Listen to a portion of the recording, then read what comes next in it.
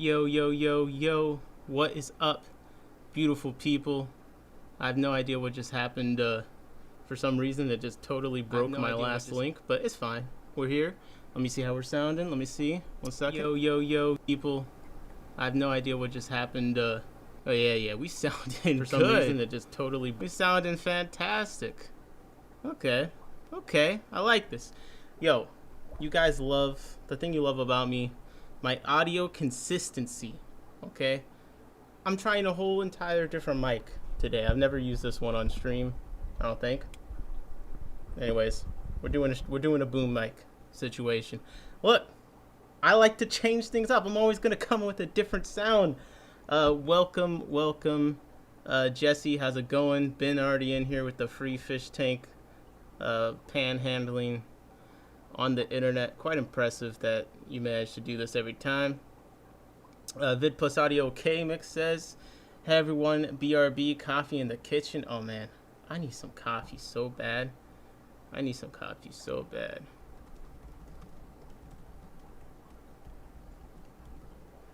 What a fast stream? What do you mean, what a fast stream? That wasn't the real stream. Come on. Here we are. We're here for real this time. So we got a bunch of things to get into here. I got a lot of backlog, a lot of things that I haven't yet addressed, you know, news, items, stuff like that. So should have a lot of fun information.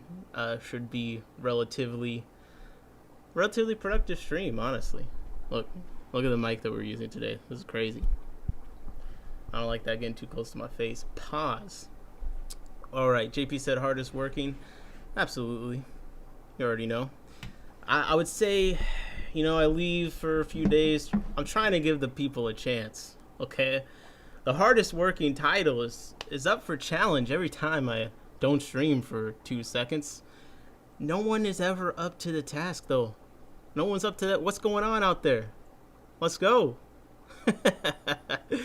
All right. So, also, I decided I want to have the background macro footage going on most of the time when we do these things.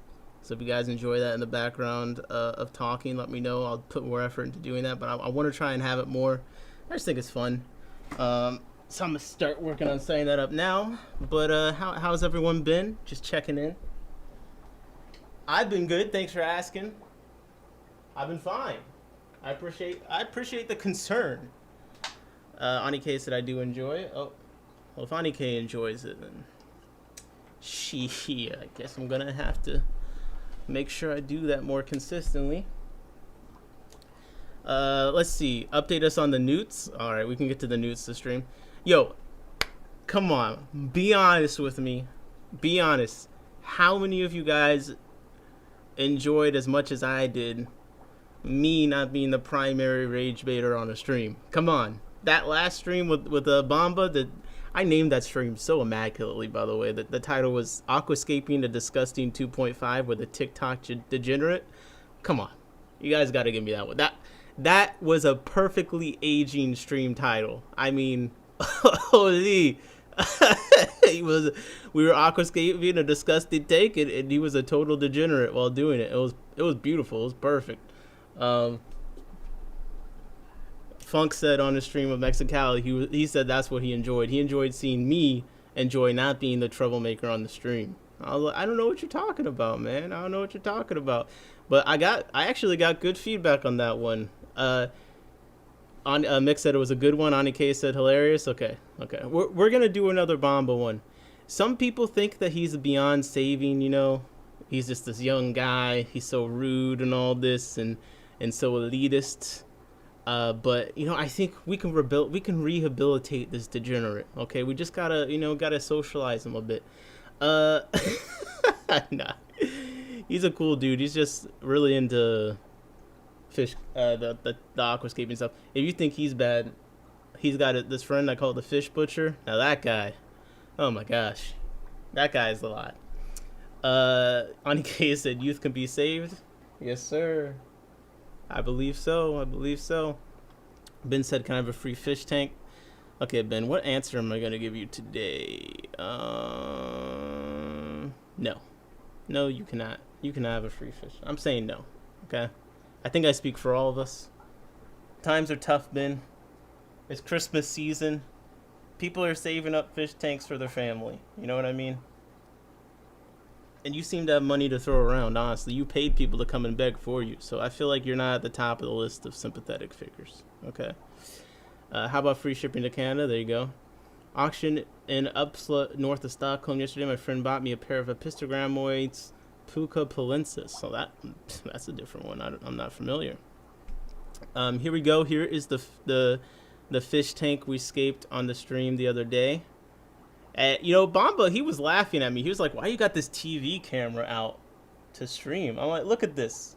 It's so I can provide the people HD footage. Okay? HD footage. Yo, Big Steve said, hey, yo, what's up, Big Steve? How's it going?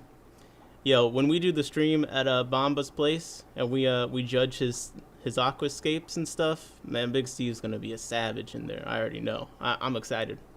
That one's gonna be one not to miss. Kanjan says, humbleness comes with age. I know. I thought I knew everything when I was 16. Then life hits. We'll find out. One of the ways that I'll get into that later. Okay, let's see. Where do we feel like starting off today? Have you guys participated in this Black Friday shenanigans? I'll be honest. One, my fish budget is totally gone. My last trip to Louise, I'm not buying fish for another, month, okay? Not unless I come into a bunch of money out of nowhere. I just can't. I can't do it. Not right now. I gotta wait. But also, I'm about to rehome. So I almost said get rid of. I'm about to rehome a bunch of things that in the next year I don't want to focus on. Next year is going to be about focusing on a few things to specialize in, quote unquote, and just trying to breed large numbers of them just to show okay, we're not just doing 3 or 4. Let's try and figure out how we can improve the process. So the Procatopus is the obvious one. And the progress on that is going quite steady. In fact, I can show you right now. Little Brown Frog said, look at that purdy tank. See, the tank looks good, Steve. What's the problem? Have Big Steve on live when you're there. That'd be funny. Oh, my gosh. No, let me show you the Procatopus real quick. So, the Procatopus, we're making good progress on the road to 100. Okay. We're making good progress on the road to 100 Procatopus. Check this out. We've got in... there's over 20 fry in here. I want to say there's 30. It's hard to keep track. And guys, I'm going to do a best and worst aquarium product list by the end of the year. I have to. And let me tell you, there's some last minute additions to the best list, okay? I ordered the Swiss Tropical sponge filters. Oh my god, bro. You see this tank behind me? The one that's been solid green for a month now on stream. It's starting to clear up, man. It's starting to clear. A couple of fish been saying that the right sponge can filter out green water. This man was not lying. A lot of my tanks, since I put in the new sponges, are clearing up. The flow is incredible. It's honestly, I'm so mad. I'm so mad at so many sponges. And listen, this is a total flip for me, but the super coarse sponges, fucking F garbage tier. Just fucking useless. This isn't even fine. These are the 45 PPI or whatever. I don't know what these other sponges are made of, but this German Porette, whatever it is. Oh my god. I bought a t-shirt. I bought a Swiss Tropicals t-shirt. I like that shit so much. Great to see you. Didn't you collect 50 eggs last week? Yeah, we did collect a bunch of eggs. And so yeah, we got about 30 fry in here, and there's a bunch hatching every day. So there's 7 in the fry tray right now. There's ones hatching in the tank with the adults every day. There's 1 or 2 that I can pull out of there. Brown Frog said, I'm not saying I told you so, but oh my gosh. Yeah, no, the Swiss Tropicals, and it's not even that expensive compared to some of the other sponges, which is nice. I don't know, man. It's just a whole nother level. Okay, this is what my sponge experience was supposed to be like this whole time. And there's so many problems I didn't realize were being caused by my filtration and my flow from the filtration not being as good as it could be. And the amount of air pressure I save on it, ugh. God, bro, I cry. I've only tried, yeah. Honestly, listen. And I would try fine, like for instance, Aquarium Co-op, they finally made a fine sponge. I haven't tried it yet because none of the LFSs near me have gotten the fine sponges in when I've gone in. All I can say though is when you look at the air collar on these versus those, you can see why one is clogging and one doesn't. The 30 PPI is my go-to in Swiss. I think I got some 30s and I got some 45s maybe. And then I got because he sells the bulk sheets, and I got the bulk sheets for some eggs. Jody is snowed in. Yeah. I'm not excited about the snow. I'm not. I've been here for a little bit. Just check. What's up, Maven? What's up, Jody? Chris to Platypus. I mean, I've been responding to you guys. So, what's up, Bob? Who said someone was beautiful? Oh my gosh. Okay. I hope everyone's doing well. Let's see what's going on. Yeah, the snow. I'm already tired of the snow. I'm trying to figure out where to even get started today, man. We got options. Okay. Let me read my title. New arrivals, aquarium industry news, and fresh fish descriptions. Okay. Do you guys have a preference where we get started today? Do we want to start with new arrivals? I haven't checked new arrivals on these sites recently. Okay, Ani K already said new arrival. Ani K, bro, you're making me like believe that I actually have the low latency on. Like, I say something, you're responding quick today. I'm gonna have to be on top of things. I'm not gonna lie. Ani K will catch me slipping.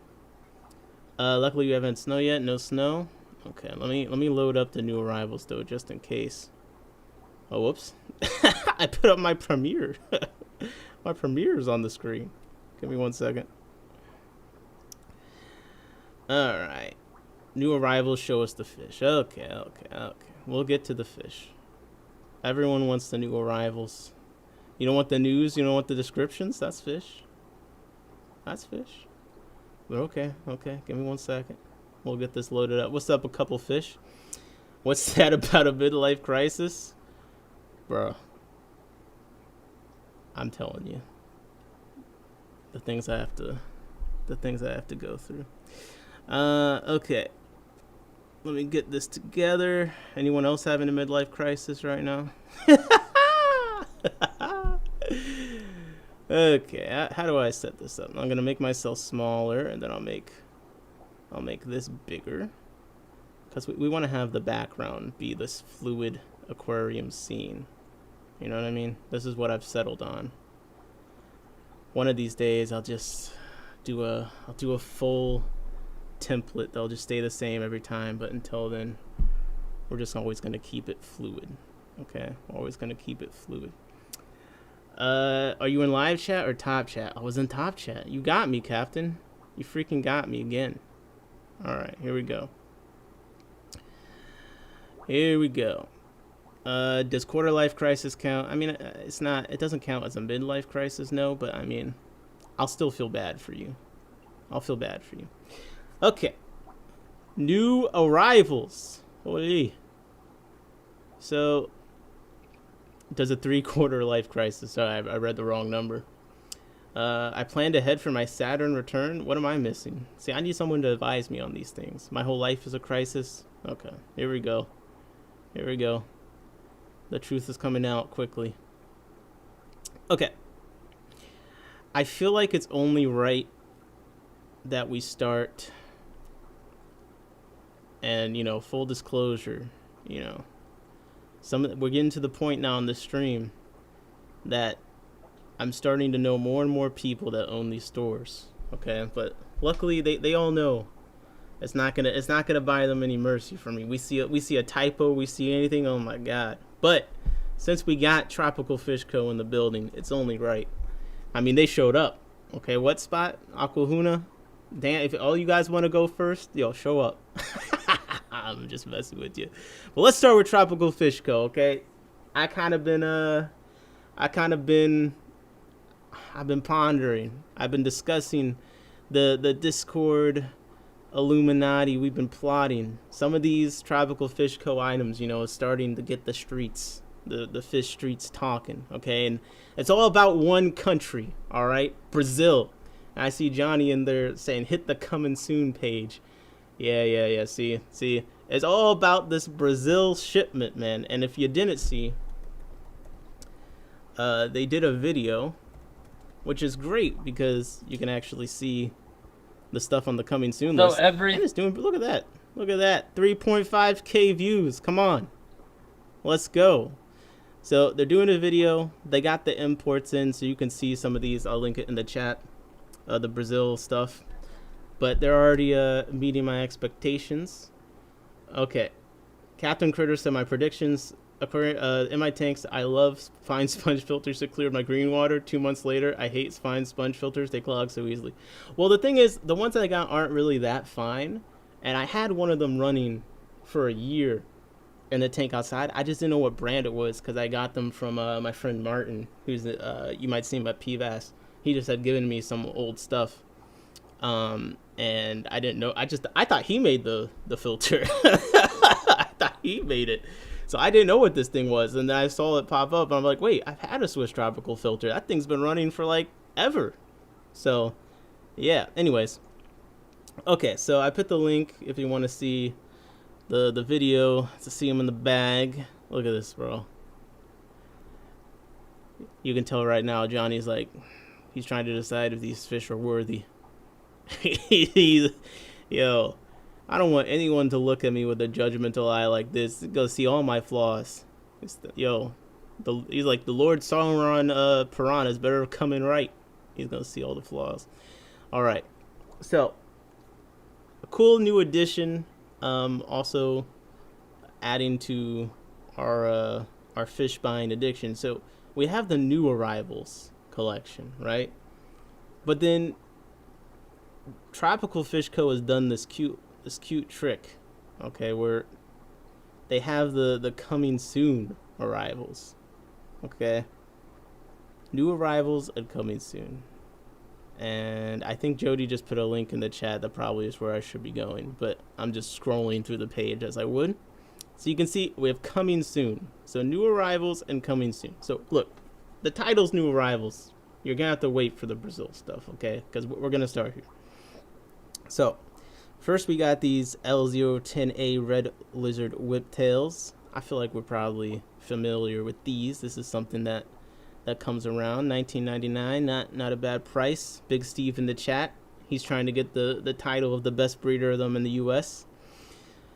But here's something, and again, I haven't looked at these ahead of time. Coming soon is so hype. Better live up to the hype. Okay, we're going to have to see. Louis said that Johnny's pose is a true perfectionist pose. Yep. Steve said, wait till you see my judgmental gaze. Oh, God. Big Steve, no. Big Steve, no. Hey, let me move the camera. Hold up. I'm moving the camera. I want a RoboCop. Hey, RoboCop. Man, it feels good to be streaming. It doesn't feel good to be streaming again, guys. Let's go. Let's go. Okay. Big Steve about to be Aquascape judge. Lil Brown Frog says, do we have the option to get on an alert list for coming soon? I love snagging stuff when I get alerts. Yeah, I use the alerts quite a bit. We'll find out when we get there. I think the answer is yes. Now, this is something I don't recall coming across. Albino redhead tapajos. Now, you know my thing with albino fish. Does it being albino actually prove how it looks? That's a question you're going to have to answer yourself. Now, if I look up albino red tapajos, yep, okay, I see predatory fin. Now, this doesn't look that albino to me. What is this? Compared to what we just saw? I mean, they got red eyes. It's looking pretty albino. Maybe they get more red when it goes up. Chris said, fill out the stock notification on the page and you'll get an email when they hit stock. Damn. Steve said, these tapajos have been on my list for years. Yeah, I have not seen... I don't remember coming across these in our mini searches for stuff. I just see a few Munster aquarium places having them. Oh, yo, this is gonna be beautiful. This is gonna be so beautiful when we got the Dan's fish head to head with Tropical Fish Co. Like, I'm stoking the beef. Let's go. Okay. So we got 3 to 4 inches for $85. That's pretty expensive on Monster Aquarium. We got Dan's for 80, and we got we got predatory fins for 85. Oh man, wait, so Tropical Fish Co. I don't know if it's a smaller size. That doesn't matter to me. Half the price, $45. This is some aggressive pricing coming in right now. Okay. Chris said they'll get more color as they grow, so it looks like they'll probably get some red on them like these other pictures. Impressive hype. What's up, Toonie Loon? Hope you're doing well. So yeah, half the price of some of the other competition, guys. This is what I love. This is what I love. It's been too nice. It's been too nice. Let's get the price warfare. I'm ready for it. Johnny says I'd rank them up there with albino thread fins. All right. Okay, so we're one thing in. This is a banger. I don't have a place for these. Some of these other pictures, like here's the Dan fish picture of them. Got the red eyes, but you still get the blue and other stuff. That's a pretty cool fish. Red head, Tapajos. Let's just compare to what they normally look like. Oh, okay. Yeah, I see. Okay, I might like them better than the normal ones. I don't know. I got to see them in person, honestly. The Geophagus is one of those fish. You can see the appeal in photos, but I'd still want to look at them. But still pretty good fish. Mick said I still prefer the normal ones. Have you had the albino ones, Mick? I feel like you have every fish that I've ever talked about. Steve said, Louis said, Steve, you pitbulled Bamba the other day with the long distance. I'll slay your escaping self if you mess with me vibe. I'd be afraid of your gate. Yeah, bro. I can't wait for the next stream with Bamba because the rage bait was so strong and I didn't even have to do anything. The blue iridescence on albino fish can be nice too, Brown Fox says. Okay. We got some Empire gudgeons. We got some Tiger, Silver Dollar, Rio Capim, Montanensis fasciatus. Listen, if you guys like silver dollars, I guess part of Johnny's contract for working there is to let them order every silver dollar that comes on the list, because holy. Okay, I see every goddamn silver dollar that pops up is showing up here. Okay, they're out of stock. Okay, they got the mediums in stock on Aquaimports. Tiger Silver Dollar. I'm just looking to see where it's even at in other places. Now, I do gotta say, we do have way more information in the description now than before, so I don't have to Google as much. So let's see. Known for bold vertical bars, reflective silver body. All right. I like this fish commonly found with list because I feel like more and more people, myself, are starting to get into putting more things together. Anike said, where's the pic? I know, man. What's going on? Where's the picture? But I do see it's got some cool, greenish to it. I know he wants those green silver dollars. I know that's where it's really headed. That's really where it's headed. But this is a good start. I mean, that's a pretty attractive fish, I would say. It's kind of got some nice muted tones to it. I like the fish friends list. Yeah. Now, yo, Tropical Fish Co. They gotta fix one thing, okay? I'm the favicon. See the tab? I keep losing where I'm at because the favicon here don't got a photo. Okay, Chris, come on. That's right. We gotta put them to work. But yeah, no, the fish friends list is nice. Johnny says I miss my green silver dollars. Yes. And my tank says they don't have any Elosoma Gilberti. Please breed more and sell the Tropical Fish Co. I did move some of my Elosoma to an easier place to see. I need to make a rack lower down for my square tanks and move all my fry out of there. My next cohort. Chris says Favicon coming. Okay, perfect. Gotta get a little fish Favicon ASAP. Yep, come on, crack the whip. Send an email. This is our stream advocacy right here. It's my view on nature. If you want pink or orange fish, go get the natural ones instead. Wild nature shaped them for a purpose. Okay, we got the purest. Okay. It says 4.7 to 5.9 inches in length. So yeah, this could be a cool little dither fish for Geophagus and Santanoperca cichlids. See, I didn't have to look at that. Great little information here. Okay, enough glazing on Chris's descriptions. Let's continue. We have the mascara barb. We have Hongzloy trio. We have Snow White Amano shrimp 4-pack. We're gonna pull up the tabs for all these. We have Gold Amano shrimp. Those look kind of weird. 4-pack. We got a blue Galaris killifish. The Worry Fundalepanichex suggesti. Pairs. And more killifish. Okay. Green lasers. Oh my god, bro. I gotta get my money up. $70 for the green lasers. You know it's a crazy time when we can buy the Equus for cheaper than the lasers. Holy. Oh, they got all the Apisthes in. Okay, we got blue marble angelfish. We got Manicaproo redback angelfish. All right. We got Inca 50 Apisto pairs. Okay. Let's go through these tabs and we can get to the coming soon. Okay, I know. So mascara barbs. Let's see. From the Western Ghats of India. Okay. Occur in mixed habitats from slow edge areas over mud to clear rocky runs with moderate to fast flow. Seasonal monsoon cycles. Okay. 4.7 to 5.7 in total length. Seems easy to feed. Egg scatterer. Where's the fish friends list? Is that on here too? Oh. Okay. Fish. I'm not seeing the fish friends. Hold up. Loading. So let's go mascara barb. Let's see what these guys look like. Let it be noticed, if you want colored Amanos, they have the best prices on the site. Way better per shrimp than all the places I've listed. We'll have to check that. Anike said before stream end, get the favicon. Let's see what's up with them. So they got the mascara barbs for $30. I was like, man, are they that expensive? Kind of looks like the answer is yes.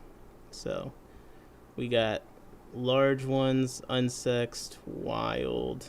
It looks like on Wetspot is 30. And then Aquaimports got them for 30. My next barbs are going to be the butterfly barbs and the melon barbs. These mascara barbs do look cool though. I know they're pretty popular. They at least got a cute name. They do got a cute name. I like these little dots here. If that's a thing that happens. Yeah, I see some faint dot. Those dots are pretty cool. I do like that quite a bit. So it does seem like a fancy, kind of larger barb. Shit. Alright. Fine. I admit, I like it. Anike said, I'll get them and name them Courtney Love. Okay. Okay. How many people in the chat, how many of you guys name your fish? I'm like scared. I'm scared to name my fish. Okay, Pistogramma Hongzloy. I feel like we're familiar with those. Pistogramma Hongzloy, but let's see. What's the going trio price? Tristan doesn't count because he's got everything on a freaking... Yeah, I'm not seeing a bunch of trios pop up. Okay, Snow White Amano shrimp. We got a single for 13, a 4-pack for 50. I name them. It's all in fun. Mostly name them in groups. And then we got Gold Amano shrimp, which is 4-pack. Wait a second. Okay. It seems a little number. So I got $14.99 here when it's on single. Then I go to 4-pack. It says 38, but then it goes to 52. When I go back to single, it says... You see what I'm saying here? Alright. Need I explain? But let's look up Gold Amano shrimp. Because these look kind of interesting. With the little black speckles on them. Like, is this a gold calico in the working? Gold Amano shrimp.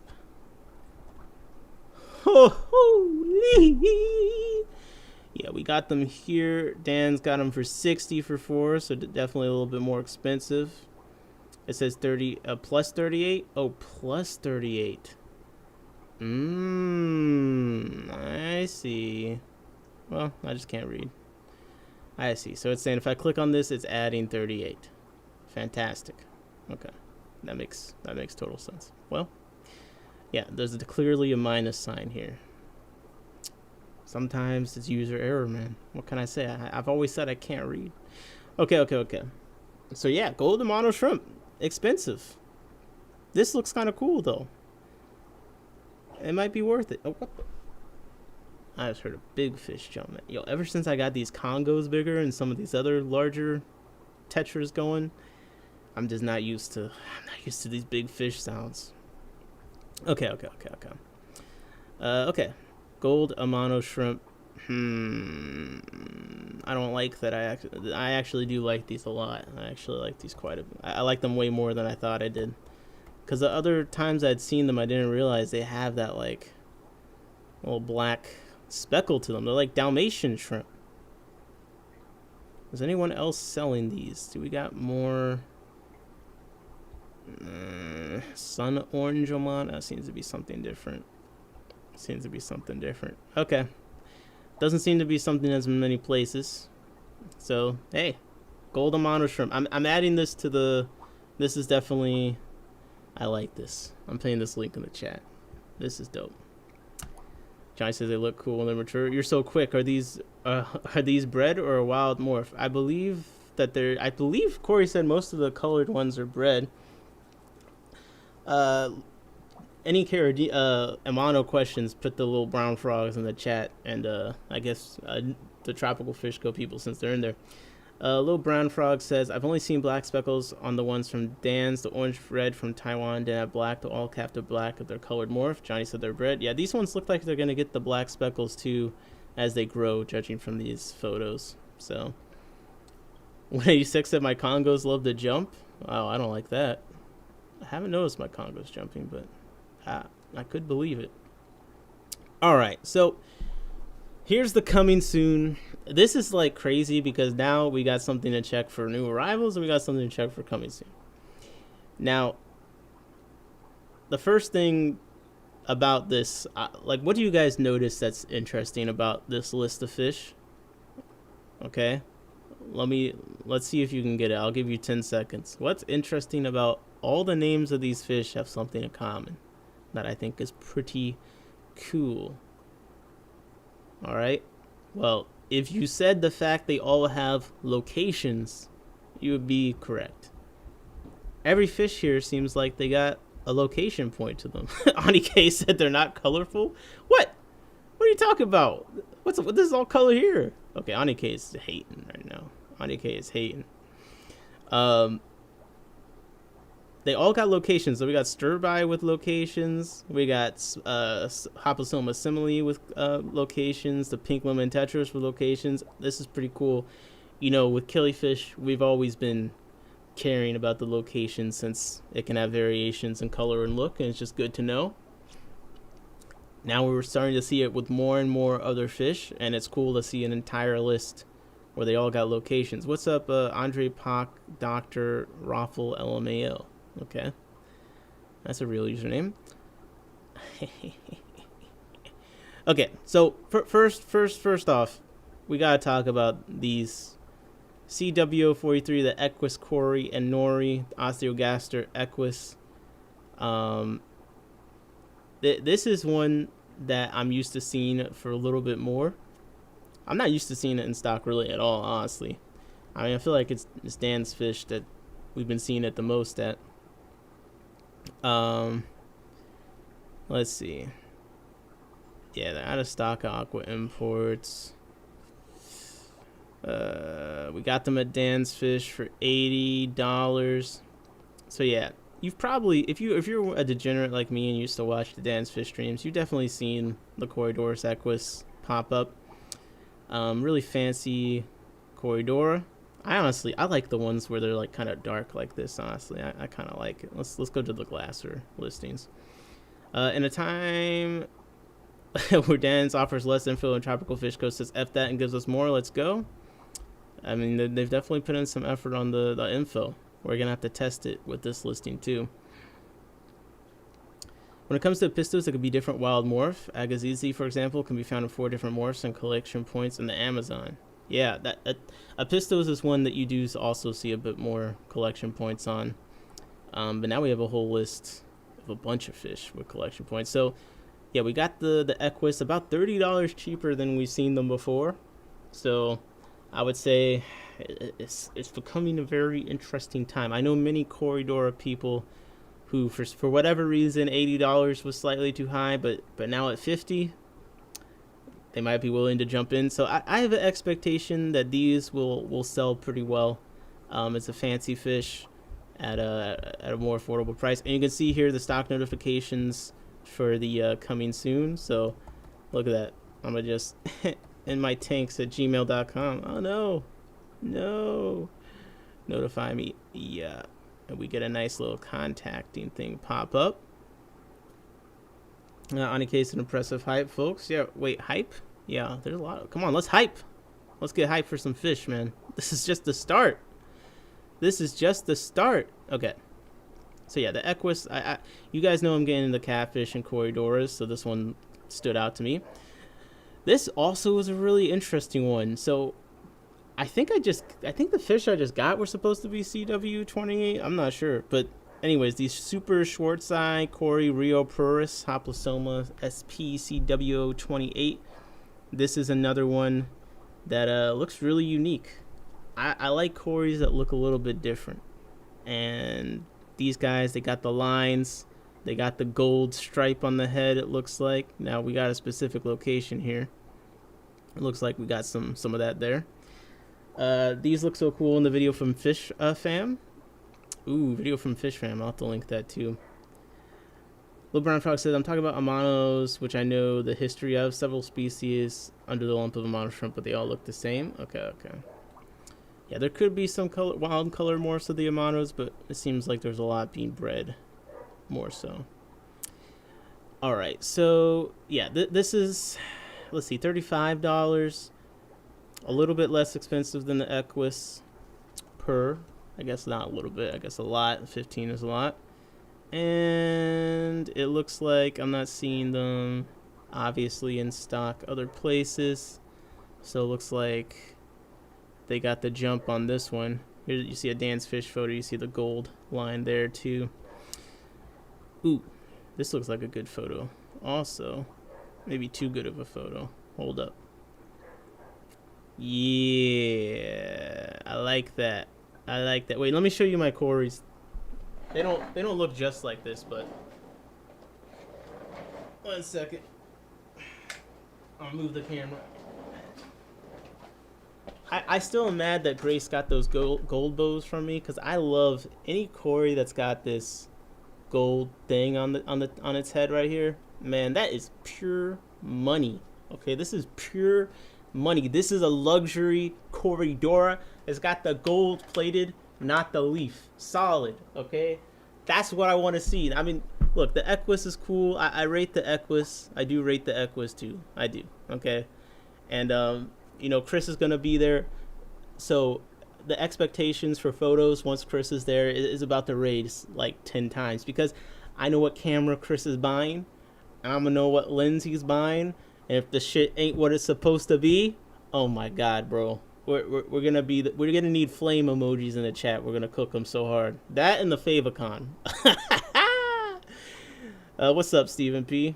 Okay, but these Corys, this is what I like. The high dorsal with the gold highlights here, and then what I've been noticing is a lot of these Corys seem to be more sexually dimorphic too, which for someone that is challenged in the sexing Corys department, I quite enjoy. All right, now let me move my camera up a bit, and I'll try to get this one Cory here. It's not quite as fancy, but I think it looks pretty good.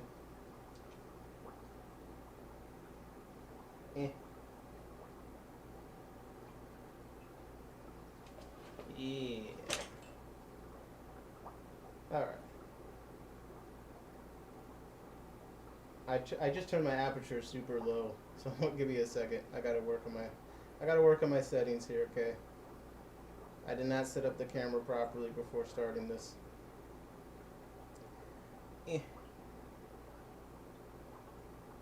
All right.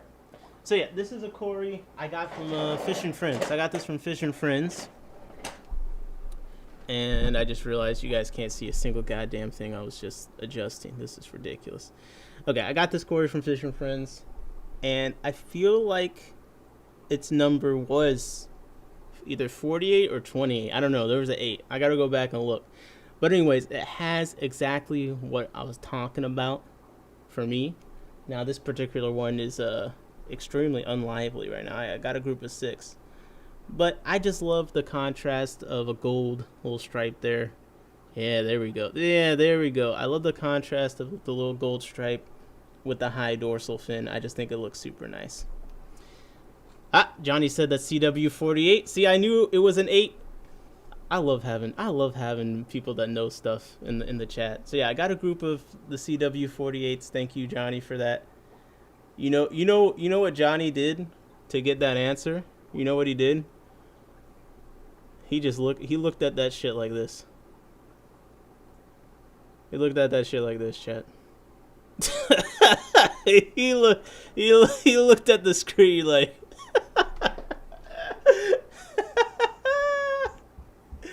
he said, yeah, that looks like CW48. Yep. I've touched 3,000 of those fish. Pause. But yeah, no, I like Corys like that quite a bit. Cory cat. No, wait, I lost the frame. Go back. Hold up. I've got to keep this up for the rest of the stream, dog. Yo, someone find me the time code. What's the time code for that? Oh my gosh. I just totally lost it. It's Johnny sees with his eyes. That is, you know what, Steven? You might be onto something. That might be the secret. That might be the secret. Oh, look at that. Ooh, those are pretty. Okay, I think it was right here. This is 449. Okay. I think it's like 4. Yeah, it's like 449. Okay, perfect. Perfect. Let me move the camera. Let's get back into it.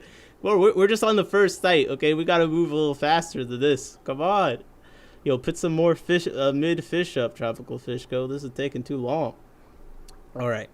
I like the Adolphi. I want to look at these because I want to see how big they get. Golden Nuggets. I want to look at the Peppermint because I have the same question.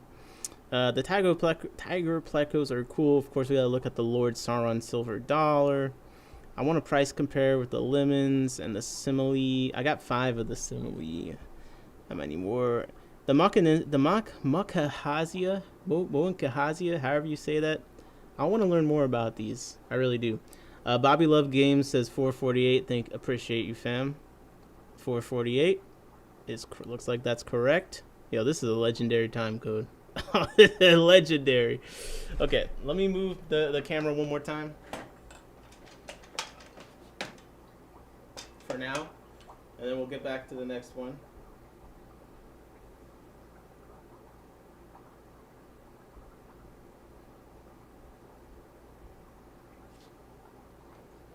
Okay. I got some Apistogramma cockatoides with some fry here, so I thought that would be a good... They're usually right around that spot with the frosted jar from SVC. Mick put in the phonetic pronunciation, Moenkahasia. Sure. I think that works. That works for me if it works for you. All right.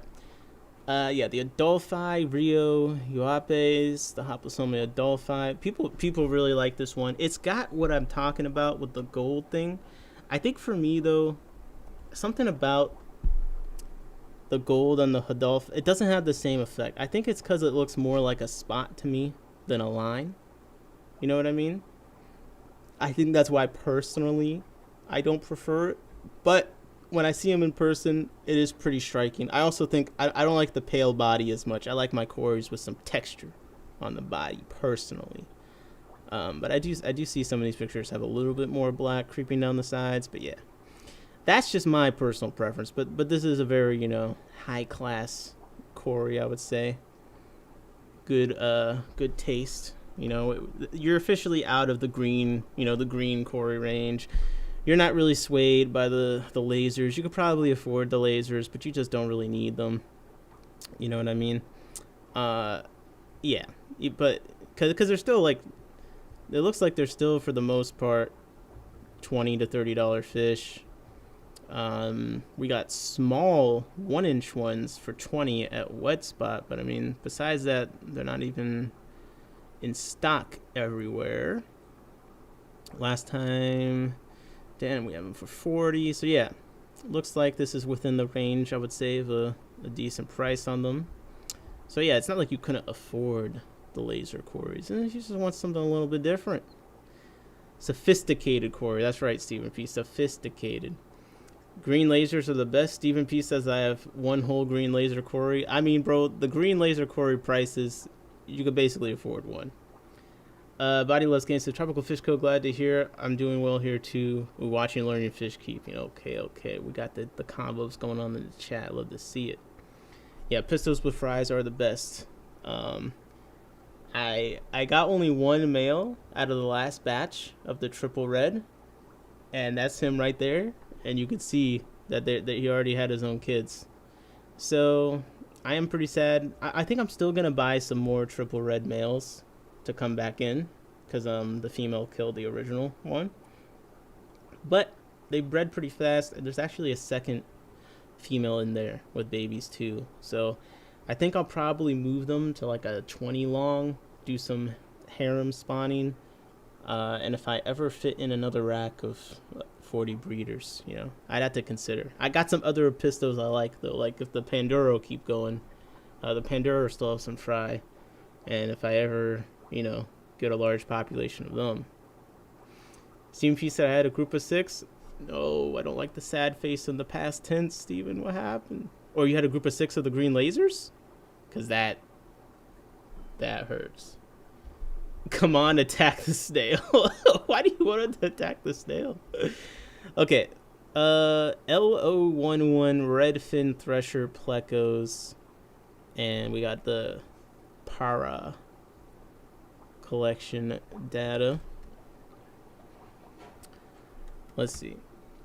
Redfin Thrasher. So, first of all, I need to get used to starting on the page where we're actually buying them at, because I'm just not used to that. I'm used to just immediately Googling. But let's see what they say here first.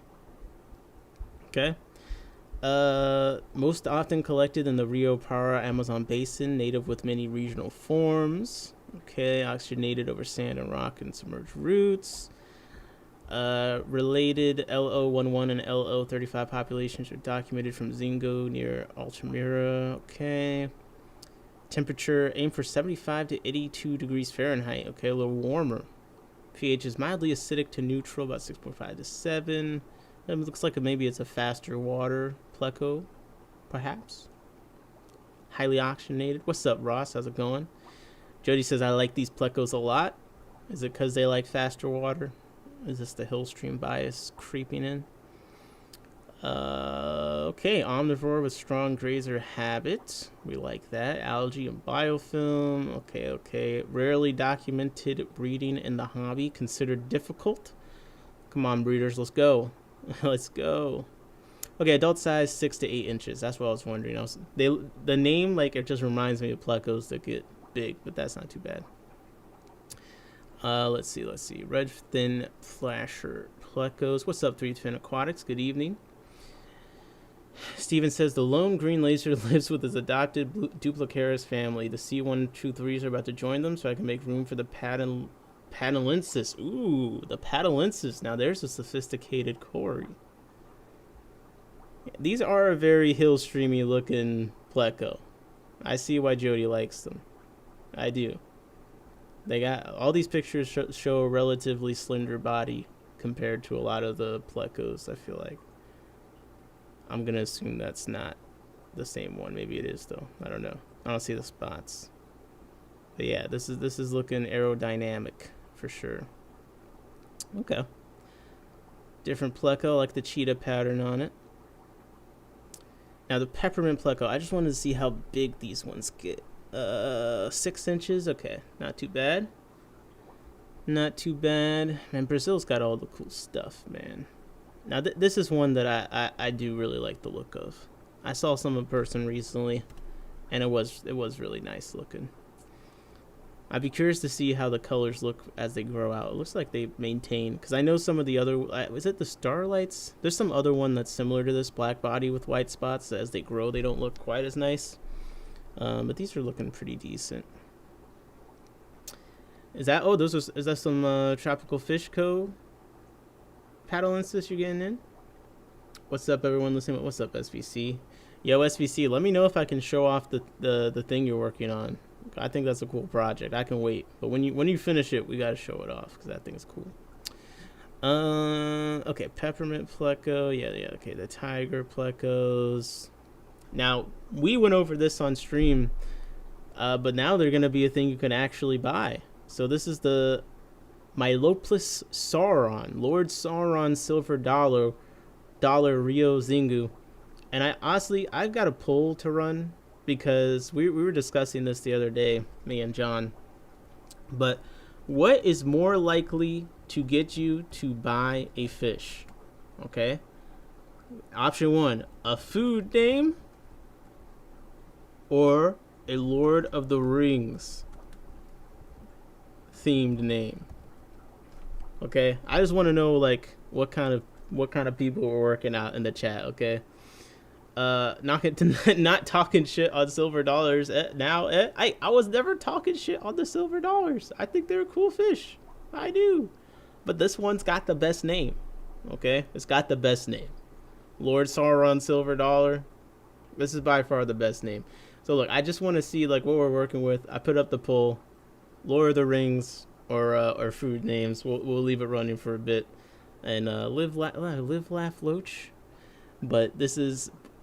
Now, I keep forgetting, silver dollars are not piranhas, right? But this is in the piranha family. Like, this is a piranha, but it's a vegetarian. I'm just like trying to remember the distinction. Star Wars, yes. Lord of the Rings, no. Stephen P said Lord of the Rings does not inspire me to do anything but take a nap. Oh my gosh. I mean, the movies are long. The piranha adjacent, okay. The Eye of Sauron, exactly. So I guess I get it, because see, they got the stripe, Eye of Sauron. Some super nerd named these, okay? So you got to be a super nerd to see this. Where the hell was I? To see this, and then your first thought is this, okay? I don't mean this in a derogatory way. I'm just saying that's your first thought. Like, yo, it's my chance. It's my chance to name this fish. Black striped silver dollar. Veggie loving broccolius, Myloplus broccoli. Veggie loving silver. You know what I mean? But you see this and you immediately go, no, bro. I got this. Sauron. Jody said it was my first thought too. And then Brown Frog said the rate of super nerds becoming taxonomist is high. Okay, there you go. But again, they might be super nerds, but not like Lord of the Rings. Look, we're not a monolith. I saw the unboxing, was so sad. No Lord of the Rings, no Star Trek, no Star Wars. These look super cool in the school. Yeah, cool fish, vegetarian. Says 6.5 inches. Or I guess I should say primarily herbivorous. I won't say vegetarian. Because it seems like all these fish they'll eat a little bit of everything. And yeah, midwater shoaler. Now, did they put the friends list? Yo, I want to see the friends list and more, Chris. That friends list is fire. Come on, the biotope inspo. You got to put it there with the peacock gudgeons for sure, because you can get them in there with the pseudomcgills. Oh, there's so many good stuff. I would have called it Eye of Rex or Giga Silver Dollar. Oh, okay, I could see a T-Rex eye there too. Johnny said, can you be a taxonomist and not a super nerd? I think you can't, but you could be into other stuff. You know what I mean? You could be super nerdy into, like some people said, Star Trek or Star Wars. Now, I'm going to say Star Trek. Like, if you're a Star Trek super nerd, you're not an old folks home at this point. No offense. I mean, come on. Come on. Star Trek The Next Generation, yeah. Star Trek 2 generations ago. All right, that's where the Star Trek fans are at. The song Midnight Rider is about fish. Okay, Nick, you're not allowed in my house anymore. It was just a joke. It was just a joke. You just got an old soul. It's fine. In the wild, they primarily eat seeds that fall in the water, not quite big enough to eat nuts like Paku. Oh, wow. Voyager is the only Star Trek worth watching. Oh, my gosh. Look at all these strong opinions. The people in my family are big fans of Deep Space Nine. I feel like that's got to be controversial, right? Like, do people really rate Deep Space Nine like that? Captain Critter says BRB walk into an old folks home, so you're going to the Star Trek convention. Okay. Ani K already said Voyager is the worst, so see? Okay, Johnny says my girlfriend loves Deep Space. Okay, so people liking Deep Space Nine is the thing. Okay, Little Brown Frogs, Deep Space Nine all the way. All right. Yo, we're the good nerds. We're the good nerds. Corey, just come to Iowa. You'll only have to worry about Nick in your house if he ever visits here. Yo, I'm going to have to visit there. Yo, Chris got my address and he said he's going to rob me. Also, yo, I have to give some credit where credit's due. People, something crazy has happened live. We have gotten the Tropical Fish Co. Favicon update. Okay, look at that. Come on, midstream. Hardest working fish website developer? Christopher Junkin? Yo, W Chris in the chat. I better see at least 5 W's. Come on. That's impressive. I'm starting off. W for Chris. I died on screen in a Star Trek fan film. I'm going to have to kick Nick in the shin now. Let's go. Yeah, I see the W's in the chat. Thank you, Chris, for that. Listen, I get it. Oh, wow, we got a trophy from Bobby Lovegan. You got the trophy award. Okay, Chris.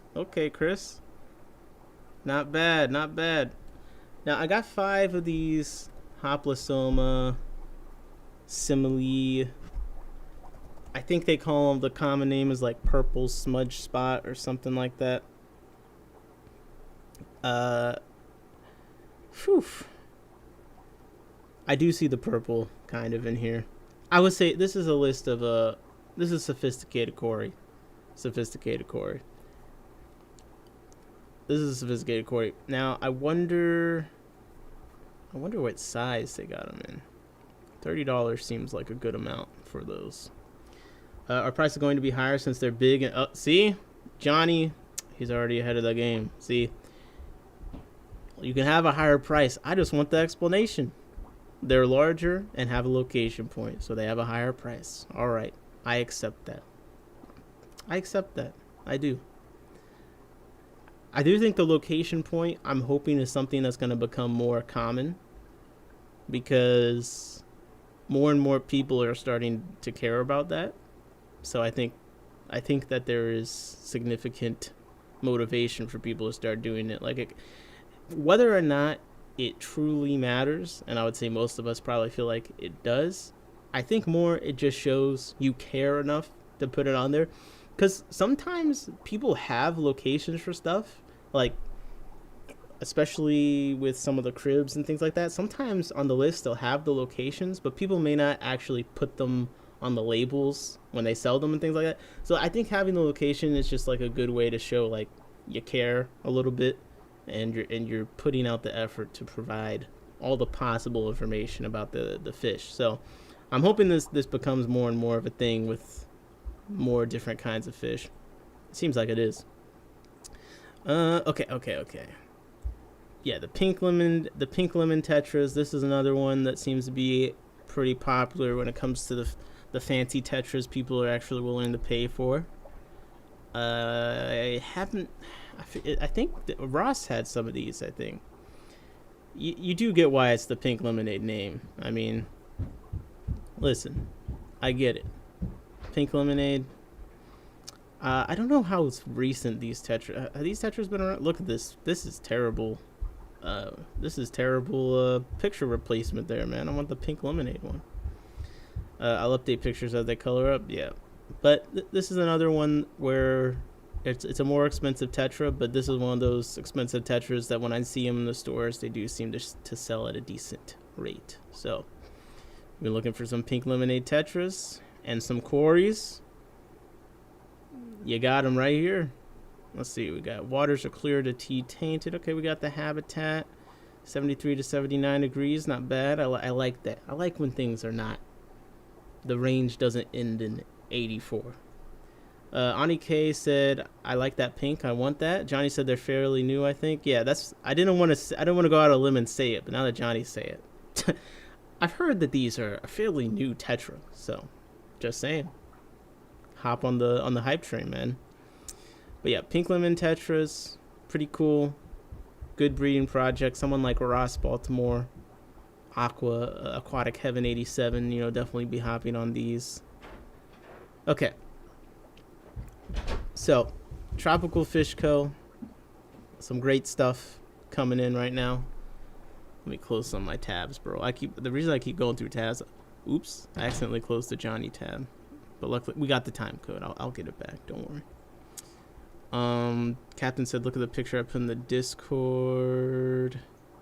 All right. I'll look at the Discord.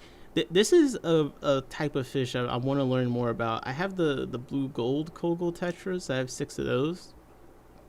This is the Zingu Black Neon Tetra Rio Zingu Mokasia Heiko. Sure. I don't know. There's just something about them that is a little bit interesting. Like, they got the subtle iridescence thing. 186 says that looked like a pink piranha. Yeah, they do kind of look like a pink piranha.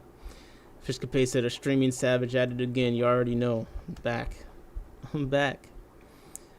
So, what I like about this family of fish, as I'm learning more about them, they kind of got that subtle iridescence thing that I really like. Like, I like the subtle beauty fish, but like still flashy enough to see it. And this one, you can kind of tell, even though it doesn't show fully in the photo. Like, once you get an idea for it, you can see the hints of that iridescence. But I love the yellow fins and the yellow eye. I like lamp eyes, obviously, since I'm all in on Procatopus right now. So this kind of like just hints of, it's sophisticated beauty. This is a luxury fish. For luxury fish, okay? This is classy. So I really like this yellow lamp eye here with the highlights. It's just pretty cool. All right, is there any videos? I feel like this is a fish you need a video of, man. I need a video of this thing. Not like that.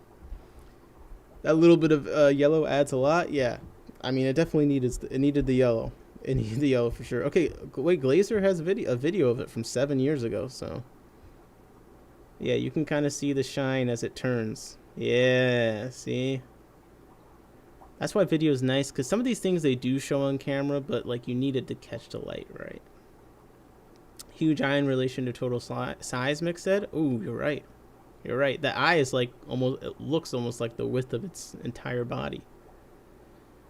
And here you can see a lot more yellow as they're dashing about here. So this is a cool one.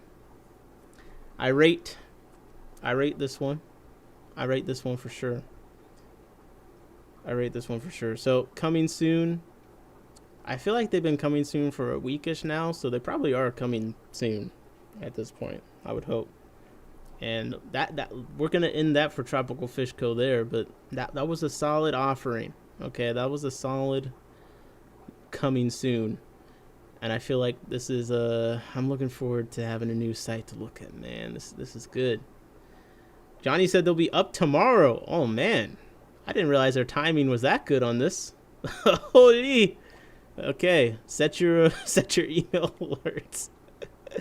I do think they have a good amount of I think the Equus, they have a good amount of, if I remember correctly, from the video and such. So everyone should be able to get some. But yeah, this is good timing. And a new video drop tomorrow. Sergi said, "Bro, just yapping." Absolutely. Send your order now, Mick. Oh my gosh, man! Don't worry. The Tropical Fish Co. order will be submitted. Don't worry. And you think that they're gonna let me get away with not going out there? All right. Thanks, Nick. That was awesome of you. I mean, come on, bro. This is what I do every day. Every day, bro. What are these mid fish? Oh my gosh, not this guy. Yo, I feel like we got like the stream hater now. Like like Bamba can come in and just hate on anything. I don't think anything pleases this guy. But you know what? Sometimes you need that. You need that. Let's see if we can find some non-mid fish here for him. I think you missed most of it though, bro. You came in at the end. Troll Bamba in the house. Yep.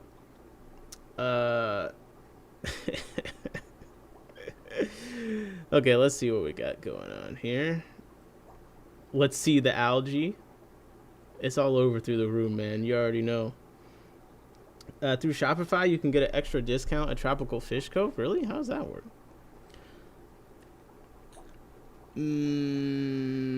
Okay. I'm scrolling through, getting a feel for this. Is Wetspot's new list. It looked kind of short. Platypus and algae goated. I agree. What am I seeing? That's not a common curviceps in the. This is supposed to be a common curviceps. No, it's not the red. I know which one you're talking about.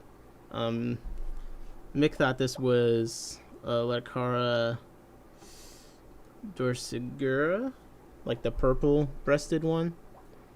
They say that this is just the normal curviceps, but the photo does look a little bit more dull. I mean, some of these photos show a little bit of redness in the normal curviceps, so I don't know. Featherfin says, Leccara is so cool. What's up, Featherfin? I think it's temporary for Black Friday. Okay, got it. Yeah, no. Curviceps are pretty cute. I feel like my thing with curviceps is they are cute. They are pretty. You can see here they're pretty. For me, if I'm going to go a dwarf cichlid this size, I'm probably going for an apisto or something. Or a crib. You know what I mean? Just off of body shape. I like some of the other dwarf cichlids body shapes better. They're a bit more rounded. They're kind of in that size range where there's just a lot of things I probably would get before them. That's just me though. That's just me. Chris says Leccara Argarie are my favorite. Okay, let's see. I mean, if this is a photo of it, I take back everything I just said. These are a step up from apistos, like if you want an EBA, but they get a bit too big. Oh my gosh, a step up? Apistos are so varied, though. This is a really nice one, though. This is like a step up from Ivanocara immaculata. That's what I would say, because I assume it's probably smaller. Now, I'm not seeing this coloration on all the photos. This is Amazonas, though, so like, that's the one we should believe, right? That's the one. I don't know, they publish all sorts of stuff. My LFS can order Aquarium now. Okay. Well, here's the Glasser photos of it. I don't know. Could be a light thing, yeah. Could be a light thing. Leccara are thicker. Yeah. Okay, I could see that. They only get colorful when they're ready to breed. Otherwise, they're nice and brown. Yeah. I don't know, man. I just feel like Apisto's got an edge for that color variety.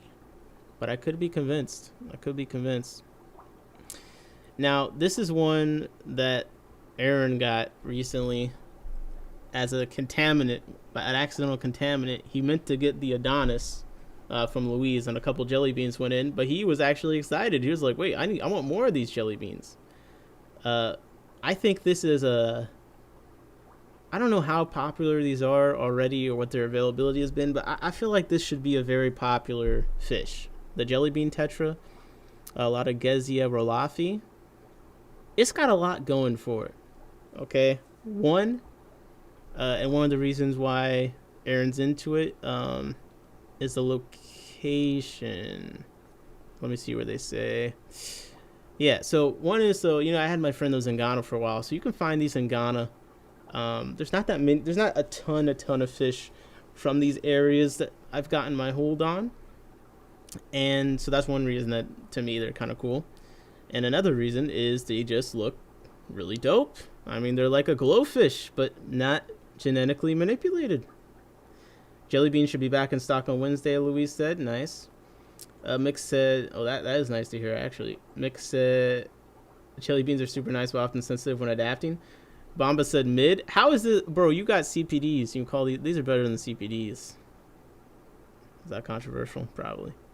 Bro, it's like a little mini neon glow type fish. I feel like this would fit in a lot of nano tanks. They stay super small. 3 centimeters. Come on. 3 centimeters to inches. Let's see. Yeah, 1 inch fish. The Kupatai get bigger than that, I think. So they're kind of like the Kupatai. I feel like the Kupatai get bigger though. If you like neon shit, just say that. I don't like all neon shit, but I like this. The Kupatai is more of a, I feel like more of a known quantity. Aquatic Arts is saying the Kupatai is 3/4 inches, but I've definitely seen them in person bigger than that. So I don't know. Let's look at a couple more size references. Maybe they're about the same size and I'm wrong. It'll be cool to hopefully get some CB into the hobby so they're less sensitive. Yeah, some captive bred ones would be nice. That could be nice. I'm reporting your message. Bomba's opinions on fish is F tier. What is a good fish to you, Bomba? When I think Kupatai, I think Botia Kupatai. Of course you do. Of course you do. I'm looking for the size. They're much nicer than the ornate tetra. The ornate are smaller, but jelly bean pop nice. Okay, I can't listen to the Google. This says 1.5 inches. Okay, they're around the same size, I guess. But I feel like these got more color. They got the orange in the tails. I get it. I might just be biased on this one. I like the fish. Okay, jelly bean tetra. I think this should be an up and coming fish to me. Okay, a very bright, colorful, and very small, not too expensive tetra. 1 inch fish. Come on. What else could you want? Something that you don't own? Okay. Bubble eye goldfish is S tier. Oh, he's super trolling. He's just trolling in the chat now. Bomba versus Black Planted, whose fish opinion is more controversial? I mean, Aaron has some pretty controversial fish opinions. He thinks all catfish are ugly. I just can't. Ross is almost an inch. Okay. To me, the jelly bean tetras are nice. Now, gold blue eye neon tetra, I do kind of like. What I like about the green neons is it just has more of the blue. I wish neon tetras just had the blue, so this is kind of like that. So I actually like this way more than I thought because of that faint blue line. So I might actually be down to try these, but like if I'm being honest, like realistically it's like a white fish. But I don't know, I feel like in the right setting, if that blue line really comes through, that could be pretty dope. And it's only $5. What's the problem? I like the jelly beans have some interest in the fins. That's what I'm saying. The jelly beans, they got a lot going for them. Latigusia is African, a continent that kind of gets neglected compared to Asian South America. Yep, and that's what I was saying. That's another reason. Because Aaron likes to stick with the West African, like African fish. He kind of has a theme going. So anytime it's like a new category of thing from over there, they really don't get enough love. My username makes it obvious my opinion on catfishes. You wish neons were just blue? Blasphemy? Yes, I do. That it's not mid, bro. You haven't said one good fish. You just said the ones I don't own. You're just trolling in the chat. Do you agree, Bomba? Do you agree that all catfish are ugly? That's how we know if it's you or Aaron that has a more contra. Also, I think Aaron doesn't like rainbow fish either. What's up, cat girl? I agree. Catfish are the cutest. My honey blue eyes are fire. See, that's a good one. Plecos are ugly. Facts? No way. Wait, Bomba did say all catfish are ugly. That's crazy. Not the biggest fan of Appistos. Some are nice. Beto said. Wow, that's ridiculous. You guys got way. Rainbow fish are okay. So we need to get Bomba and Aaron on a stream, and then we need another person besides me with a sane opinion, because this is crazy. All catfish are ugly and rainbow fish are ugly. This is the Sluriforms is too diverse for all of them to be ugly. That's what I'm saying. And you know what? Aaron's defense, he says that some catfish are ugly but have cool patterns. I'm like, if the pattern's cool, that's part of how it looks. So it's got a pretty pattern, then the fish is pretty. You can't say it's ugly. Like, bro, oh, You're ugly, but your skin is nice. I mean, besides the fact that sounds like a serial killer, like, it just doesn't make any sense. Okay, pink kissing gourami. I hate these. I'll be honest. I don't even know why I clicked on this. They're too fleshy. They're way too fleshy. Pink kissing gourami, like, yo, this is a creepy ass fish. Absolutely not. Like, look at this. Look at this. Look like Drake taking a selfie. I mean, that's my goat, but I can't support his images. You ever seen the way Drake takes photos? Always doing the duck lips. That's this fish. That's literally this fish, bro. Literally. Look at this shit. Oh hell no. Oh hell no, bro. I can't have a fish doing this to me. Absolutely not. Wild kissing gouramis look better. Why is Drake on the screen? Unmute, Bomba. Unmute. Yeah. I don't know about this one. Now this is a good fish. I have to say that because of how much money I just spent on them. But Parrot Sinkless for Aldi, the Galaxy Auto. 1 second. I'll put him on the screen. This is a nice one. I'll be honest though. I'm conflicted between these, the Robocops, and the Bumblebee Autos. The Bumblebee Autos are so small. It blows my mind. I'm liking East African cichlids lately, but I said, what kind? Are these some kind of loach? No, they are a catfish. Yeah, they're Loricidae. Featherfin, tap in, please. But I'll put one on the screen. Hold up. Me and Big Steve just both bought some of these. Yeah.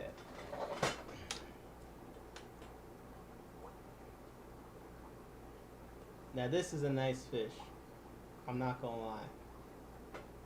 I am not gonna lie. If I could actually, oh, sorry. I got my one of the freaking handles was in the way. Okay.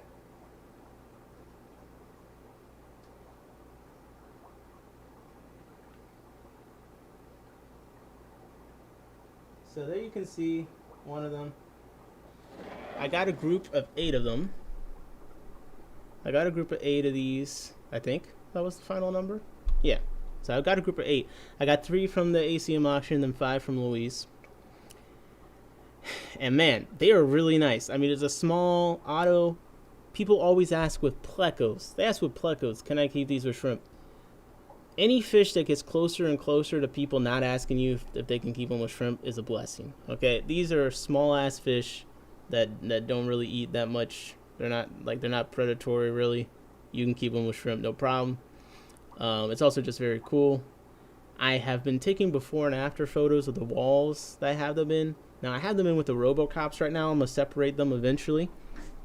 Because all my 5s, the walls are solid green, so I'm gonna see which stuff they're good at eating. Because I've done some tests with plecos. The plecos are great, like the diatoms, the biofilm that coat the front of the glass. Not great with the hard algae. I'm trying to see, are these better at the hard algae?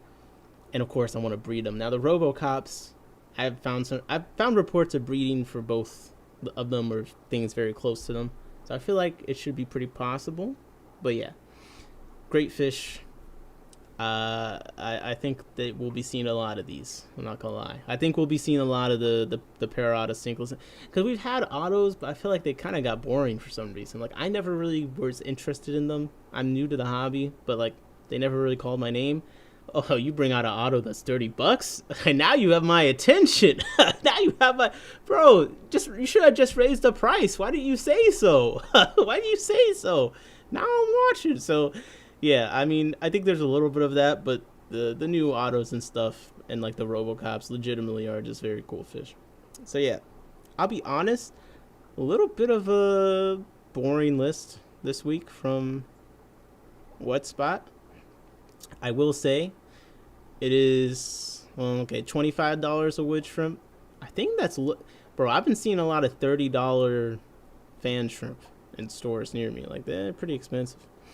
This dwarf amber barb from Cameroon, I guess that's kind of cool too, technically. I mean, this photo, it looks like the equivalent of a fish fetus. Although, can you just see all the eggs right there? What the? That's pretty cool. Anything cool from Aquaimports? We can check them next. These are cool, but they're cool in print, like in theory. I'm not feeling them. I'm not feeling them though. Just on looks. There's other small, barely, minimally colored fish that I like better than this. But seeing the eggs in this photo is a pretty cool photo from Wetspot. The shrimp. Yeah, where's the shrimp on this list? Oh, that's a good point. Planted aerated soft water, then do a large water change. Works for marine small catfish. Yep. That's pretty much the plan. Now, some of the reports I've read, some of them will lay their eggs under leaves. Some will lay their eggs on the glass. All sorts of stuff. Some like the flow to lay their eggs in. Mikim said I bred the gracilis, so that's awesome. Okay. So, let's do Aquaimports then. I would say, now I have like $40 of credit from my DOA from them, so I have to order from them eventually. It's probably going to be a while. Because I gotta make a tropical fish co order, of course. Then I got the swap coming up. I'm going to have to buy fish there. Bro, there's all sorts of fish that I need to acquire. Now, one thing is, bro, the Nanacara, I'm amazed at two things. This is one of the meanest fish that I've kept, okay? The males are also one of the most beautiful fish that I've kept. Like, straight up, very pretty fish. The males, like, are gorgeous, okay? Let me see if I can find a good photo. I mean, they look better than the electric blue Acaras to me, personally, but they're very shiny. I'm not seeing any photos that show how metallic and shiny they are right now. But it's very pretty fish. I'm just shocked at how often people are bringing them in and at how much they're going for. $20 per Nanacara? Like, I don't remember them being that much when I first bought them. So it's just kind of crazy to see. I have some now. John actually has got some to breed for him, which is pretty cool. Mine have not shown interest, but I might need to adjust how they're set up. But yeah, it's just interesting to see that one. Okay. Purple spaghetti eels.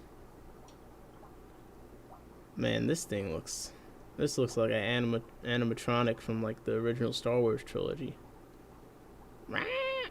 Yeah, I don't know about that.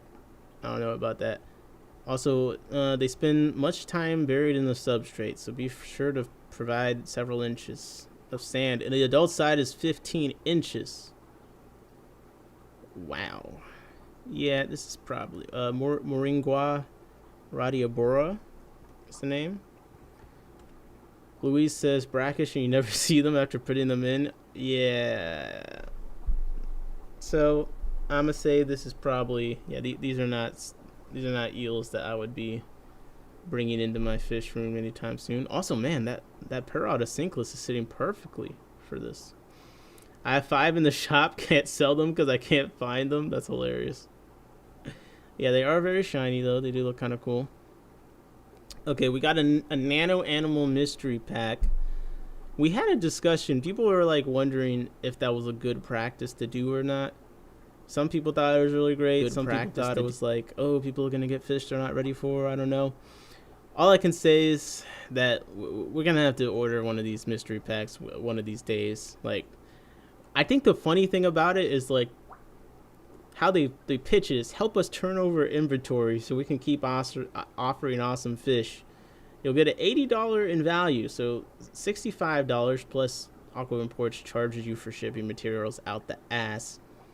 And they only give you $15 in value for ordering a fish that you don't know what they are. I don't know. Now, if I ordered it and I got like an incredible value, then I'd say this is the best thing ever. But I ordered it and I said, and I just got a bunch of bullshit, then I'd probably say it's the worst thing ever. So I don't know. What's up, Jorge? Mexicali in the chat was up. Little Brown Frog said those spiny eels or hams will hide right up until they figure out you have food, I bet. Probably. Parallel OVO said, I hope that mystery pack has compatible fish at least. Yeah, I would hope so. And Jody said ours are very food motivated. Very nice. Okay, we got some green rillies here. Anyone in the chat paying $15 for a green rilly? You're crazy. Also, bro, the poll, Lord of the Ring names versus food names. We got 27 votes, and food name is winning by 70%. So, listen, I'm not saying that I want it to be that way, but I've said on stream, if you want to sell a fish or a shrimp or whatever, give it a food name. People just love it. They love it. Look, the stats don't lie. Okay, this is independent research happening in front of your eyes. I paid a good bit for shrimp for Dad. I want to do that for a rilly. Watch it just be mutt guppies and a couple of shrimp for the mystery box. Yep. Baba said, "Fun no, dog she equality." Yeah, I'm not sure about that one. I'm not much of a shrimp. You didn't love Ada's original name, Pecan. Well, I didn't say I love food names. Yeah, Ada. When we got Ada for adoption, the shelter had her listed as Pecan. I just thought that did not fit her at all. But it took me like over a month to name Ada the cat because I wanted to get the name right, and I had to sit with it. It really was a grueling process, but I think we ended up with the right option. BRB gonna rename these Calico Sunkiss to Cheetos? That's what I'm saying, man. Ivanacara Vermaculata, I'm conflicted. So I got a pair of these. They look really nice. They're cool fish. The problem is with Ivanacara Vermaculata, the problem that they have is that the zebra acara exists. Now, the zebra acara is supposed to be, I think it gets bigger and has a reputation maybe for being more aggressive. But I don't know. When I had them, I felt like they weren't that much more aggressive than the Ivanacara. And the real issue with the Ivanacara Vermaculata, the females get this red little bubble underneath of them. And it's not like the biggest deal, but it does kind of look like they got a prolapse anus all the time. Like, you see that? Now, on one side, the positive is it's an easy fish to sex, right? I mean, come on. As a breeder, gotta appreciate that. But for aesthetic, I don't know. Probably going with the zebra acara on looks for this one. So that's the only thing. So this is a video because I was like, the pictures aren't going to show it very well. But I just feel like the zebra acara look equally, if not better. And they both have a couple different like colored variations they go to because they're one of those fish that can change color quite a bit. But I don't know. I like the zebra acara. Anyways, that being said, Vermaculata has been coming down in price. So 30 per is definitely a lot better than it was when they were a bit more hyped up. Oh, look, 186 in the chat just said that right now. Yeah, Vermaculatas are coming down. Yeah, Vermaculatas coming down. Zebras seem to be holding their price a little bit more. Luis said things like that inspired me to raise my prices. I think my green really are $6.99, maybe even $5.99. That's crazy. Yeah. And shout out to Parrot. They went to my favorite local store recently, London Town Tropicals. Every time someone goes, I always want to hear something good back because I've had people go and be like, it didn't look good today, and then like get all worried. Apparently, it looked great to them today, so that made me happy, even though I couldn't make it. We got the Javanese rice fish. I thought that was Japanese, but it really is Javanese rice fish, Oryzaius javanicus. I feel like there's a pretty limited market for people that are into these. I think they're kind of cool. I was supposed to get a group of like 4 or 5 from this one auction, and I don't know if they said it. I wasn't paying attention, but like one of them turned out to be a giant Danio, which did not play as nicely as a normal rice fish. So there's always that experience has definitely tainted me. Those are so boring looking, wider body, almost like the rainbow fish of rice fish, but mad boring looking. Yeah, those are kind of mid. Nick said, stop. Exactly, Nick. At least you don't have to order 6 new wild ones when already bought 10 females. Happened several times importing Inpaichthys. We got some Indian dwarf mud skippers. Speaking of brackish. I don't know if we were speaking of brackish, but I'm sure it's come up. Let's be honest. Yeah, cool mud skipper. I think it's one of the better looking ones that I've seen. Louise had some, so I saw them there. So I'm not just making it up. I just realized I wasn't even looking in the latest arrivals section, apparently. I was just looking in featured. So maybe that's the stuff they're trying to get rid of. Man, there's a couple things here. So they got the red whiptails in too. Then we got some vampire crabs.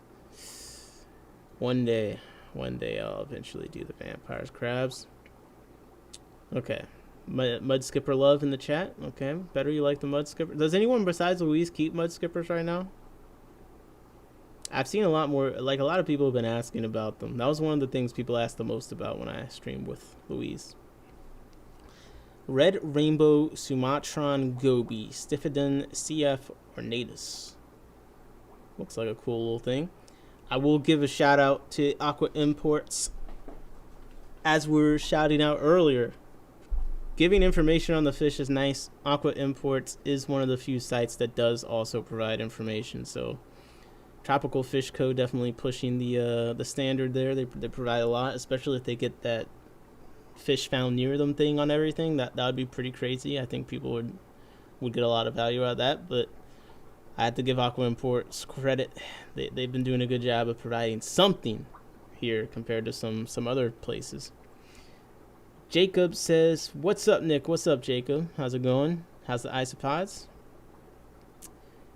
Okay, biofilm, etc. I don't know if Corey likes these ones, but yeah, seems like a cool little goby.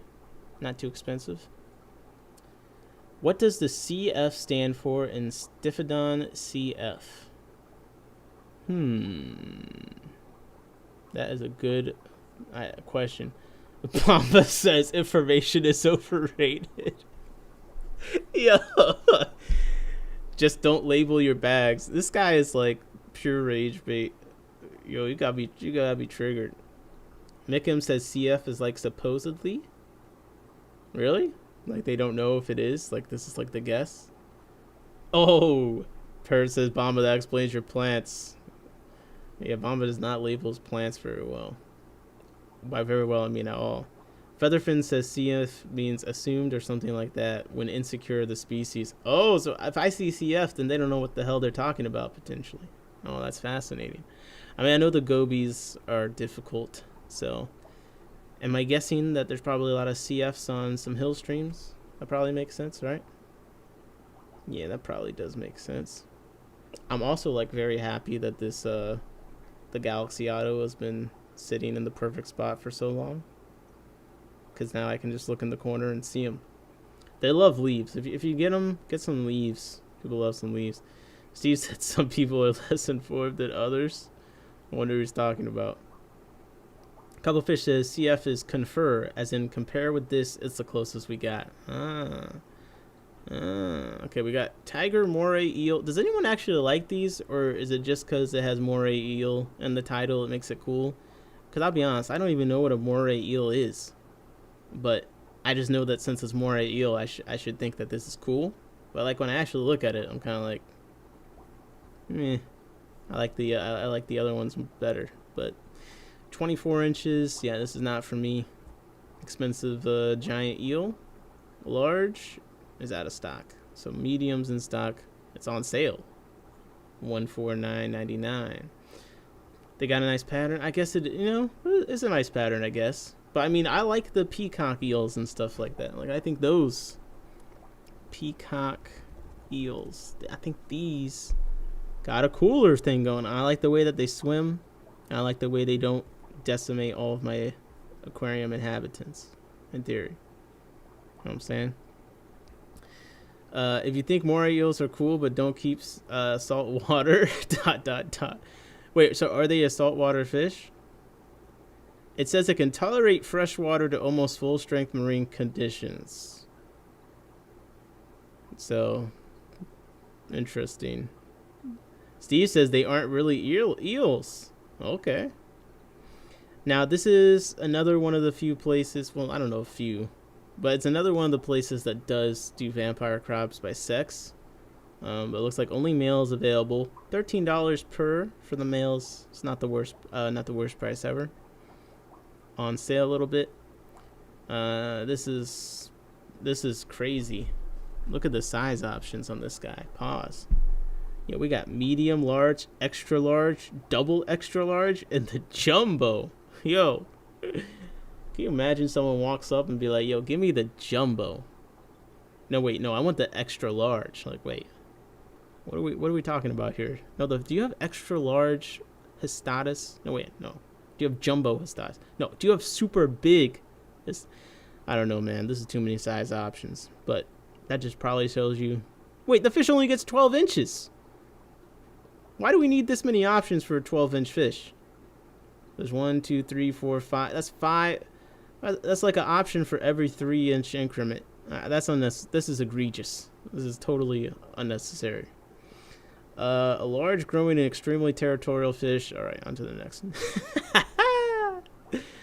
We got the red lizard whiptails at medium. Oh, out of stock at medium. Only available at small for $16.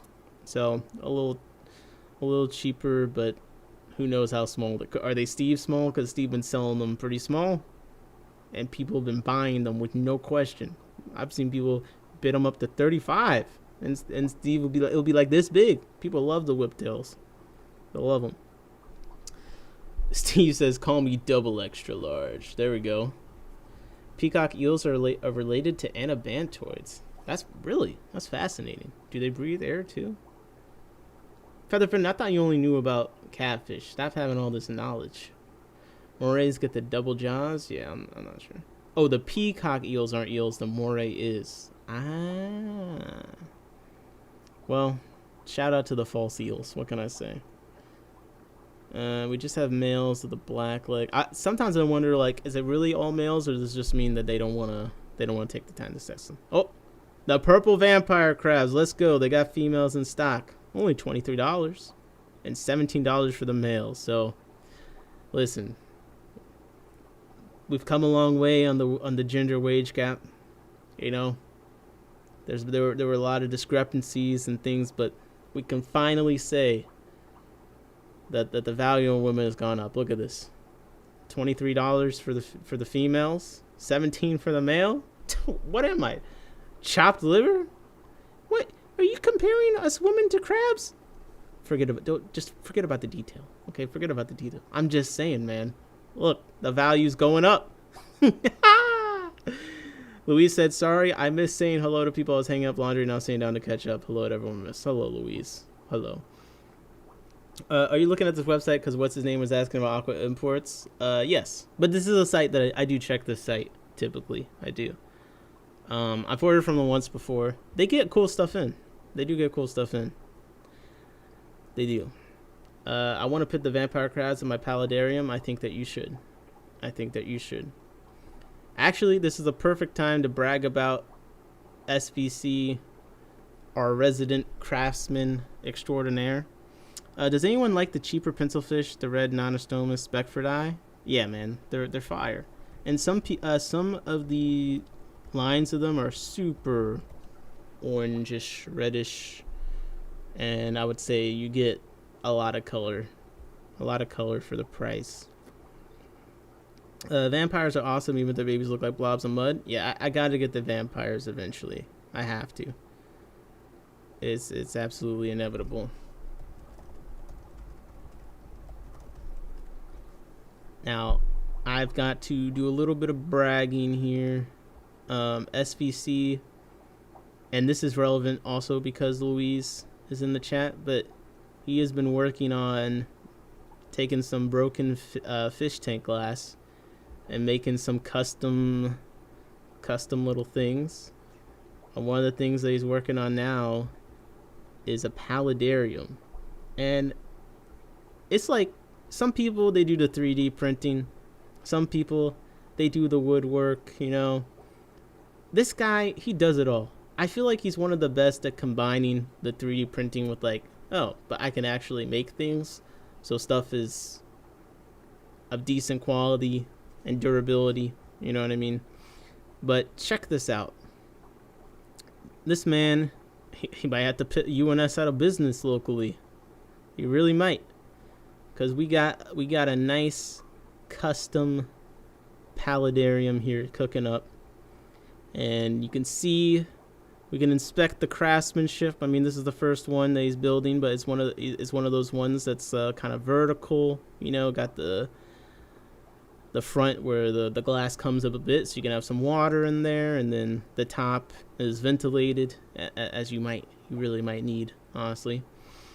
Chris said, Beto, I love them. Such a great fish and really affordable on the Beckfordi. Yep. I think the Beckfordi are pretty nice. So it looks like a top that is potentially 3D printed. But this is just like one stage, because he really is going all out and creating an all-in-one terrarium, okay? This is not just, he's not going to just stick a sponge filter in there. No, he's really making this fancy. Ross said that mic angle is crazy work, Lightshade. Yo, pause, dog. It's a microphone. But check it out. So he's got the little back area here for the filtration and the pump and all that. And I just think this is a great example of like, look, if you got a broken fish tank, don't totally give up on it. If you're a little handy, got some glass cutting, some silicone, and the ability, you might be able to just make yourself a nice little terrarium, save some money. So I'm looking forward to seeing how this pops out. I feel like I'm gonna be making some orders. I need some custom fry trays or something, you know. I need to pay. It looks like there's some serious quality of life things going on as the design progresses, and you see that back area. Like I can see the plans forming with the 3D print.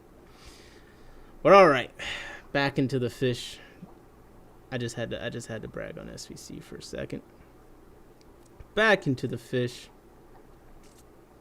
Where are we going next? Beto said, hell yeah. Yep. The more you get, the better they act for the Nanostomus. Yeah. All right. Where do we want to check out next? Yeah, I've been liking Imperial Tropicals.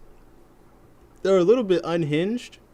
Like, their deals are, like, ridiculous. I'm not necessarily in this, like, good, but just in, like, they're doing, like, flash deals. Like, it was, like, an hour. Every hour something new went up or something like that. And I'm just like, okay, bro, this is a lot. But they do the buy one, get one.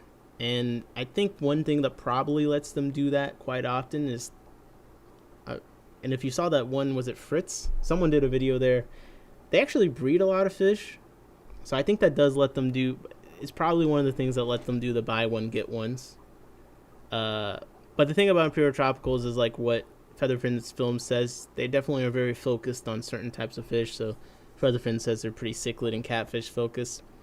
I think part of that is because they breed a bunch of stuff. So they got the stuff that they breed. But anyways, they got a nice website. I like checking them out. Let's just see what's going on. I'm not gonna spend a super duper. Wait, what the fuck? They got a sale and a buy one get one on L33s. Now I don't know anything about L33s and quality of them, so I don't know if this is like some poverty L33. But L33 Garupa Pleco, they had it at 60. Now it's $29.99. And if you buy, if you buy one fish, you get one free. That seems a little bit, that seems like a good deal. I think this is one of the things about the fancy plecos. Like, there's always a cheaper pleco that kind of looks like the fancy one, but less expensive. Yeah, I don't know anything about how to evaluate how good of a deal this is. Bomba says, mid-fish, good deal. Yeah, okay. I think it looks cool. Buy one, get one on a kind of fancy pleco is kind of nice. What else we got? We got dragon puffers for $42. We got true parrot cichlids for $42. Fish Cape says, I'll take fancy adjacent. Yeah, fancy adjacent pleco. Why get zebra plecos when you can get their cousins for a quarter of the price? That's kind of how I feel about it, honestly. Although they do have the zebras, the LO46s on sale from $169.99 for 1 to 2 inches. Holy. We got some Synodontis hybrids, the Angelicus and Eruptus hybrid. I know everyone has different thoughts on hybrids. I will say some of the Synodontis hybrids, when we did that super long stream with Featherfin, some of them do look pretty cool. What the Yo, this wolf cichlid thing, how big does this get? This thing look... Why is it $7 and it looks like it gets the size of a minivan? Yo, what the fuck is this? Oh my god. My orange Venezuelan and Corey just laid a butt ton of eggs on the glass. Congrats, man. I was hoping my stir-bys would lay eggs again soon. Some rain coming up. Okay. Well. Was that the deals or was that just the new arrivals? Okay, this is the deals. I think this is just the deal page. Yeah, there's a lot of like African cichlids. Not really my style, but you know, if you're into that kind of thing, this seems like the site to go to. Lepolamparogris Hitkoi, that's kind of cool. Colombian green Severin, buy one get one. People like Severins, right? The Colombian green Severins we currently have are wild caught and will be much less tolerant of pollutants. Okay, wild caught green Colombian Severins. Those look kind of cool. SBC going to start putting content out on the reg? I hope so. I think SBC has a bunch of really cool DIY videos that they can make. As a matter of fact, I will put in the chat. He did do a video on the beginning of this 20-gallon paludarium build. So definitely check that out if you appreciate SVC's presence in the chat and his contributions to the community with the signs, and he's been on stream just recently building stuff. Beat the rims off of this tank. But you can see how he takes the rims off if you ever wanted to see. It's not as elegant as I thought it would be, but apparently this is actually the way to do it. You just hit it. Which is, look, I like that because that's something I can understand. Oh, well, wait a second. Is this where hitting it goes wrong? Or was that already broken? Who knows? Let's see how we got to see how he breaks this. Hold up. Don't say the C word too loudly. Wait, what's the C word? I'm trying to see the moment where he beats this. I'm under the impression those rims are structural and this isn't the best idea. Well, look. He definitely cracked it here. But no, I've seen other people do it that way. I've tried to remove rims and it didn't work that well. So, look. I'm sure whatever lessons learned will be shared, but I put the link to this in the chat. You can go critique the or give kudos to the technique here. Tay Platypus said, I tried gently derimming a tank. This method is way better and more efficient. Okay. Yeah, because when I tried to do it, I would have taken cracking a panel just to get it over with. I'm not gonna lie. But he's starting with some broken tanks. But yeah, please, I'm not logged in, so I can't interact with this on stream because people are always like, you're not even subscribed. But like, look, let me make sure I like this on my own account. But there we go. Hopefully we can bully him into doing more DIY content for us so we can learn from his mistakes or his triumphs. Okay, so here we go. I'm almost. Let me know if there's another site you want me to check out, but I feel like I've gotten my fill. They sold out of the buy one get one Gymnophagus terrapupa. I think that's a pretty great deal. Buy one get one of those at $11 per is pretty great. Looks like they're selling out a lot of their deal stuff, so keep an eye on that.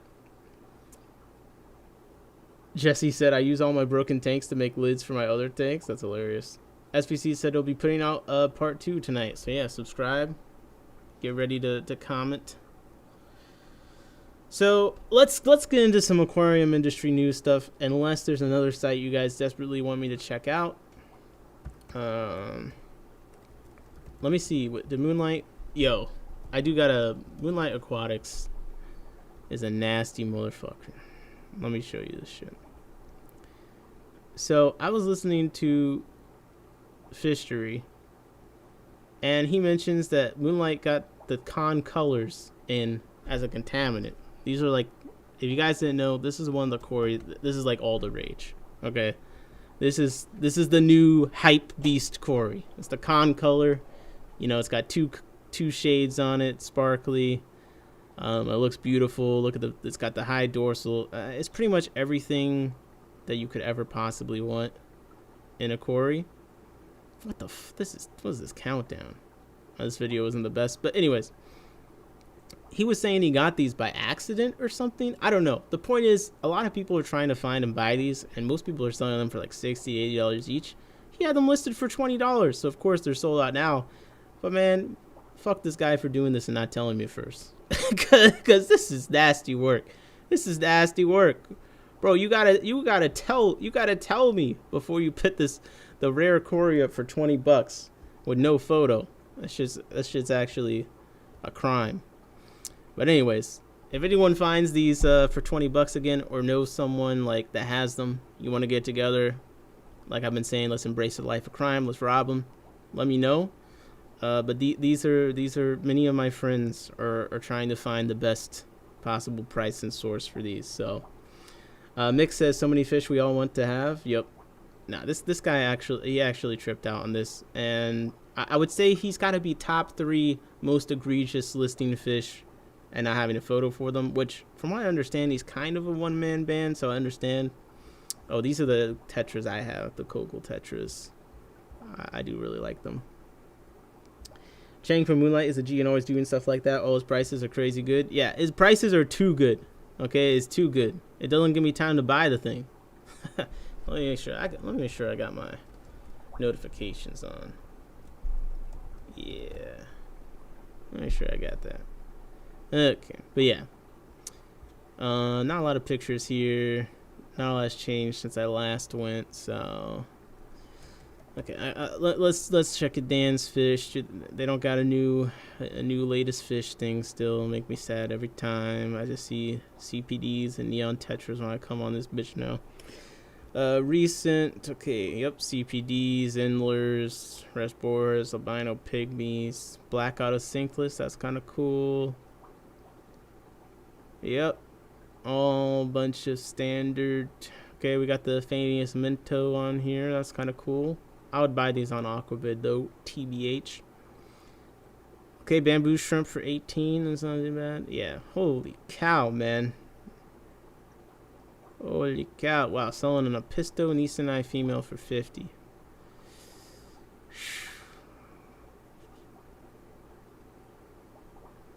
They have massacred the site, man. Massacred. What's a good nanofish that's good for eating? Neil Carradino? I'm getting overrun here. Oh man, opinions are gonna vary on that one.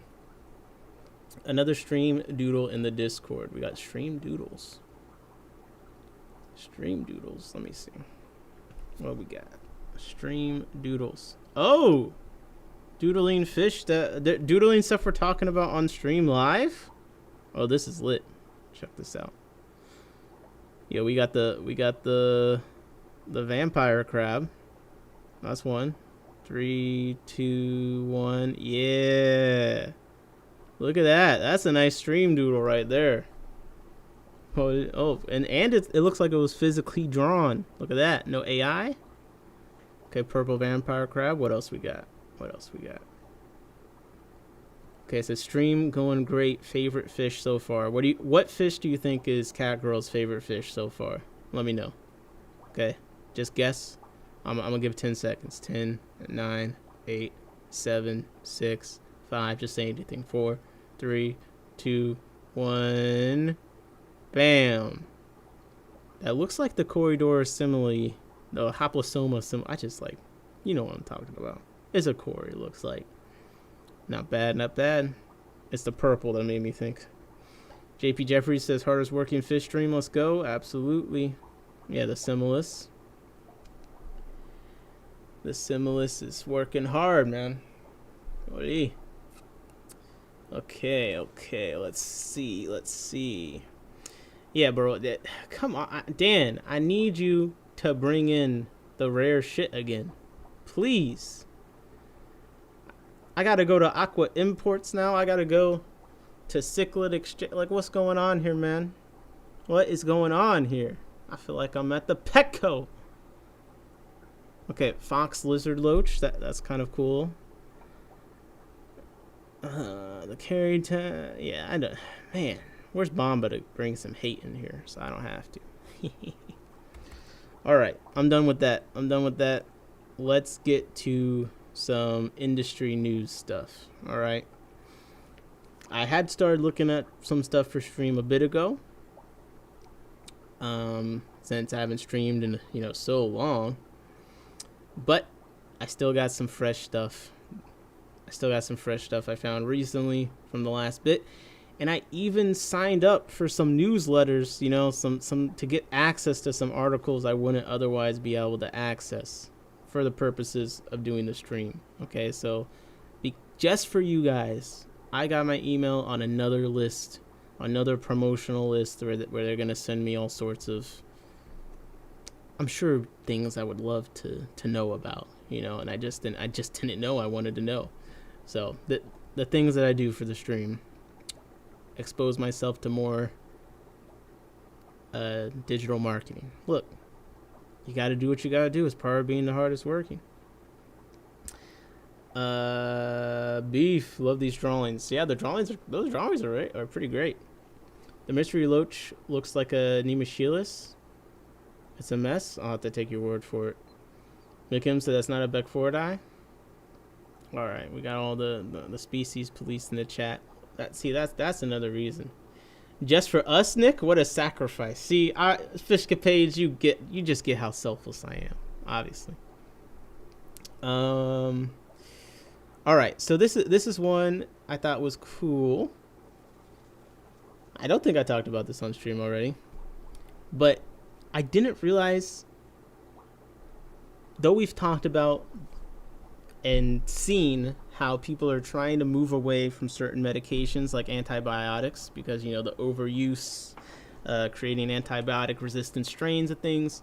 We've seen people that used to do prophylactic treatment now decide not to when it comes to antibiotics. I think Dan's Fish has been one person that's talked a lot about not overusing antibiotics, but I didn't realize this was a real international movement thing. So this is actually November 19th, 2025. This is from The Fish Farmer by Robert Outram. And oh my god, bro, I gotta log in, give me 1 second. But UK fish farmers hit antibiotic reduction targets. Now that wasn't as surprising as the amount of reduction targets, and Corey says that this is a huge issue in aquaculture. The huge issue, I'm assuming, being that they're overusing the freaking antibiotics. But what I think was crazy was the number. It says 9 out of 10 marine salmon farmers were able to avoid using antibiotic treatments at all. 9 out of 10 to me is a lot higher than I was expecting. I was like, oh, they reduced it to 4 out of 10, 3 out of 10, good, cool 30%. I thought that would be reasonable, but it was actually 9 out of 10. So to me, that was relatively impressive. Give me 1 second. I got to get logged in to my account so I can actually read this. Yep, overusing just like in cows and stuff. Yeah, that's what I like to hear. All the stuff we eat just overuses everything. That's what I want to. I want to hear that in my day-to-day life. I really do. I want to hear that everything is being overused that I am consuming, and what the effect of that will be to me is unknown.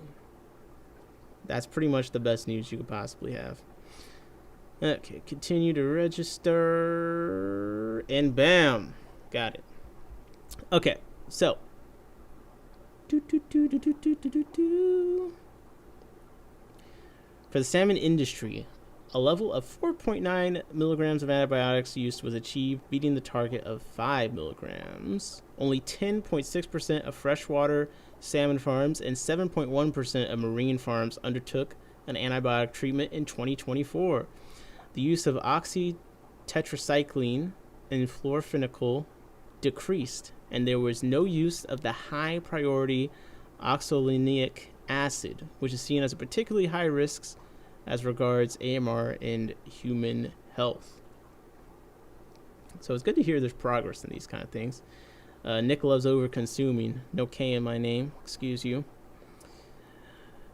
All farm salmon were vaccinated against bacterial disease. So this is starting to really come full circle, because we've talked about this on the stream many times, some papers regarding vaccinations in the farm fish. Now we're seeing the impacts of that, where it seems like it's helping them not have to use antibiotics as much. For trout, meanwhile, antibiotic use fell by 26% between 2023 and 2024. Antibiotic use decreased by 26% between 2023 and 2024, the lowest figure since etc. But there is some concern, however, about the difficulty of sourcing vaccines for the trout industry. It's also said that the trout industry remains committed to decreasing usage, and there's no prophylactic usage of antibacterials. Just in case we all forgot, prophylactic intended to prevent disease. So I guess just treating things even if you don't know they're sick or not, just kind of proactively. The trout sector is still undergoing changes with a move towards larger fish production. To the production cycle, this means that farms buy fewer fry to grow on. Stocking densities are then lower and fewer problems are seen. So I think we'll keep seeing this as we do more of this kind of news, but stocking density is definitely one of those big variables that stands out. Much like how shipping, how many fish are in the bag, seems to really matter for success levels.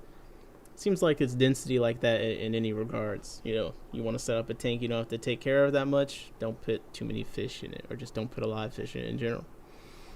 And that's something I've been doing more of, is just, and I've seen less issues as I just reduce the amount of fish in each tank. The extreme weather conditions remain a concern and can cause higher water temperatures, which at times proves challenging. So I'll put the link to this in the chat, but you'll have to make a sacrifice and get on the thing to fully read it. But this was just the first thing that stuck out to me when I was looking at stuff going on out there and could be relevant to the aquarium industry, is just people are more and more trying to avoid prophylactic treatment, just seemingly in general, but antibiotics being a pretty big emphasis. So I threw the link to that in the chat. The next thing that is a bit more broadly and obviously applicable to the aquarium industry is the Tetra Guide Study 2015 to 2025, a decade-long look at America's underwater obsession. There's always some kind of, Pond Puppy says, someone come take all my fish. What did your fish do to you? I'll put the link to this article in the chat too. There's always some kind of like market research thing you can buy or something like that. And it's just the name of the game is just finding a place that lists as many facts as possible. And this was one of the studies that seemed to list a good amount of things where I didn't have to pay to read it. Pond Puppy says I like turtles. Okay. Did you say those Drachenfelsii had a location? Was it Wari? No. Well, yes and no. So the Drachenfelsee did not have a location. Luizae is what they used to be called. They used to be Inpaichthys Luizae, or WORI, I think it was. And then they were reclassified to Pelvicochromis Drachenfelsii. But they used to be Pelvicochromis Inpaichthys Luizae. So I guess that is the location. Good night, Jody. Thanks for hanging out. Okay. As I was saying. So, we got some stats. A decade of research on the aquarium industry.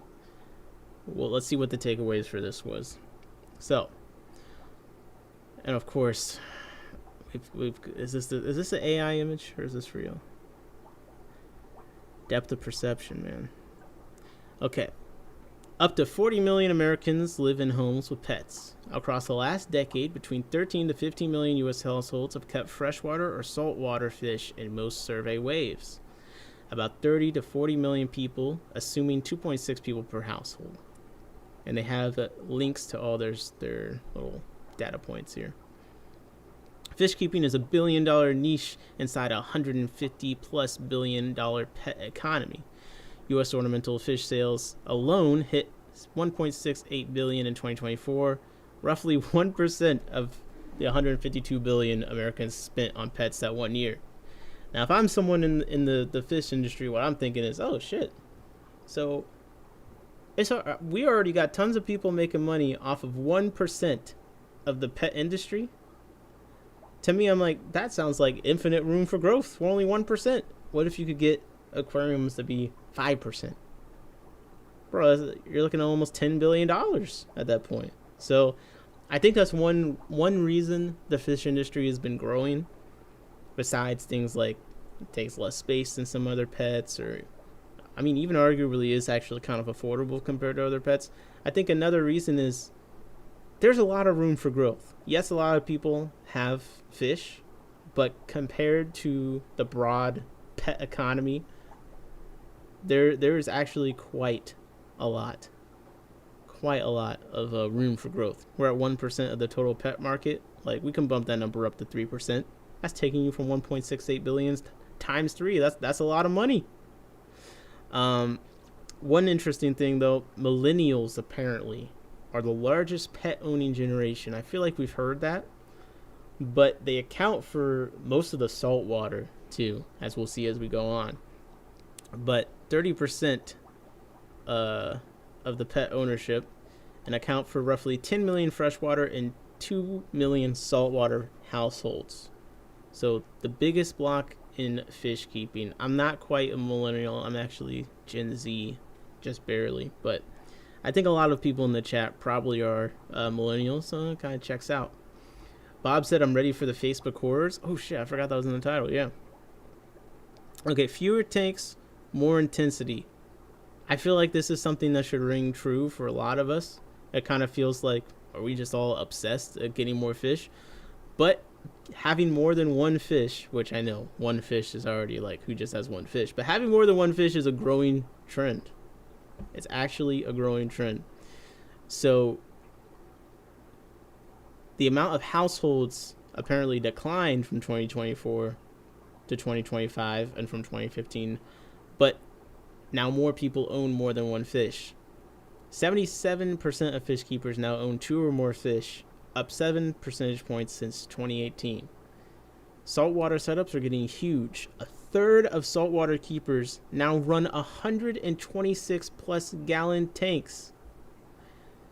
So even if there's some fluctuation year to year on how many people have fish, the amount that people are spending on the fish has been increasing. And the amount of fish, I mean, 1/3, if you said 1/3 of freshwater people have 126 gallon tanks, which maybe that is true, I don't know, but that to me would seem like, crazy.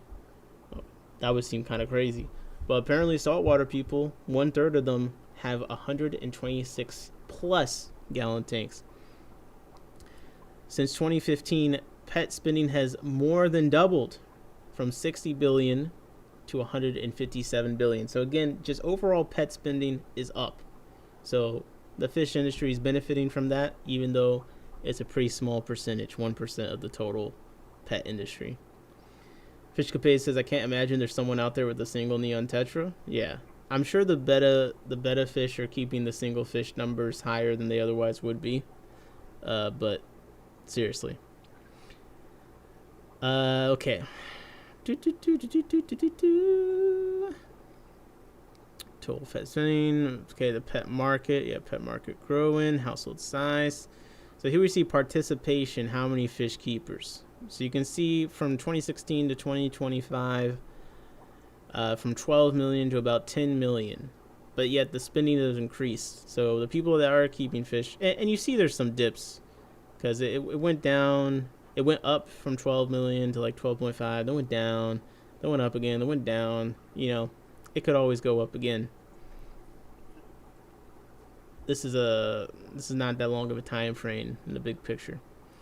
Doodle number 3. My hands hurt for making all these doodles. Man, you're working fast. But you can see the spending has kept up higher than the amount of people keeping the fish. So here's the generation breakdown. Gen Z is 20% of pet owning households. Millennials are 30%. Gen X is 25%, and baby boomers are 25%. So Gen Z, you guys need to pick up the slack, man. Get your bread up. Come on, let's go. So half of all pet households are headed by adults under 45. So fish keeping is about to be a young man's game, young man or woman's game. Okay, millennials make up 38% of freshwater fish keepers, but 46% of saltwater fish keepers. I honestly might have guessed that saltwater would have skewed older than millennials. I mean, I guess millennials are getting kind of old, no offense. So I guess that kind of makes sense. Obama says, "Get your CO2 up." I'm gonna have my first CO2 tank in 2026. I'll commit to that. I gotta at least try it. I gotta learn more. But yeah, millennials make up 46% of saltwater fish keepers. I mean, I'm not in the saltwater world, so maybe if you were, this would be obvious to you. But I would have thought, just from my experience, that they would be a little bit older. But then again, millennials are kind of getting older, so that might explain that. They say millennials are 29 to 44 here. Fishcapade said, "I'm offended. You're old." I'm just saying you've gotten older. That's all. Not old. You're not old until you're like 80. That's kind of how I feel. Once you're 80, then you're pretty old.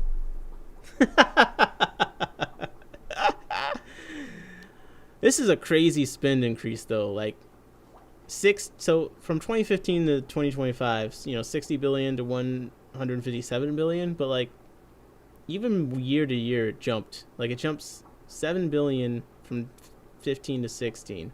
Then from 17 to 18, it jumps 20 billion. And that's kind of like stable-ish.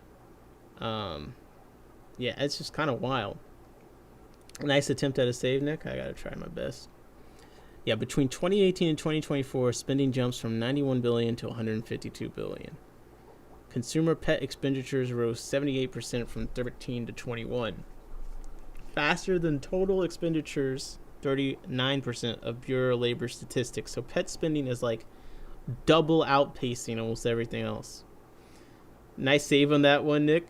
Fishcapade said, "I'll pretend Bomba said it."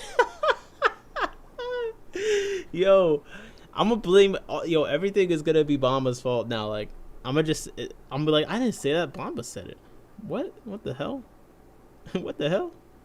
That wasn't me. Yo, just because we're both below the age of 45 doesn't mean that we're the same. You can just mix us up. Okay, the fish slice is small but steadily widening. 1% of America's pet spending, but almost $2 billion at that 1%. So yeah, the amount of people owning fish is up. Single fish ownership has dropped 19%. 44% of saltwater owners report tanks in the 56 to 125 gallon range, and 34% report 126 plus gallons. damn, bro. That means there's probably a lot of people right up to 125 and that 44%. So the saltwater people are running huge tanks.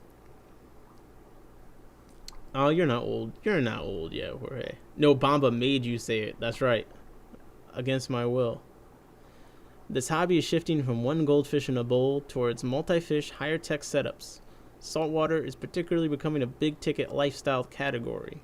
Think reef lighting, controllers, and automatic testing. And then here they list their limitations. They use households versus individuals.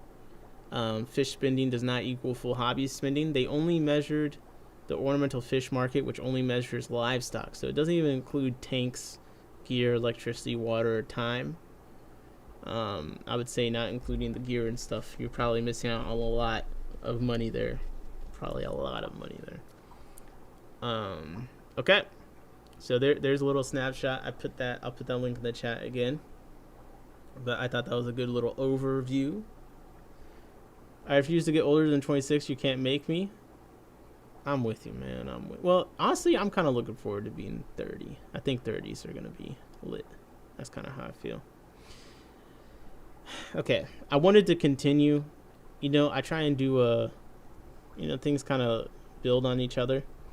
So this is another generational one. This is from American Pet Products, the American Pet Products Association. This is November 17th.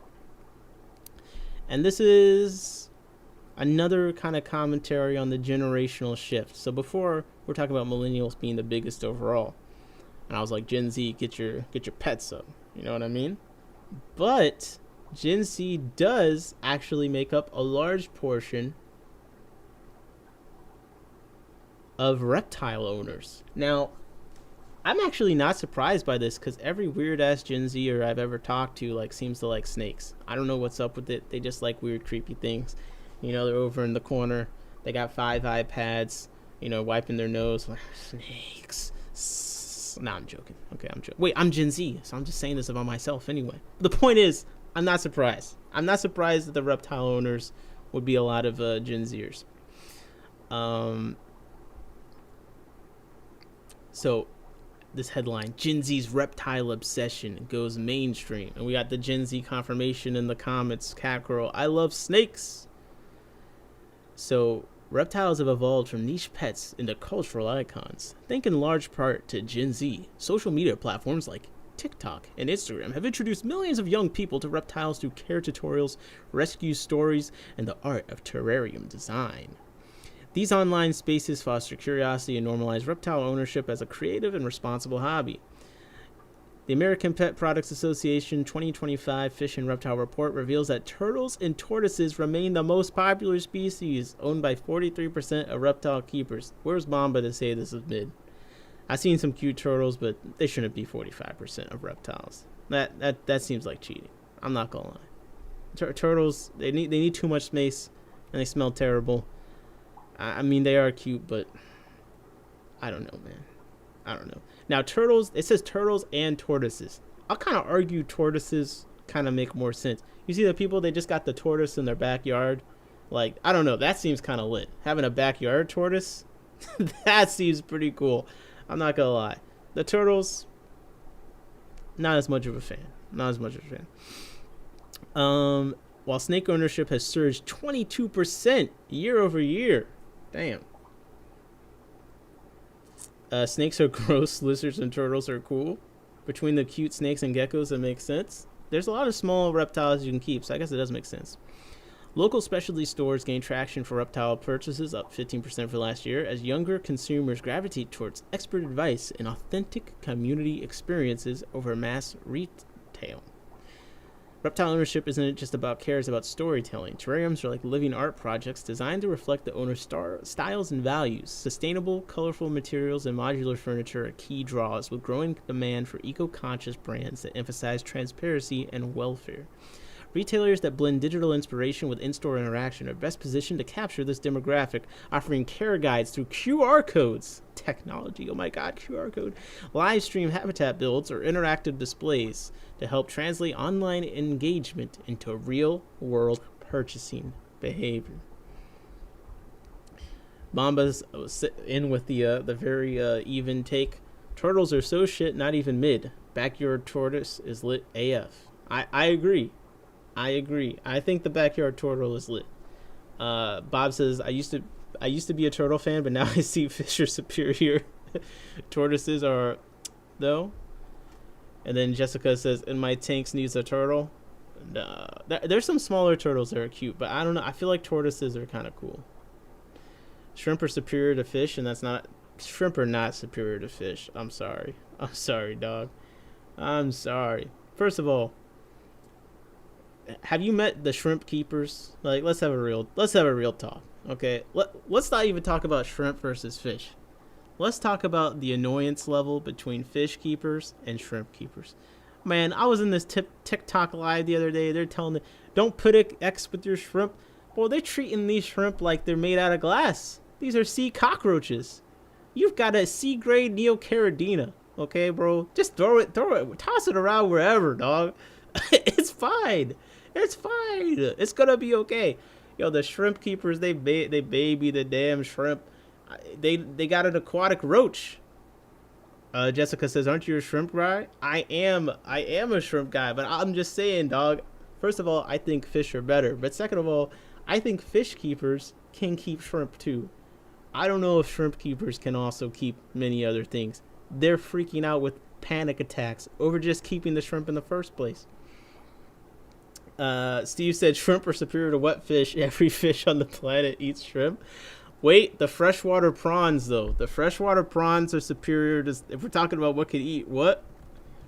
More people have been getting... I heard London Town got some freshwater prawns in.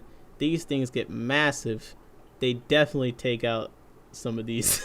They definitely take out some of these nano fish, bro. They definitely take them out. Bomba said there's shrimp breeders on TikTok with 5 shrimp. Yeah.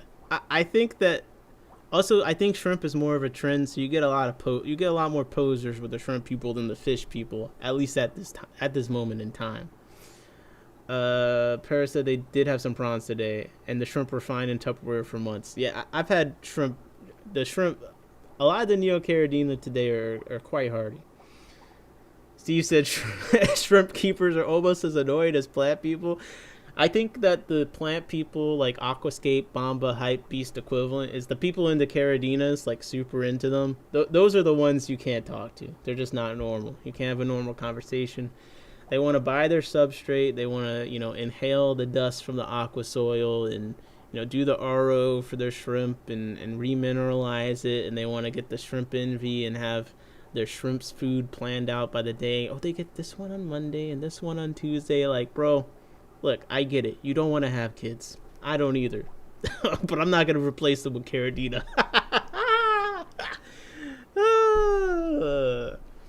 Lil Brown Frog says, I don't trust any member of that freshwater prawn genus with anything else. Yeah. Jesse says, I have a tank of prawns. They're dope. Yeah, Jesse's got some big-ass prawns. I've seen those. Shrimp people are getting into plants, you mean? Well, there's a lot of crossover between shrimp and plant people. There's a lot of crossover, for sure. Okay. So this has some of the information from before. But more than half of reptile owners seek care information online, while a third turn to pet store personnel and social media for guidance. Fish owners, meanwhile, remain highly engaged with brick and mortar stores. 64% rely on retailers for information about fish availability, underscoring the hybrid nature of today's buying journey. So the fish people are more wanting to go to the brick and mortar stores to ask their dumbass questions. So every store owner around is like just hanging their head like, this is why my life is hell. This is why all the fucking idiots are coming in. Because they're every time someone asks them a question, they're like, why don't you just Google it? And here we have the data saying like 64% of the fish people are relying on the store owner. They don't want to Google it. They don't want to Google it. The reptile owners, they're fine. They watch the YouTube and stuff. I do feel like reptile and like the Isopod YouTube, they have some really nice niche content creators in there.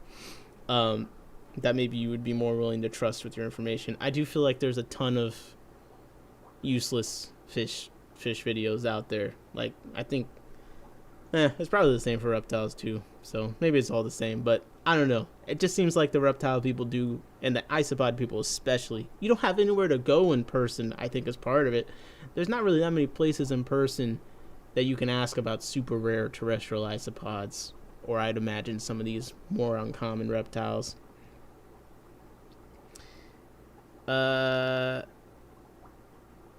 Featherfin says, to be fair, if you tried Googling fish stuff these days, that's what I'm saying. It is, like, annoying as hell. So I do like to get my advice from people in person, too. I'm part of the problem. I spend like an hour in the fish store. Ask Louise. Ask the guys at London Town Tropicals. I'm in the statistic for sure. I'm in this. I'd be Googling in the store, though. I will say that. I'll do my Googling in the store at the very least. Have you been to a reptile show? Half the vendors are selling isopods. They're pretty mainstream these days. I'm just talking about a local store, like a brick and mortar. I mean, the reptile shows is a good point. I haven't been to reptile shows, and definitely isopods are very popular. But compared to fish, there's a lot more stores with fish than stores with isopods where you could go in person and be like, hey. Now, I guess if you throw the reptile shows in there are reptile shows that are pretty regular, but I don't think everyone stumbles across those. But that's a good point. Okay, so this little bit about the little reptile thing in there. All these places are coming from the same report, but they're just like giving you different little bits and pieces. So if you go up through all of them, you can kind of put together a lot of the report, or at least the top line items. You know what I mean? Excuse me. But it's interesting that snakes are increasing in popularity. So there's a 22% rebound in snake ownership since 2003, making snakes the third most popular reptile pet. At the same time, ownership of other lizards has declined 19%. I would never have guessed that snakes would be up 22% and other lizards be 19%. That just is wild to me. I would not have guessed that. I'm with Bob. I'm not a big fan of the snakes, but it says their popularity is driven by low maintenance requirements, striking appearance, and customizable habitats. It opens the door for innovation in enclosures, heating systems, humidity controls, and enrichment products. What kind of enrichment? How many enrichment products can you have for the snakes? Like a built-in frozen mouse dispenser? Andre says snake bites hurt less than fish bites. And I don't know. I haven't been bitten by my fish yet, so I mean the Galaris will nibble at your fingers when they're trying to get the food, but gotta be stuff like the pink hot. There's a lot of pretty snakes. There is. I know Chris likes snakes. He likes the fancy super pretty snakes, so he probably could tell us. But yeah, I would not have guessed. Jorge said I'm not a snake person. I've seen people knit little tunnels for snakes. Wow. That is something different. Knitting a tunnel for snakes. Okay. I mean,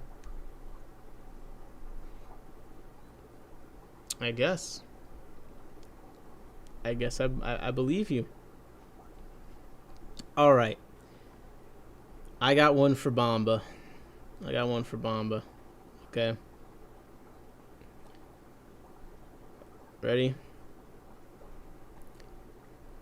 The Great Wall Cup International Landscape Architecture Competition. The winners were announced October 21st, 2025. Okay. Let's take a look at some of these. Okay. This is the number one. This is the number one for this competition. Let's see if you guys think it's all mid. Steve said, was Bomba on the list? I don't think so. SJI said, damn. Bomba said, oh, now we're talking. See? I got you. Let me make myself smaller. So this is, let's see, where is this? This is, I think this is in, yeah, this is in China. I'm just trying to find the China Import and Export Fair Complex. Okay, let's go back. Let's start at number 10. We'll do the top 10. Steve said, looks like shit. I could do better. Sold. I could do better, Baba says. Okay, this is number 10. All right. Takashiho Gorge. Oops. I keep clicking out. I'm trying to zoom in. On some of these, when I zoom in, since I use a trackpad, I do the pinching motion.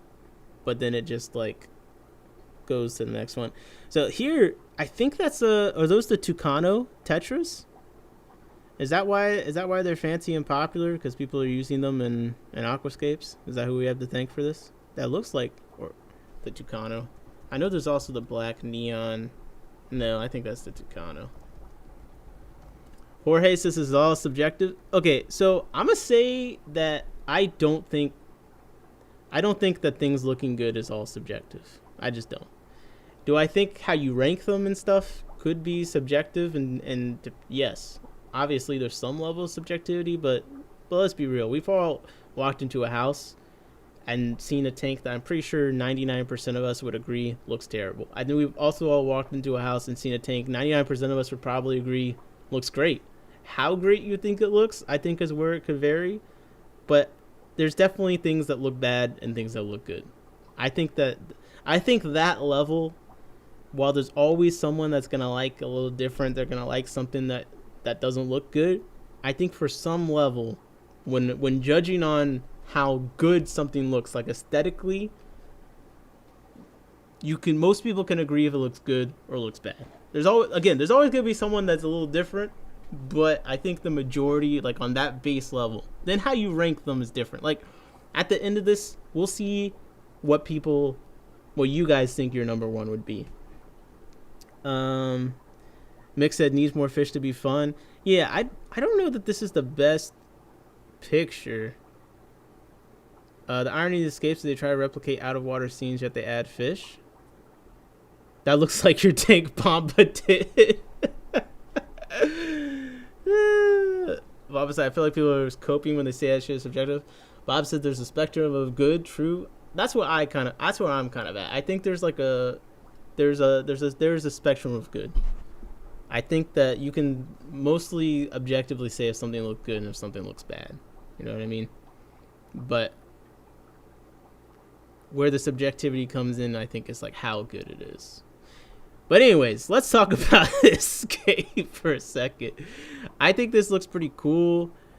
Obviously, the grass at the top, how it kind of like shapes, like it creates this shape with the rock. Like the rock kind of fits in there is really appealing to me. Over here, I don't know what plant that is, but that's kind of interesting. The roots down with the grass and I don't know if I like the grass being in the back here too. Like, I don't know. Maybe it's good because it closes off and you get this up here. We need more abuse. That's what I think. We need more abuse.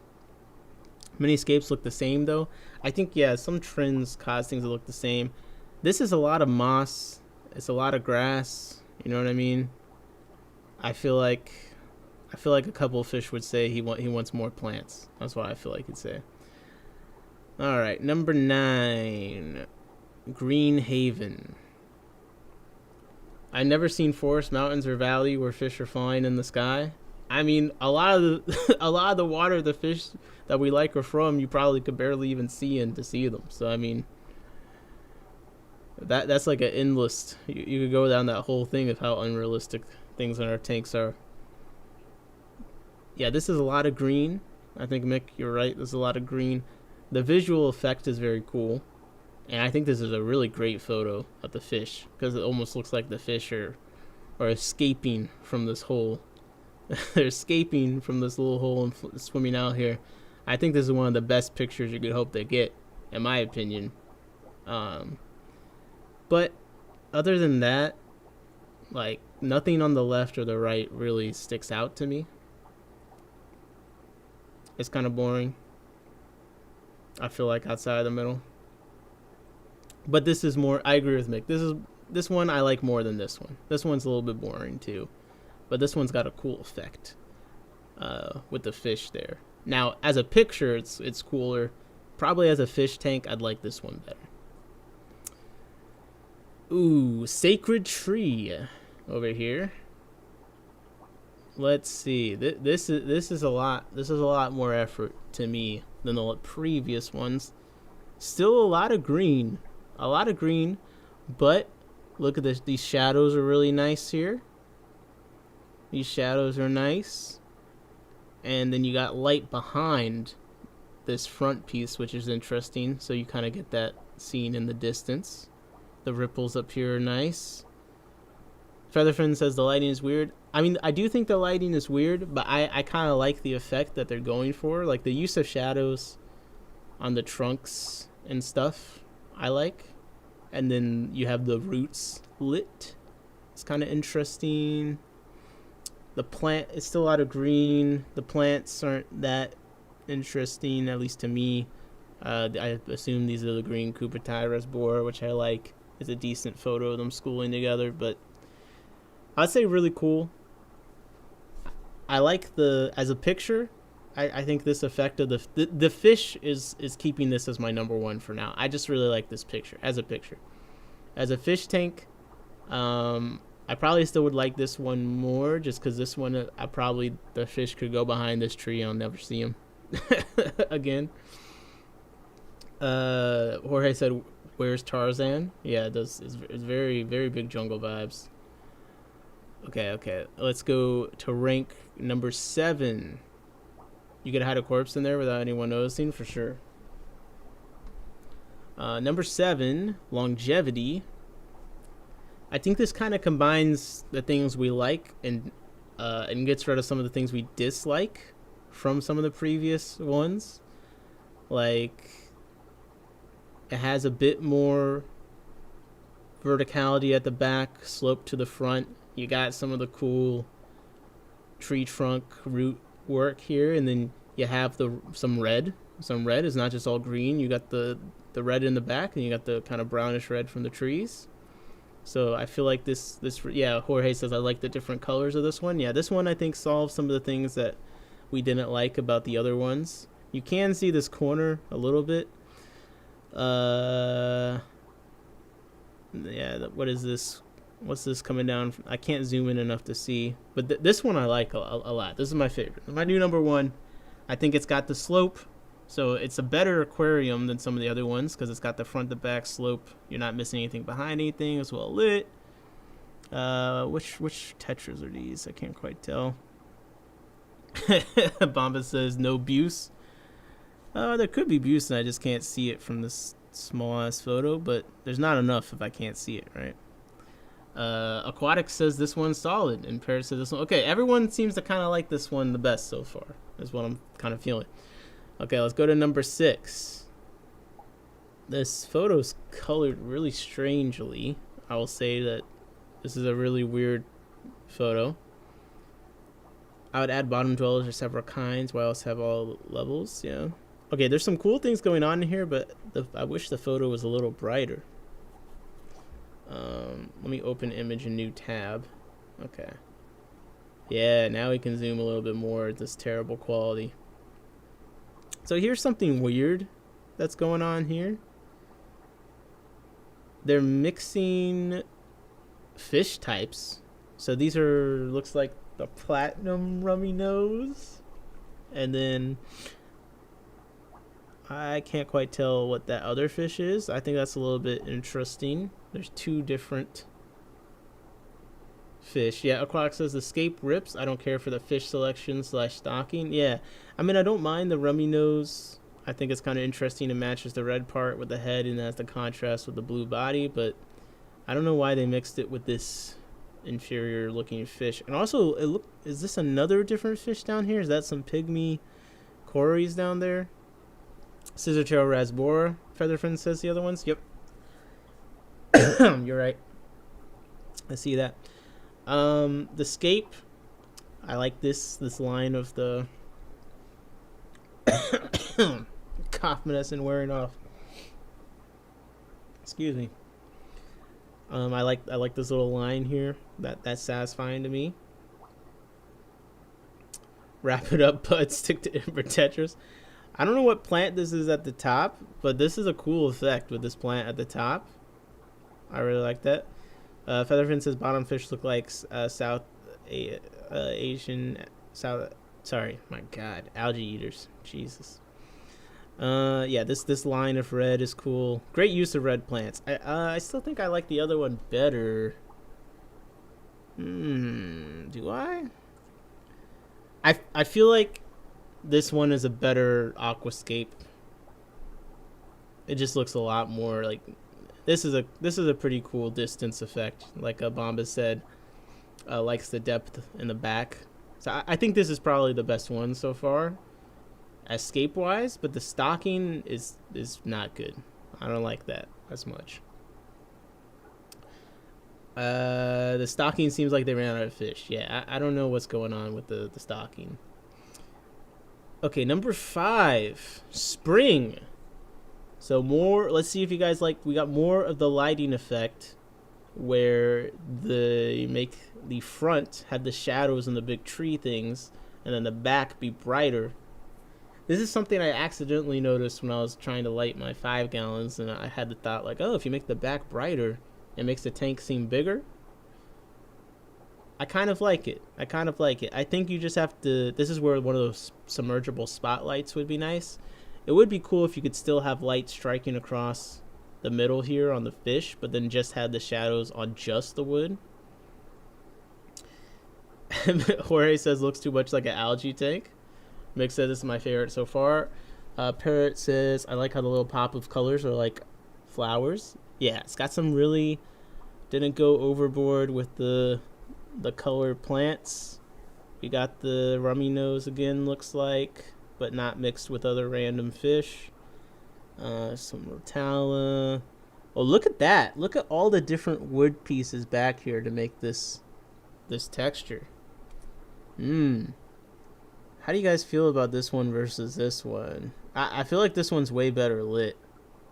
Like even the darker area, I don't know if they edited this photo weird. Last one was mid to semicircle. I feel like this one, I have to say, is better off of the lighting and the fish choice. I would have to say. Although I wonder if this is the best place they could have taken of the. Well, I guess in the middle they'd be in the way. But yeah, like Mick said, you can see more textures. All the pictures are raw, bro. No, some competitions they let you edit the pictures some. But regardless how you take it's going to affect the lighting too. And this just seems really flat. There's something off with that photo. I like the Nightmare Tank better. Okay. Jorge likes the Nightmare Tank Eternal Blaze better. This one just seems... It just seems a little easier for me to like. So that might be my favorite now. It might be. Picture contest, Steve says. I mean, it is a picture contest. It is. It's the white backlight. I'm kind of curious why this one is above some of the other ones. This is number 4. It's called Borneo. And I gotta be honest. I mean, yeah, I guess I see some of the depth play with the wood being pretty nice. But there's some things to me that's kind of bad. Like one, did you even notice that there were fish in this photo yet?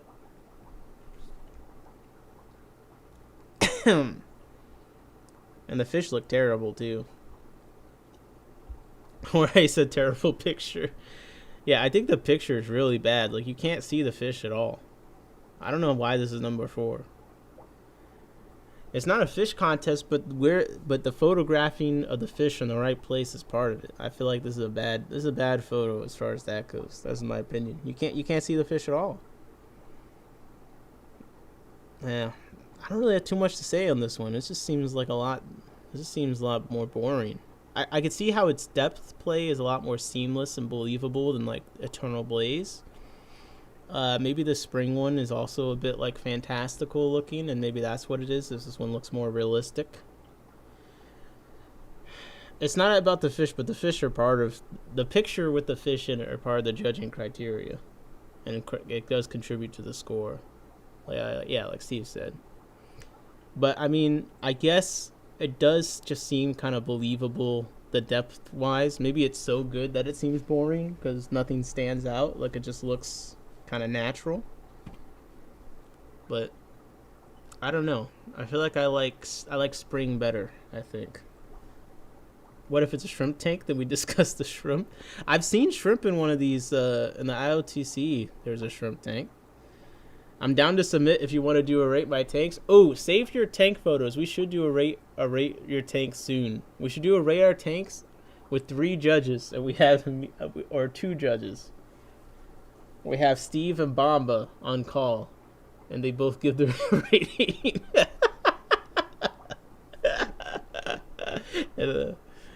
Okay. Well, we don't get a translation for this one, so I can't say the name. But this is ranked number 3, and it kind of feels like a lot to take in.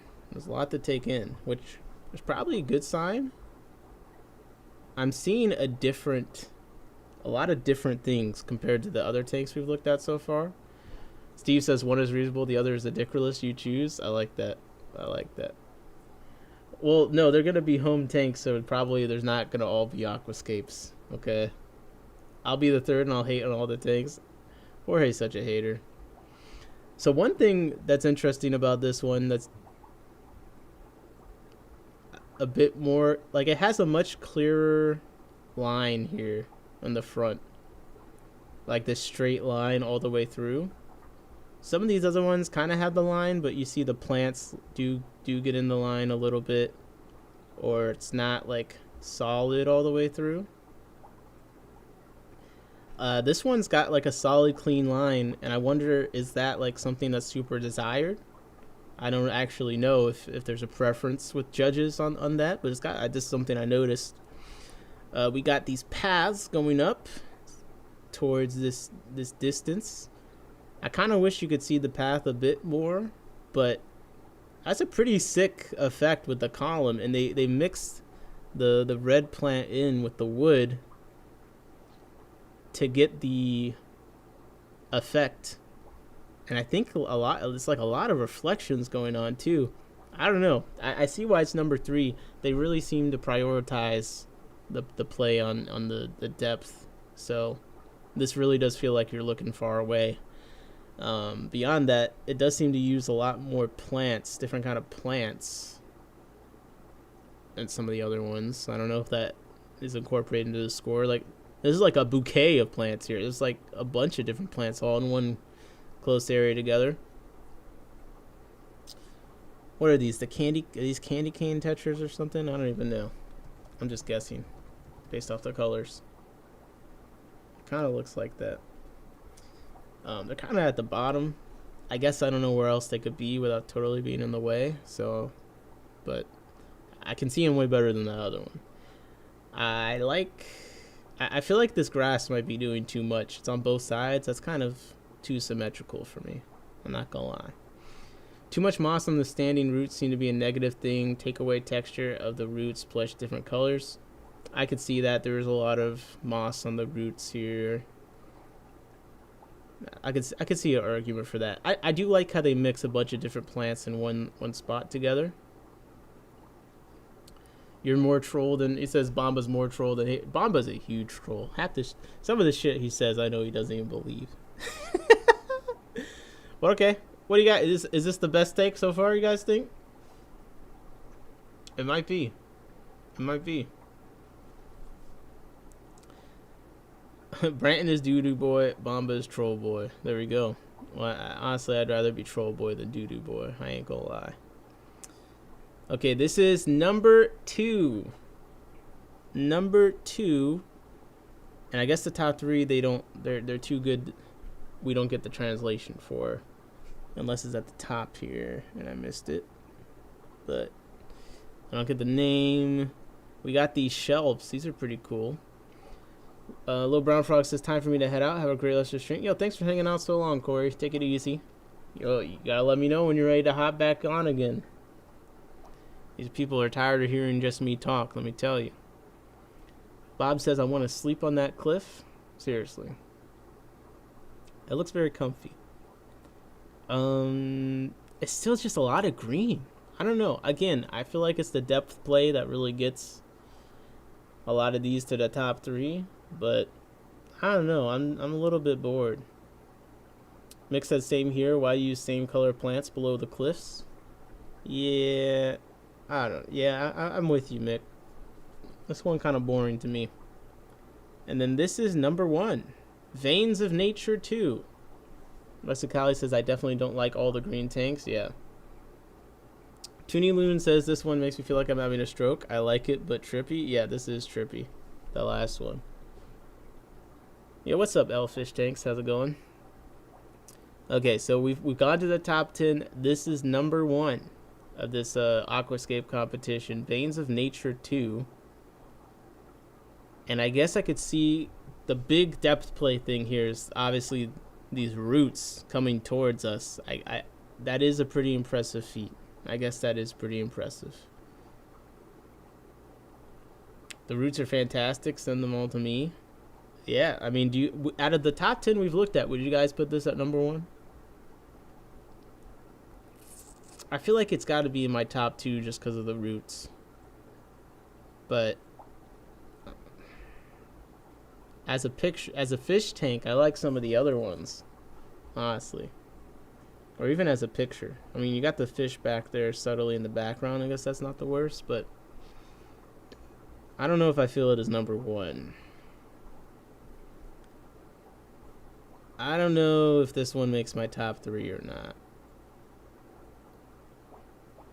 To make that draping moss that nice, I like how it's so different. It is pretty different. It is pretty different. Bob says he likes the tree forest one more. Which one? Because there's a couple of tree forest woods. Borneo, Spring, Eternal Blaze. We all really liked Longevity, but I feel like the later ones became more and more impressive. This is probably one of the best ones to actually have as a fish tank, though. Next to this one. You like Borneo, Bob? How big are these tanks? 100 gallons or so? I have to double check. I'm like Stephen P. I'm always going to pick the one I look at the longest. It'd probably be the big veiny one. That's a good point. Well, if we look, the one that I looked at the longest was probably either this one. We looked at Spring for a while. This one we looked at for a bit. Kakarot said, good night, guys. Great stream. Thanks, Kakarot. Oh, yeah. Let me throw up the doodle. The last doodle. Thanks for hanging out, though. Last doodle that we got for the stream. Hold up. Doodle 3. Oh, we got all the doodles on one piece of paper. Now, this is convenient. Hold up. And Kakarot's actually the person that does the art on my boxes. So if you want to commission some art, hit them up. The Eternal Flame gives me Lord of the Rings vibes. Yeah, I can see that. The one with the thin roots with the mosses. One second, I'm getting this is the official stream art for tonight. We got the Koi, all the Kois, the Con color, the Vampire Crabs, and the Similis. Not a bad spread. Not a bad spread. Pretty good taste. Did you see all those brine shrimp eggs I'm testing? I didn't see those yet. But I'm fully team Beignet. I'm fully team Beignet. You get a good bag of the Beignet, they're pretty much the best alternative. But allegedly Aquarium Co-op's eggs are going to be back in stock in December. Mick said that's some nice art. Yeah, I like that. All right, so I'm going to go with my number 1. I love her shrimp art when they're doing like everyday stuff. Yeah, she's got some really funny ones. I feel like my best one, Eternal Flame Ablaze, I think the fish stocking was better and the picture was better, maybe. Would be in my top 3.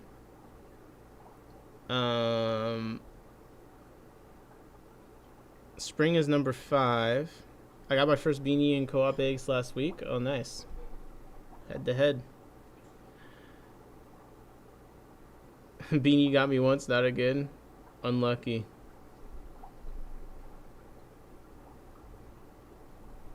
What one's your one? The Borneo? Borneo's your one, Nick?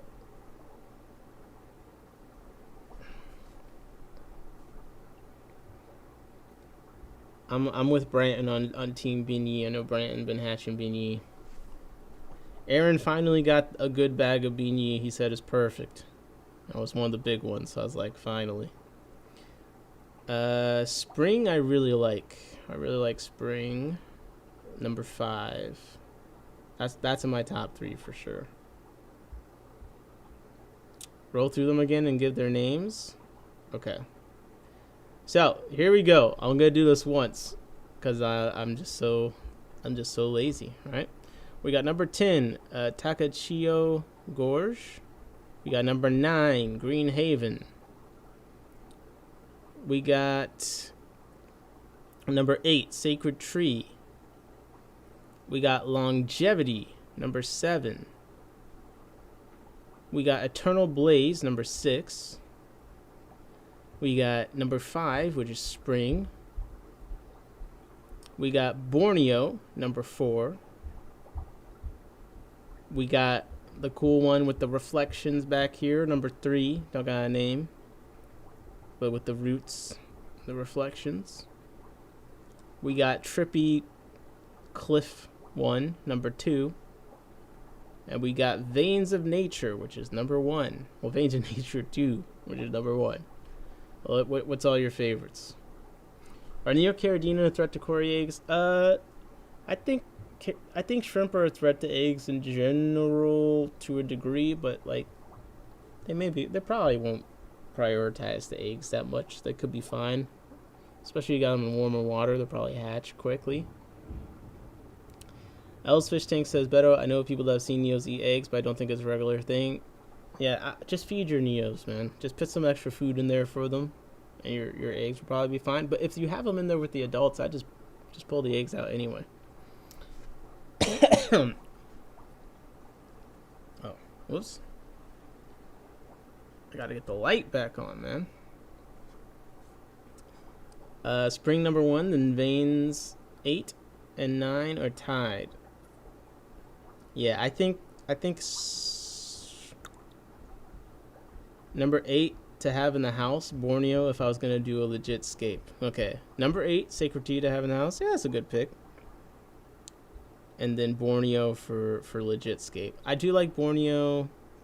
I think my number 1 is probably... Damn. I think it's Spring, or it's number 3. I do really like Spring. I don't know, it's just satisfying to me. Eternal Blaze, I think, is like my number 4. To actually have a Longevity, I still like. Steve says Spring is definitely your favorite. Yeah, I like Steve. I like Spring. Veins of Nature and Borneo would be fighting for that next spot probably. But a lot of these are pretty close together, so it's kind of hard to pick. I don't like this one for number 2. I would say this is the most egregious ranking to me. I mean, it is really cool, but it does kind of look like just a bunch of algae. You know what I mean? Like, and then look at the stocky. We got Cardinal Tetras in here. Oh, brother. Is that why they made it number 2? Some Cardinal Tetra fan was up in the judging booth. Is that Ember Tetra? Or is that just a Cardinal Tetra with some weird color thing with the camera going on? Either way, nah, bro. No, this number 2, absolutely, you're tripping, bro. You're absolutely tripping. No. This is number 2. No. I'm sorry. It's very nice. I'm not saying it doesn't deserve to be in the top 10, but, man, number 2? I put Spring above that. I put Borneo above that. I think that one belongs with, like, Eternal Blaze. Bob says, Cardinal Tetra fans unite. I mean, that's you clearly united. You got this thing to number 2. That's an absolute scam. Listen, man. I don't know what else to say. You know? I don't know what else to say. We probably could all skate better than this, right? The cliff one with the other plants on the ground is cool too, and the last one is my number 2. Okay. Good rankings. Mick, I think you got good taste. I think you got good taste. But yeah, I'll put the link in the chat. There's 100 pictures up here to look at. So we didn't even get, like, honestly, this one, I don't know why this one didn't get higher. Look at this. This is number 47. Now this looks like how Jorge says, like it's out of a movie or something. This looks insane. This is like Prometheus or something. So definitely go through there, throw some of your favorites in the Discord or something. But there's 100 photos to go through. So, and there's a lot of weird shit. Like, I feel like this is pretty cool. You can see the trends. I think that's what's cool looking at things that are regionally based. This is a China International Aquascaping, because you can see some of the trends. And this like dark tree in the front with light in the back and a circle, like, is clearly, we're seeing it time and time again in this competition. So that's clearly something that is kind of trendy right now over here. I'm tired of scapes looking like the Alps roots leading to a mountaintop. Yeah. I do wish there's some more red stuff. If you said they're AI, I'd believe it. Well, that's because AI is imitating reality, man. Or imitating actual art. Shit. Alright. Where am I? Oh shit, we've been live 3 hours.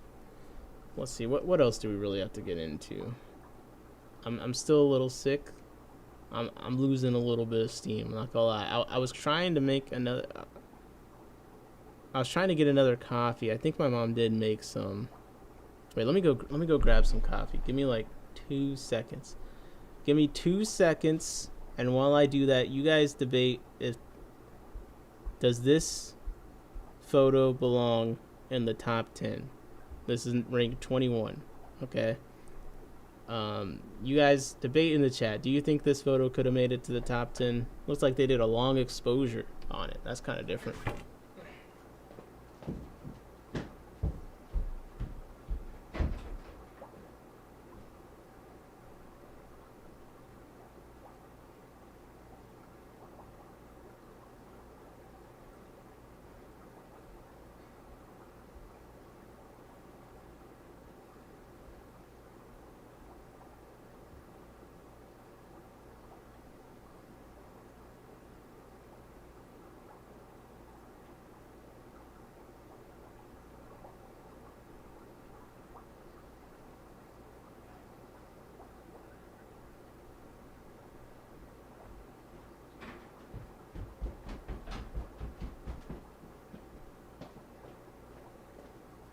Alright. Coffee acquired. Let's see. Mick said some of those were nicer than than the others. Featherfin says it looks like a giant butterfly. Steve said, Nick, I finally got babies from your super reds. Oh, hey. Nice.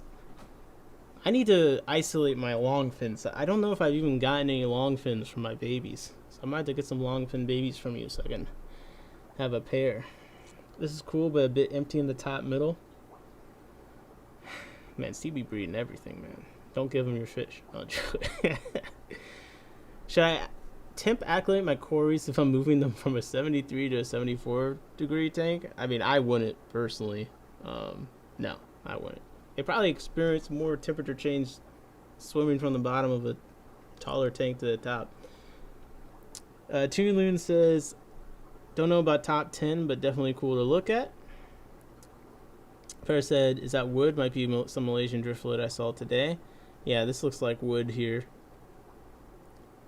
I do like the rocks. The rocks match the wood nicely, the color.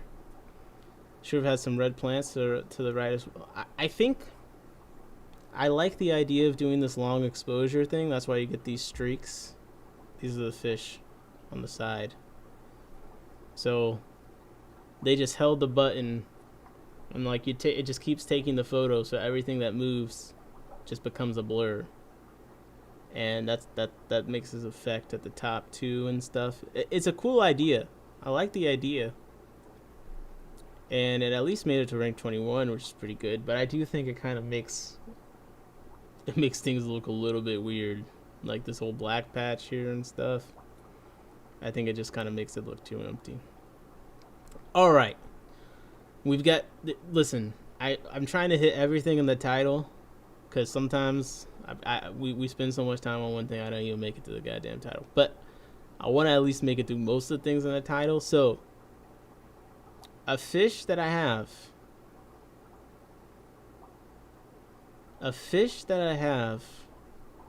and have had for a bit, I got from Louise. I got a group of 7 or 8 of them, question mark. It's finally been described. It was not described when I previously purchased it. Some of you already know what I'm talking about. Some of you are like, shut up and just show us what you're talking about. So, the Inpaichthys Royal Black Arrow Tetra. These guys, they have received a description. Come on, Aqua Addiction, you need to get on it.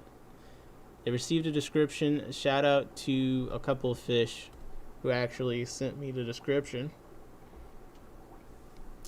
That's an okay idea, but should have more fish we could not see. Chris says Nick is such a hottie. I'm flattered, Chris. I'm flattered. Fancy penguin tetra looking? Yeah, but a little bit smaller. So if you're not familiar, yeah, this is a cool fish. The Black Arrow Royal Tetra. I got a group of them. Obviously, as with everything, I'm hoping to breed them eventually. And they're real pretty. They got the reds. They got the stripe, which, as we will see as we read, is one of its defining factors when it comes to the other Inpaichthys. A little lateral line there. And they've received a description. I want to say it was November. Is this the 3rd?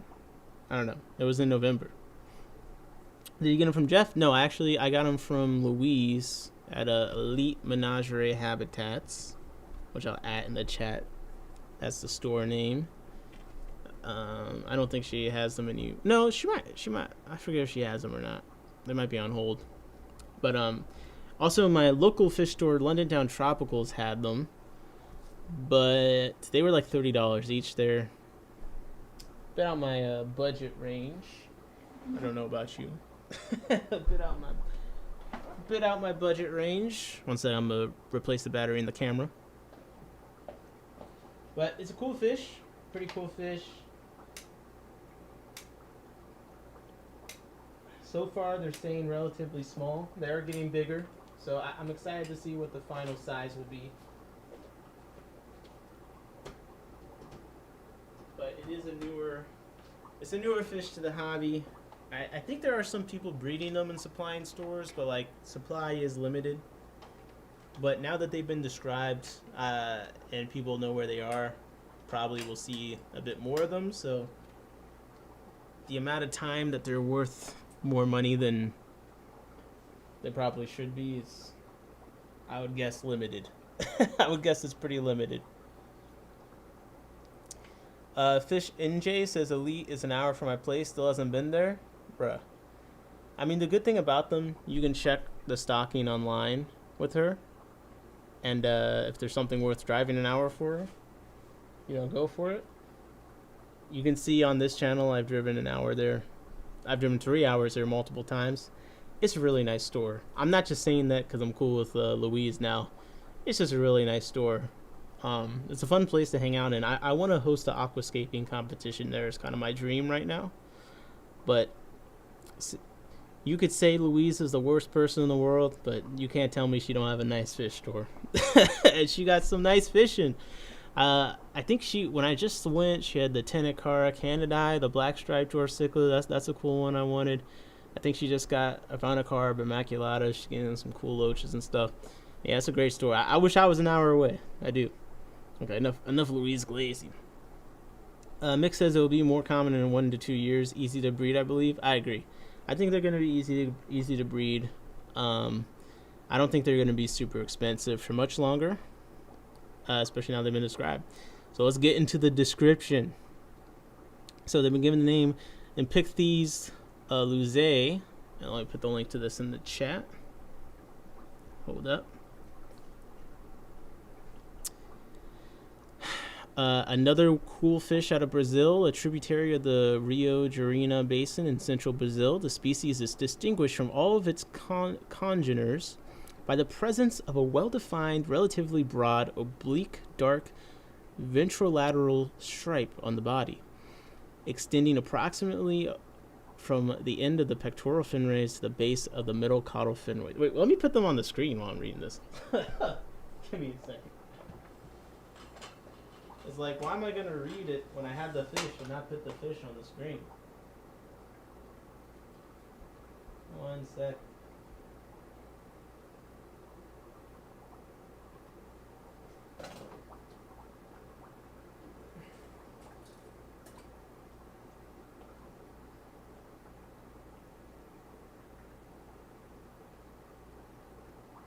There you go.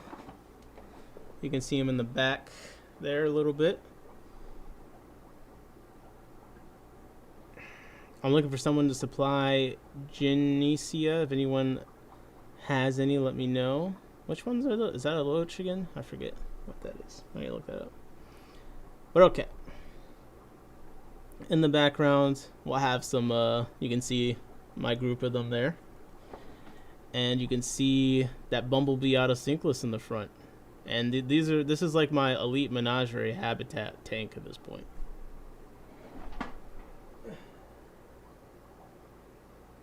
Because I think all the fish in here are from Louise.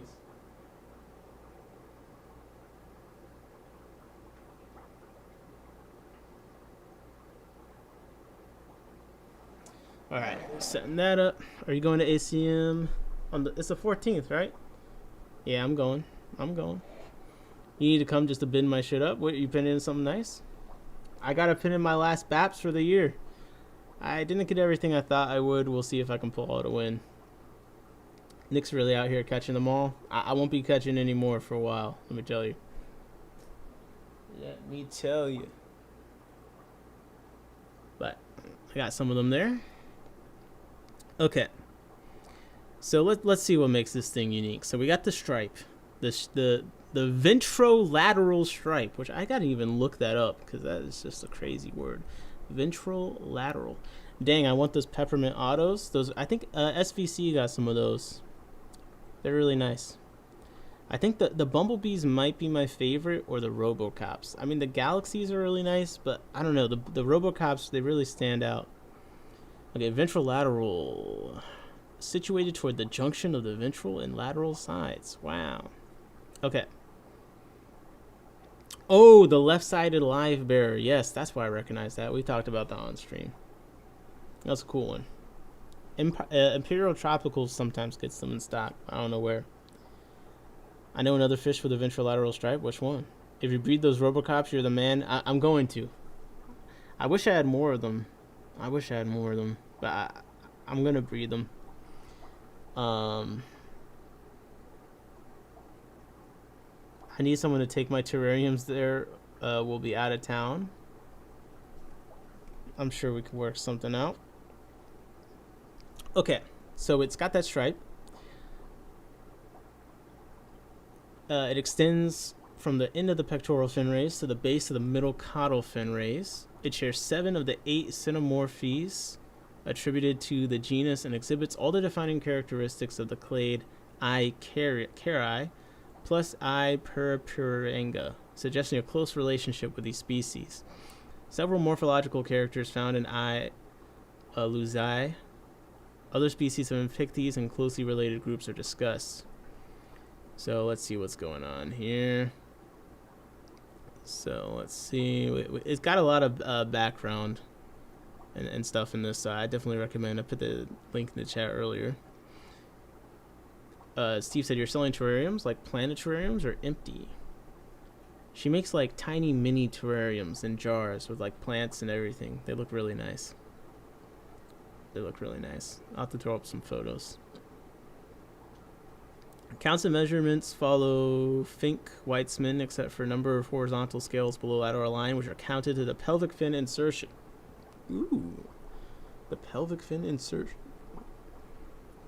So I'm trying to get to the photos. You know what I mean? There's only so many words that we can understand here. So they can be easily distinguished from all congeners by the automorphic presence of well-defined, relatively broad, oblique, dark ventrolateral stripe on the body, extending approximately from the end of the pectoral fin rays to the base of the middle caudal fin rays, and continuing to the tip of the middle caudal fin rays, versus a well-defined longitudinal stripe, absent, or dark lateral stripe, never oblique. Additionally, it can be distinguished from I. nembicura and I. parapringa by the absence of the humeral blotch, versus 2 in I. parapringa and 1 in I. nembicura. It is further distinguished from I. cari by 19 to 21 branched anal fin rays versus 22 to 26 branched anal fin rays. Steve says, oh, I know who that is. That's Shrimp Tank? Yes, that is Shrimp Tank. Breed those small catfishes you have, you'll be good on every auction for a decade. We'll see. We'll see. I hope so. At the very least, I'd love to be able to make document it and stuff.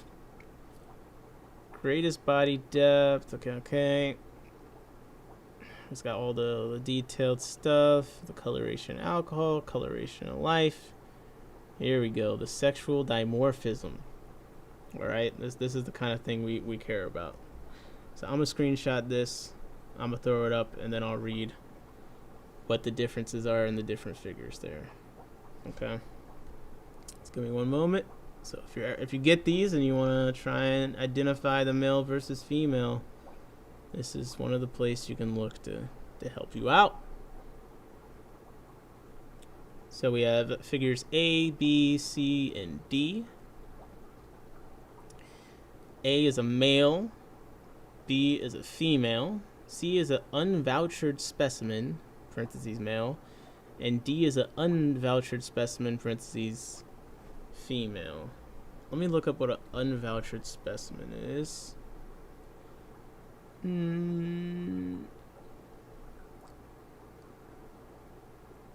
Looks like something that's not been preserved, perhaps?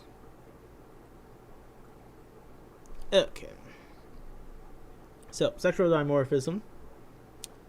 Anal fin rays of males more posteriorly inclined, appearing shorter than of females. So the opposite of what I was thinking, kind of.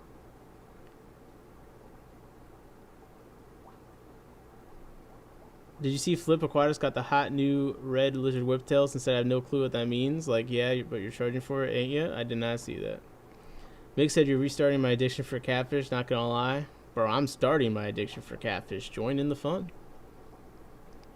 But okay, males have a more posteriorly inclined anal fin ray, appearing shorter than of females and resulting in relatively convex distal margin. Female anal fin rays slightly more elongated than males, resulting in distal margin straighter than in males. Male body slightly deeper and smaller. Males with more marked coloration, particularly in unpaired fins and in oblique dark lateral stripe. Hooks present on 1st to 5th branched anal fin rays in males. One pair of hooks, and you can see this close-up photo I'll throw up in a second that shows up close. But one pair of the hooks per lipotrichia segment, maximum 4 segments with hooks, segment preceding branching of the leg. Okay. So again, in this figure that I have up there, A is a male, B is a female, C is a male, and then D is a female.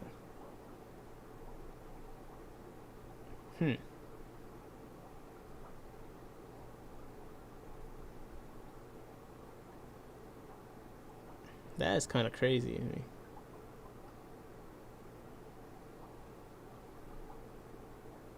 That's like, I'm like double checking to see if I read it right, because that's like the opposite of what I was thinking. But apparently the females have longer anal fin rays. Okay. Oh. Conservation status. According to the local fishermen who collected the species in certain tributaries of Rio dos Pixies, these habitats are well preserved and situated within... Ooh! The habitats are within privately owned lands. Okay, so maybe the price could stay high if these people that own the lands decide to be stingy with the collection. Or just always charge the same amount for them. I don't know. It's always a possibility. But they're within privately owned lands, facing no immediate environmental threats. The only potential concern is in its ornamental appeal, which is likely to be significantly heightened following the publication of its description. This could result in increased collection pressure in its natural habitat, etc., etc. But there's no evidence of threats that would warrant a classification other than least concern. So, I will again put this link in the chat if you want to read all the nerdy details. I just want to make sure we got through it a bit. Look at the sexual dimorphism a little bit. But new fish, could be getting more of them in soon, so you might have the chance to buy some. Mick said color in the dorsal in males. Well, apparently A and D are males. And it does seem like, more color in the dorsal on the males. I'm just surprised that the females got the longer fin. So I gotta go look at mine. I mean, let's see. I guess I'm here with the fish. So why don't we just take a look.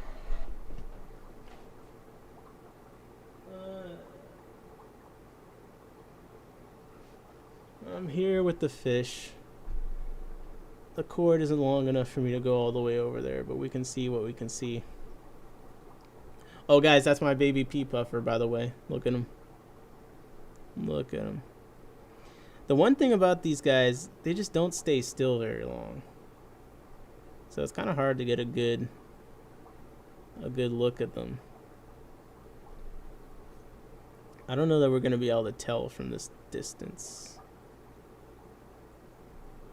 But that one in the back looks way bigger than the rest of them. Oh, I need to get that shrimp out. You're not looking up the standard. He's not worthy.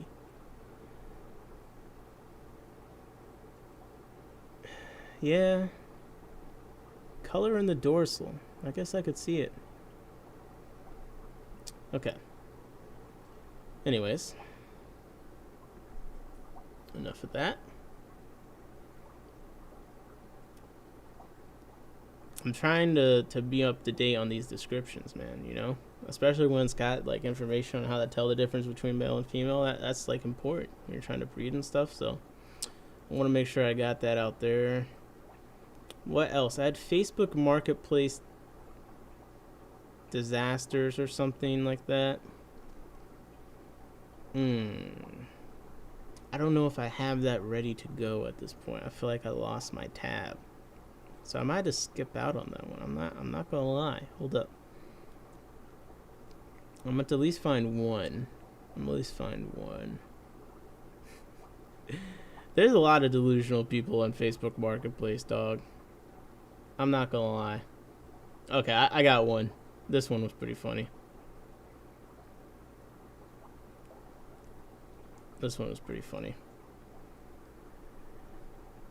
You know what I hate? When people ask for you to set the price on something on Facebook Marketplace. Like, make me an offer. But then you know they're not going to accept your lowball offer because they think that they deserve more. That's what, just tell me the price, man. Give me an offer and I'll give you a count. On the other side, I hate when people ask me what's your best price. I'm like, bro, I put my price on the listing. Like, just give me the offer. The one swimming around there ought to be a male. Behavior tells the story sometimes. I agree. I definitely agree. What the? Whoa. What just happened? I just totally shut off everything somehow. Holy. There we go. Okay, so I saw this listing, right? Bioactive tank with water features, $1, which means that They don't want $1. They have a bunch of BS in the description for you to leave. But look at this. You got a nice looking tank. Look, you got a background. You got 2 lights. Okay, like some kind of water feature going on here. But as nice as the tank looks, the description just tells an absolute travesty. And I gotta be honest, I didn't even know what an appropriate offer for this tank would be, because this description was an absolute mess. Mick said waterfall? Yes, Mick, waterfall. So here's the description as it reads. Alright. Read description, all caps, exclamation, exclamation, exclamation. 36 by 36 by 18. I just had this tank made for my 3 white tree frogs. It's less than a month old and I'm selling now because it's too much of a headache. I paid $1,500 for this tank with a water feature on the right side.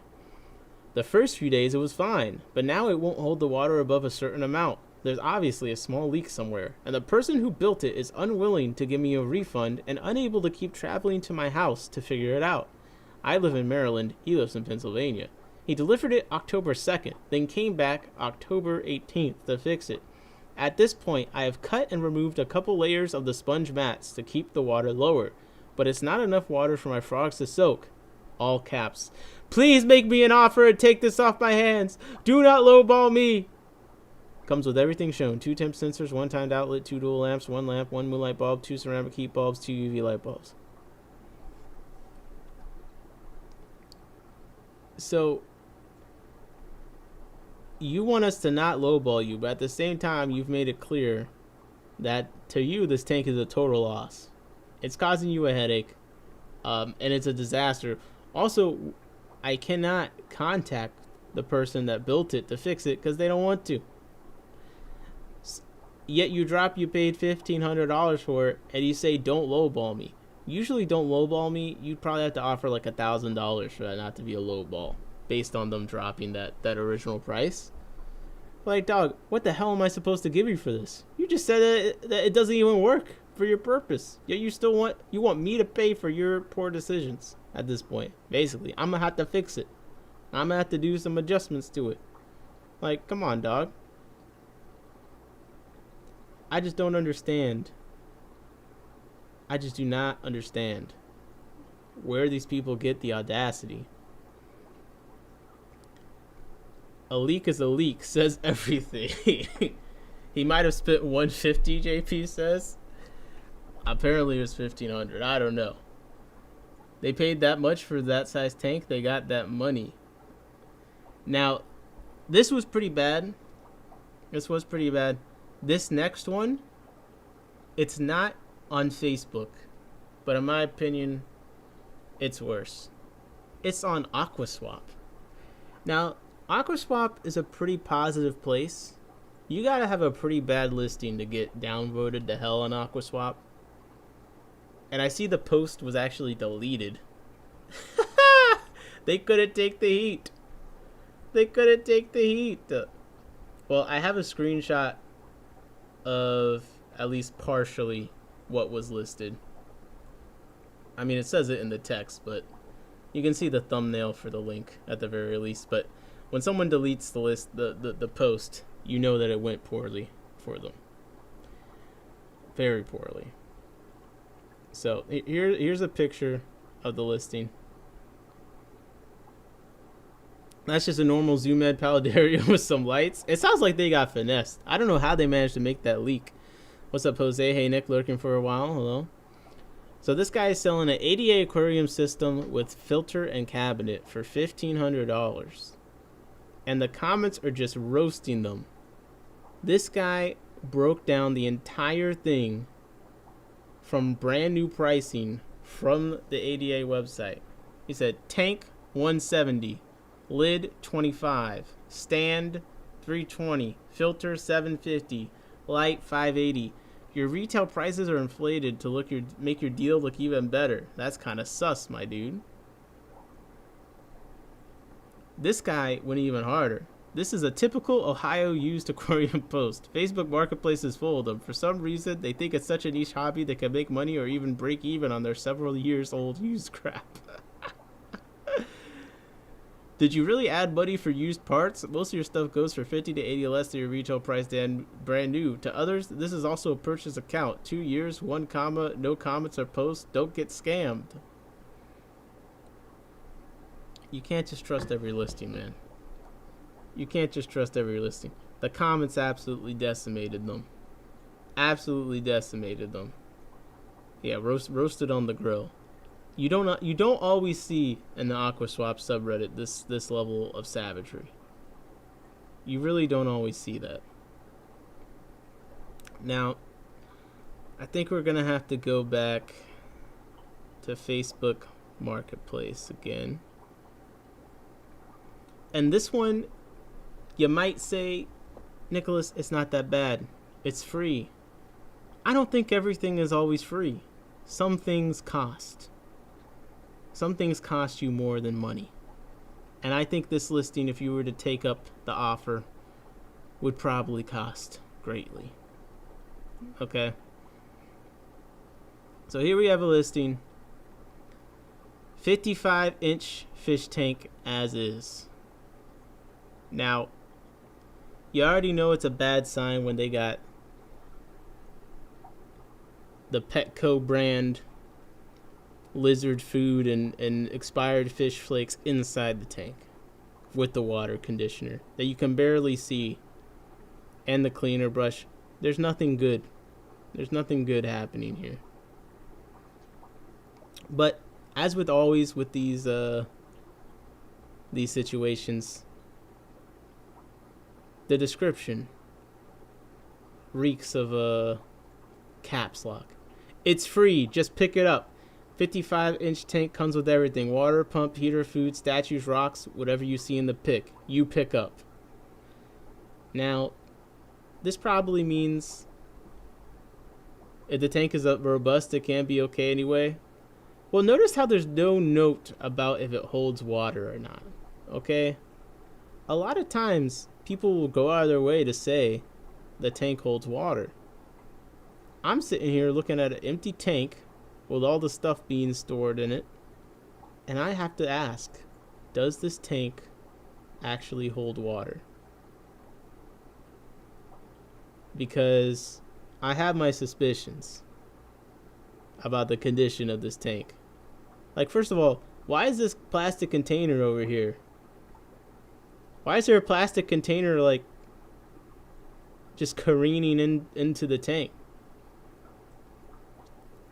Why does it look like it was at a low water level for an extremely long time?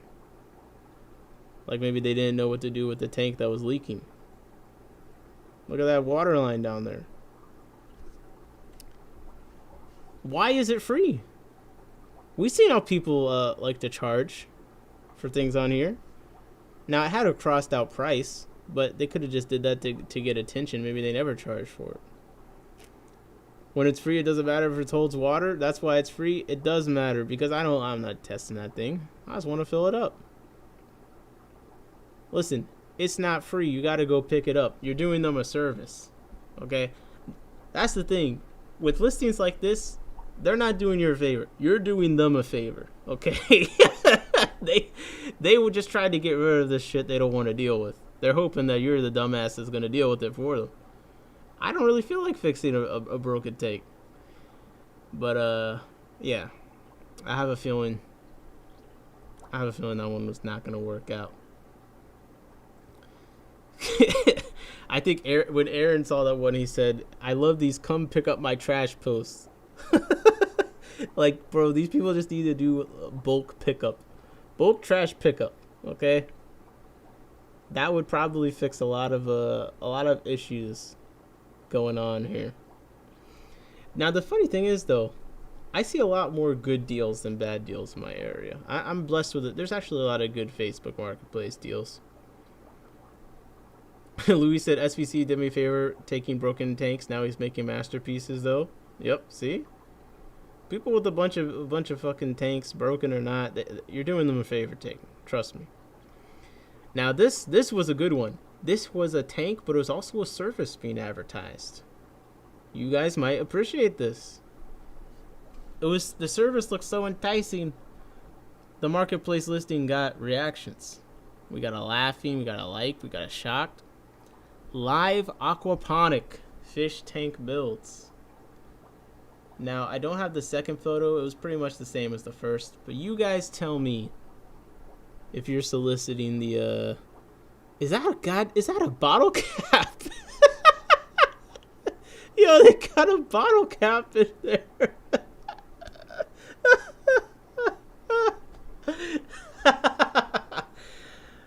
Are you hiring the live aquaponic fish tank build services in this marketplace deviant? I mean, they gotta be better than Bomba, right? Yo, clink. If you got a drink, clink. 3, 2, 1, clink.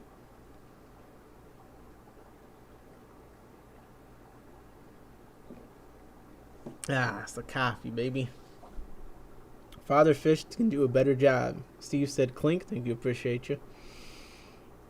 Yeah, I thought that was funny because, you know, it's a service. You know, they're not offering you a product. They're offering you a new lease on life, a change in perspective, an experience that you see every time you enter the room with the fish tank.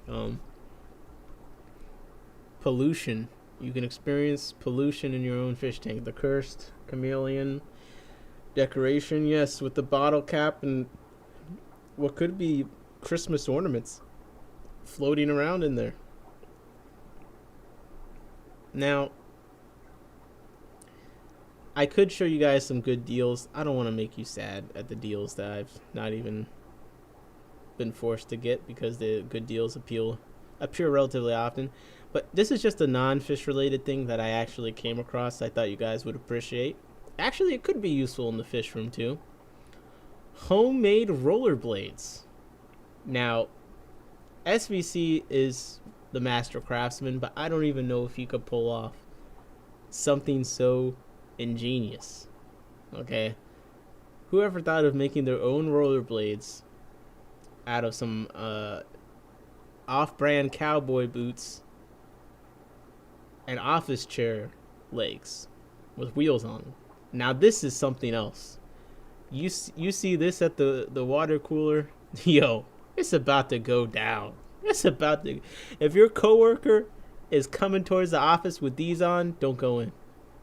Okay, if you see your classmate headed towards class and he's got these on, don't go to school. That's all I'm gonna say, man. Yo, that's all I'm gonna say. Anyone wearing these cannot be trusted. Go the other way. The police are they're sure to show up for one reason or another. This is a good time here in about 3 weeks recover. Yeah, if they're not committing a crime themselves, they're probably going to injure themselves greatly. And you don't want to be a witness to that. Okay? You don't want to be collateral damage either when they fall down, hit you, and you both shatter your tibia. I'm just saying, not everything on Facebook Marketplace is worth the risk to your health. It's not. I forgot about that one. That's a good one. Rollerblades. Rollerblades is so crazy, man. You know what's an interesting... Hold up 1 second. I'm ordering my homemade rollerblades online. Give me a moment. Give me an absolute moment. I'm trying to find where I put the bad deals at, but all I'm seeing is the good ones. Holy. It's hard being blessed. These are specialty downhill skating rollerblades. Great deal. No, I don't think so. I don't think so at all. You guys ever actually go on Aquaswap? There could be some nice things there sometimes. Some people are more skeptical on shopping on Reddit than others. I actually haven't just checked on here in a minute. But it's pretty good for like local stuff, honestly. More and more online retailers are starting to post in here, though, so I feel like the quality is getting a little bit mixed. It's not as many hobbyist people. There's like more transshippers and just fish flippers, but sometimes it's interesting. Sometimes you get a good laugh, too. I didn't know it was even a thing. Yeah, man, I've gotten some great stuff off of Aquaswap, honestly. Locally, you can pick up some nice tank setups. I've gotten all sorts. I got 240 breeders with like a whole complete setups off of here for free once.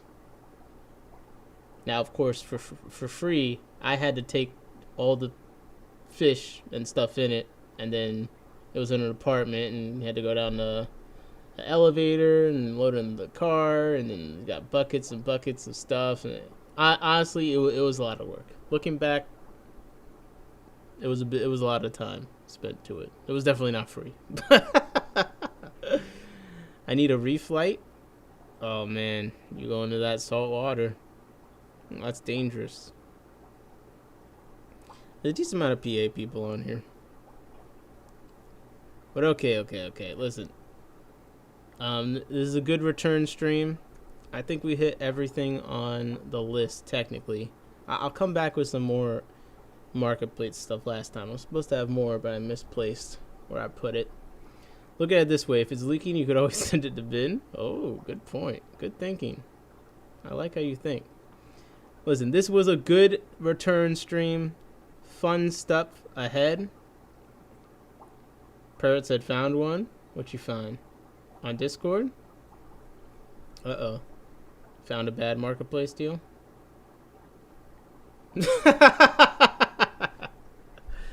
Okay. That's a good one. Okay. Yo, parrot for the win. Parrot for the win. Hey. So, I know what you're thinking. This is a reasonable tank. Wait, it sounds like you're going to end stream. We're really going to end it before I fall asleep. No lullaby tonight. I got to finish up a few things before I fall asleep. Also, I'm still sick. I just pepped up for the stream, okay? I timed all my medications and coffee and shit for the stream. So I could, do my I'm not going to get on here and be a zombie. What are you talking about? I planned on rolling over at 2 a.m. to tell you to go to bed. No, not this time. Sometime soon. I got some fun ones coming up.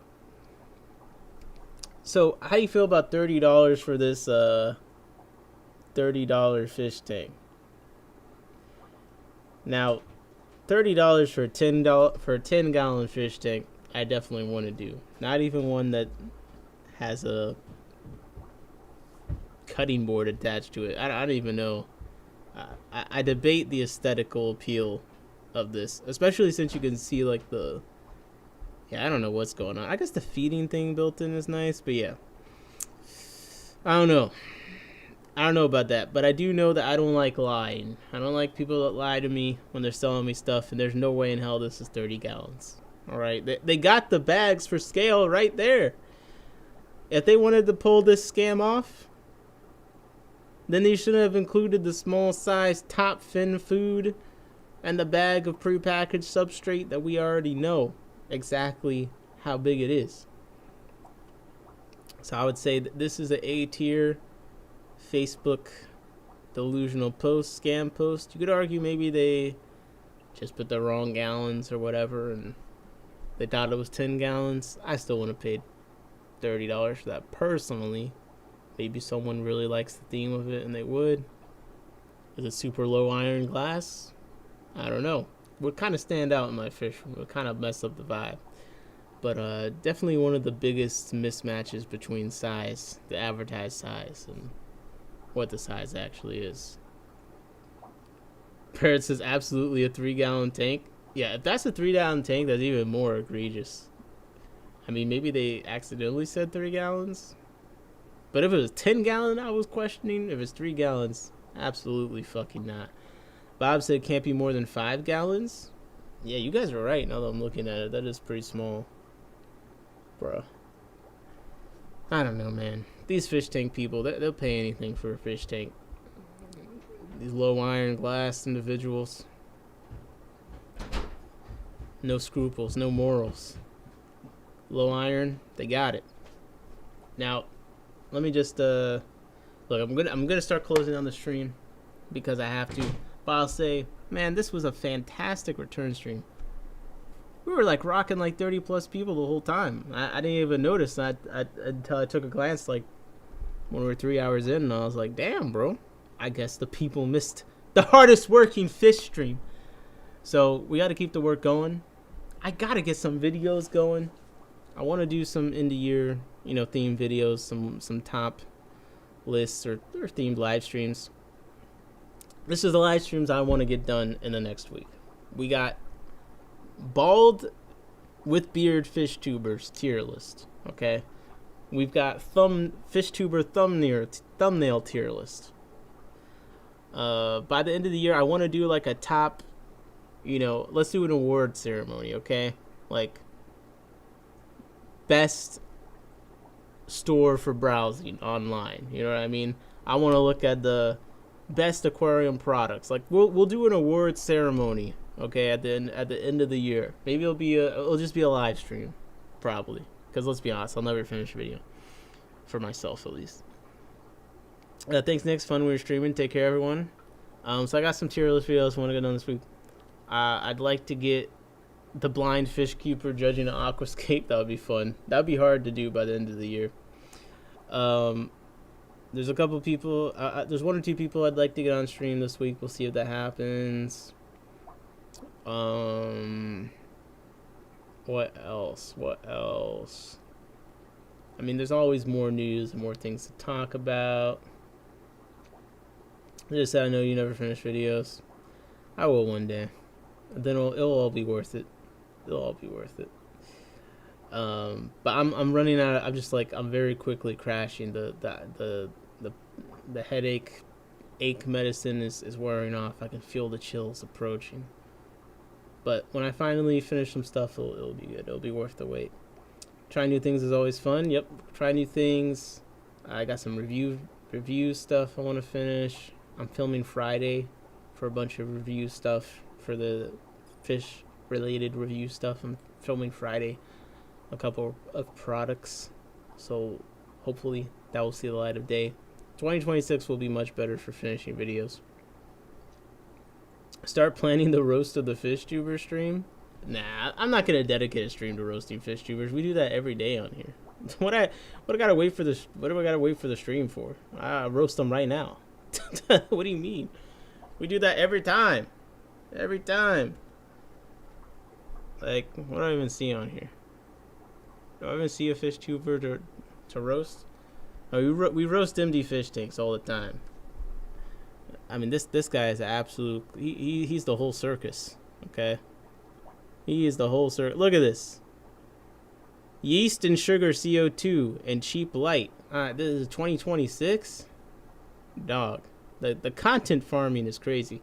His numbers have been going up though because he's been posting very consistently. I don't know what happened, but he's been posting a lot. Okay, he's been posting a lot. Just faking tank problems. Adding territorial fish to my self-balance. Yeah, I don't know. This is absolute slop. We roast this baldy all the time. He'll be on the bald with beard tiers list for sure. And the thumbnail tier list also for sure. We got some great thumbnails to look at, honestly. He's got some good thumbnails. Wait, let me look at some of the thumbnails. The thumbnail tier list I've been putting off because I want to do it like at the perfect time. As far as like me being in condition, I would have done it this weekend if I wasn't sick. I would have done it this weekend because I feel like it would be a good holiday, thing to relax and watch. But there's a lot of thumbnails that are questionable out there. There's some good ones.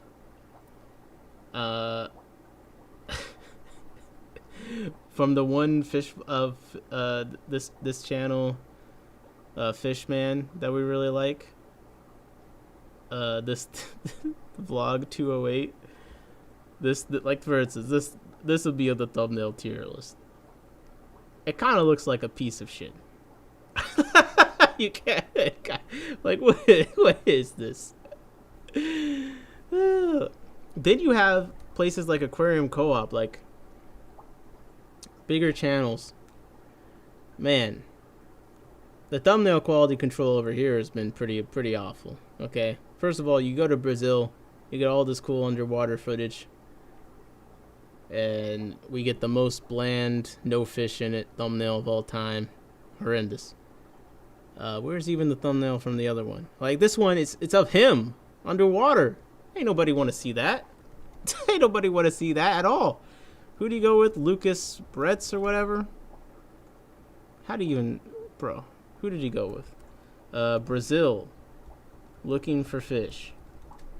Where is the guy that he went with? Oh, he did a collab post. Man, desperate times. Okay, Chris Luca. Okay. So we got this guy, 75,000 subscribers. Yo, how is he bodying Aquarium Co-op so fucking hard? I mean, obliterating them. 75,000 subscribers.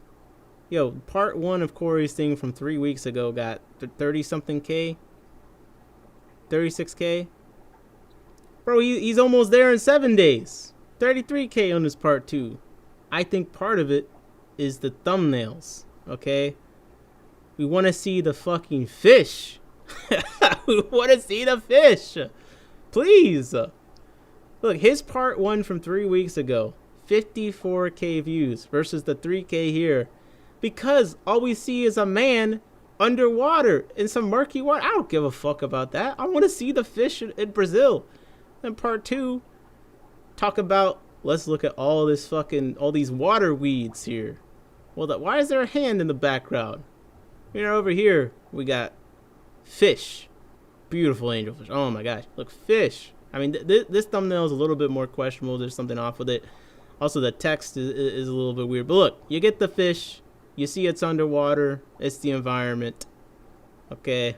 I'm just saying, this is 75K subscribers versus 1.13 million. And can you please decide which side is Corey's seal of approval going to be on in the thumbnail? First of all, why the fuck is Corey's seal of approval in the thumbnail to begin with? We know he approves of it. It's his fucking channel. Okay. Why we got the seal of approval there to begin with? It's not even the Aquarium Co-op like logo. They're just putting Corey's face in the thumbnail. Like, just put a reaction of his face in the thumbnail. Like, do that instead. Like, that's the MD Fish Tanks. That's what he does in some of his thumbnails. He got super lazy for a period, and he just copy and pasted the same face in the corner. Look at that. He just got the same face in the corner. Multiple videos. Okay? Do that. The seal of approval, if you're going to do that, at least put it on the same side consistently. Alright? Please. Alright? Please. Okay, let's see. Yo, there's nothing I like more than shitting on Aquarium Co-op on stream. This is like the funnest thing ever. And it's at the end too. Holy. Nick, do what you do now, then go get 2 kids and a wife, then tell her you're going to stream 5 hours plus doing 5 vids a week. You'll see. Yeah, I don't plan on doing either of those things. I don't plan on having kids. I don't plan on having a wife. Adding Chris Tropical Fish Co. to the Balding with Beards Fish Keeper list. Chris is the man. Photography is bomb. Chris seems like a cool dude. Bob said, I didn't click on Corey's diving video because the thumbnail was offensively boring. Okay, Bob, come on. Don't be so mean. Hey, at least this video's got like that stock. Like, this is what you see on like the crime reports where it's like 3 murders recorded. And then like the thumbnail is just like a police car lights or like caution tape. Like, at least we got that appeal with the restricted access tour. We got the restricted area. That's cool. I rock with that. Also, I like Randy. Between the trio on In the Mom, Randy clears, in my opinion. He's fun. I feel like he is authentic. And he's the only one talking any sense half the time. Corey will say whatever. Zenzo will just agree with whatever Corey says, even if it's like the dumbest thing he ever heard. But Randy is the only one who's willing to be like, I thought I heard that is actually not true. That's why I rock with Randy. Okay, I like he got the kahunas, and he seems to be really technical with the supply chain stuff. So I like that. All right, countdown till Nick gets nabbed by a fish mama. Poor Randy stuck in Kentucky. All right, since I'm here, and I just like light up. I just light up when I'm hating on Aquarium Co-op. I feel like I want to like avoid doing it because then it like becomes a thing. But then I just enjoy it so much. I can't like, bro. I'm just gonna be myself on stream. It just happened naturally. What can I say? So Corey does this aquarium lids make a huge difference video, right? Now, talking about thumbnails, this is actually relevant. And let me turn my lights back on 1 second.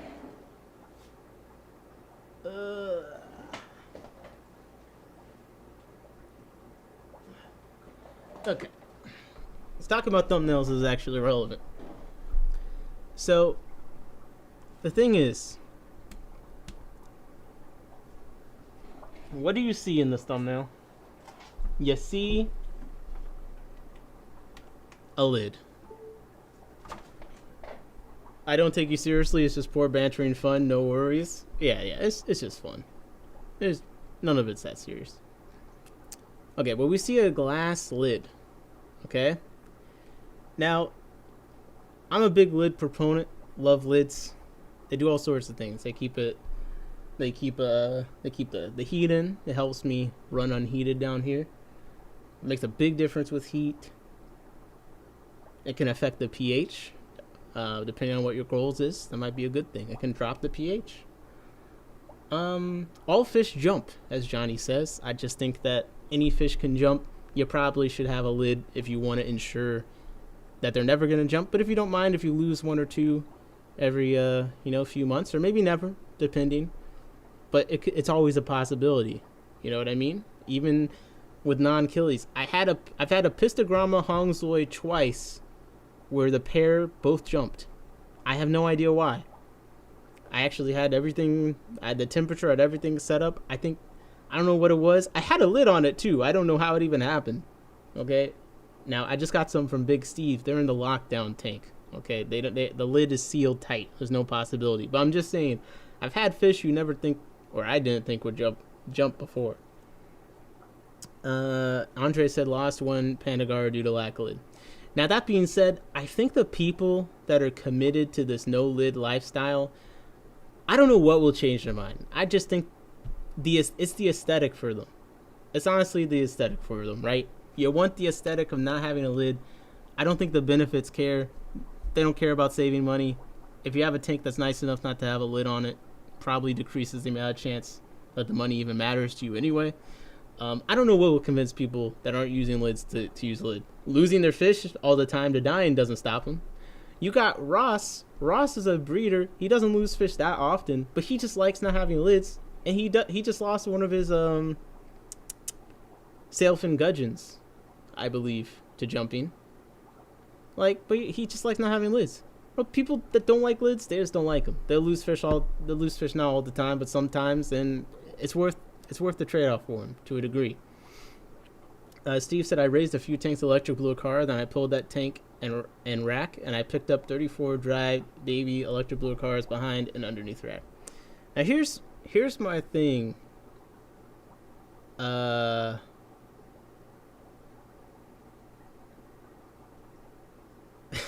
Here's my thing.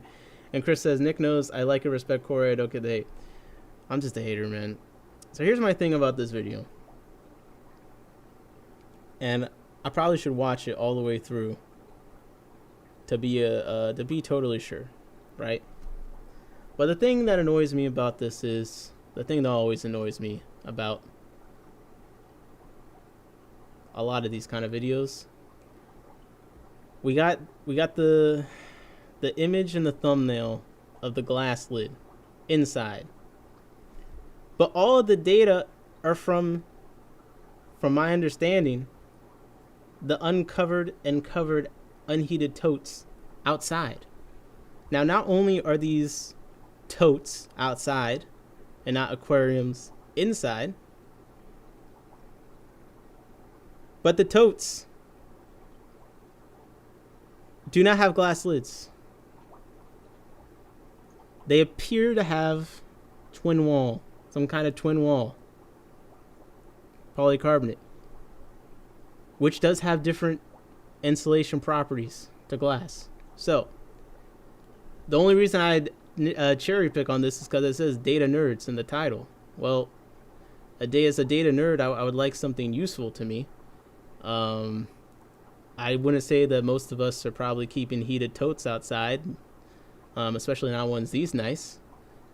And I would say a lot of people probably would like to know the difference it makes inside with a glass lid would be nice.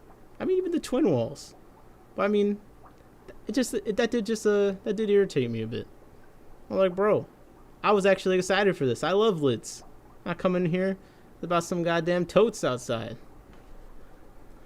I think not having lids comes down, do you have a Petco $40 breeder? Do you have a $1,500 rimless $40 breeder? I agree. Steve said $5 a piece minimum, 170 dried up on the floor. That is sad. That is sad. All right. Now on the thumbnail search.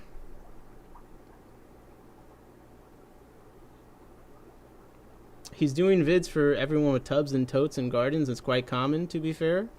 I mean, I could agree with you on that, except that's bullshit because the video is of an aquarium inside. Look at, even in the thumbnail, aquarium, outside temps. Now, it could be possible if I watch this video through all the way, then I'll be proven to be an idiot.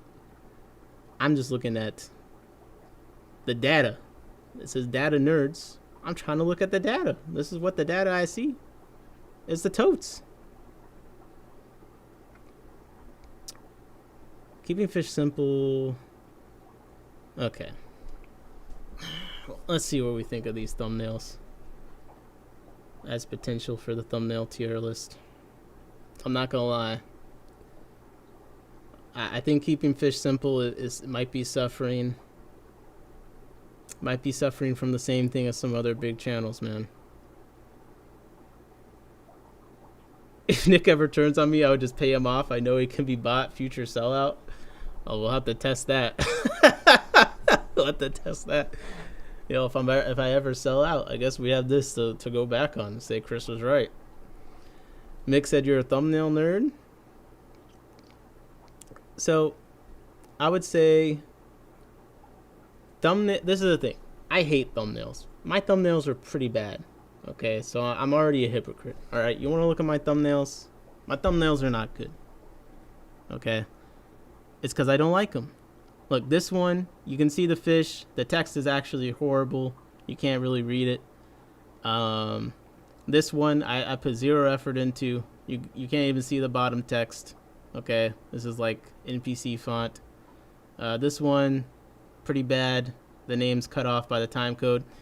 This one is good. I did not make this thumbnail. That's why.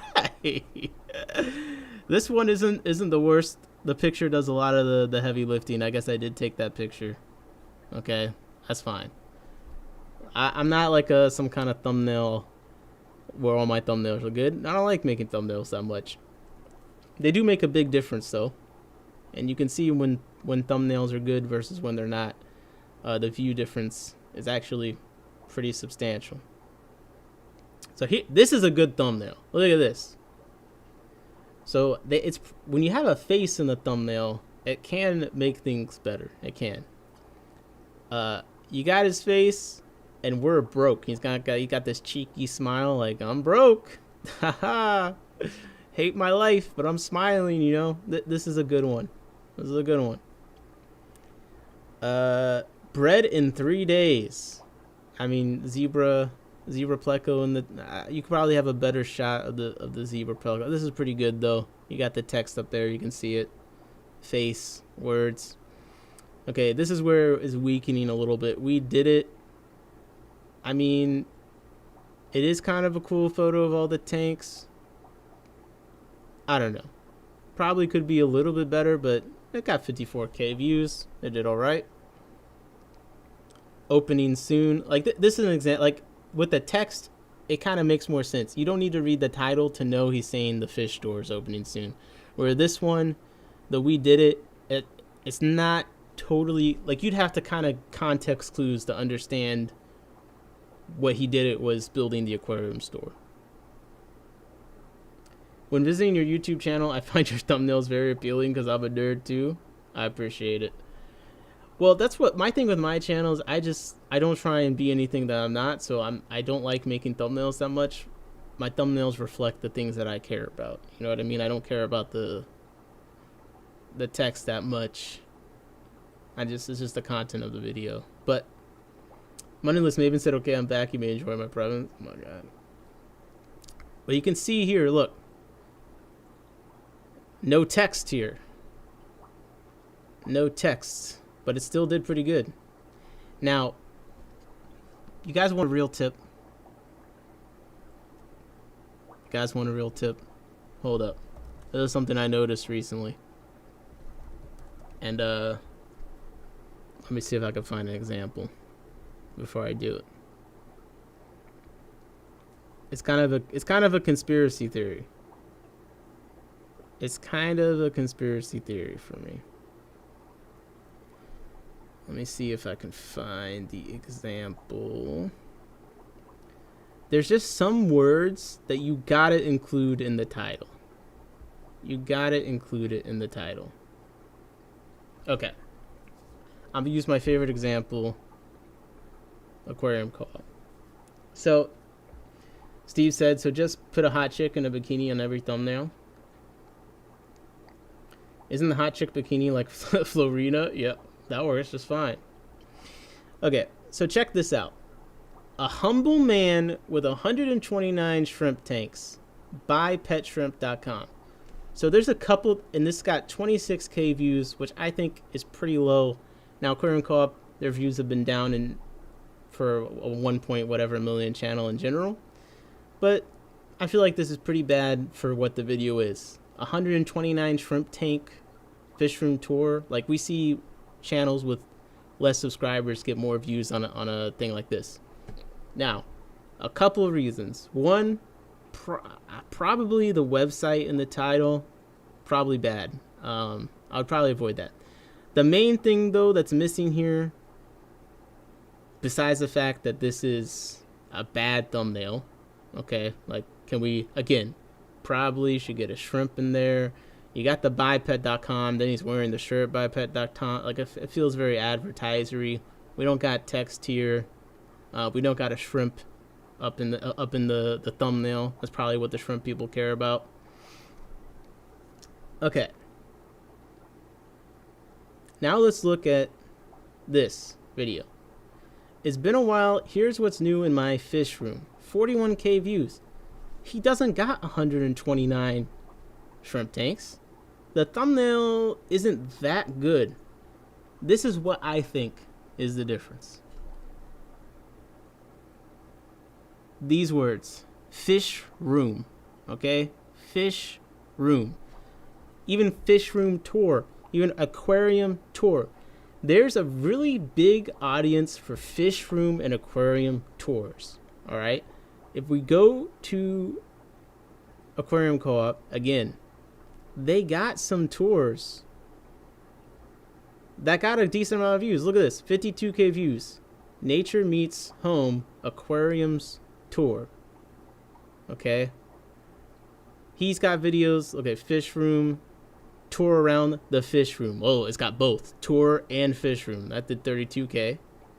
Not bad. Even this clickbait one didn't do too bad. I assumed it and I was wrong. But seriously, you gotta put tour and fish room, aquarium tour in the title. Okay, look at this. Feeding all the cool new fish. Feeding all the cool new fish room tour. 49K. So just imagine if they did 129 shrimp tank aquarium tour or something like that. It's not all about the thumbnail. the title and what shows up in the search matters too. Okay. If you're doing a tour of a fish room, and I gotta remember this for myself, you gotta put fish room or tour or aquarium tour somewhere in there. Okay, because just the number of tanks doesn't do it. Now I'm doing it with Aquarium Co-op. I don't remember the other ones that I've done. But I there was one day I went down this rabbit hole, and I really did find that people that did fish room tours, but didn't put fish room and tour in the title, did significantly worse, was what I found. So, just a note there. There's something I noticed. I know that was kind of random, but hey, it is what it is. I think tour is probably the most important word, probably. Tour works. Okay. Let me see. Fathom Aquatics. Did he put tour in that video that did really well for him? Okay. No tour, but fish room is in the title. 82K views. He's got 11,000 subscribers. All right. I'm telling you, fish room is a good one. Fish room is a good one for the title. I'm telling you, bro. I'm telling you. Put fish room up in that bitch. People will click on it for no goddamn reason. Now, see, this person messed up. Fish breeding room. You know, put them together. Put fish room together. Put breeding somewhere else. I'm telling you, this is the conspiracy theory. Okay, this is a conspiracy theory. Fish room. Yeah, fish room. You got to, man. You got to. Do inside Nick's brain room tour. I'm already streaming. Bob said fish rooms. Yo, look, we even got, this is the end of my aquariums and fish room. Look at that, fish room. Man. Oh, man, you guys remember this? Yo, this is the guy that started the whole KG Tropicals drama. And that was a fun saga. Talk about random topics. Today's video is so a little controversial. What has life been like for the two channels since then? Stone Aquatics, seems like he's got like 1,000 subscribers. I don't remember how many he had before. I assume that his aquariums are still, you know, poverty tier. Probably still garbage. He was still defending this tank, this monstrosity. It was one of the worst things I've ever seen. Couldn't even bother to put a real plant in there. So Stone Aquatics, let's just do a quick checkup on this, because I'm just curious.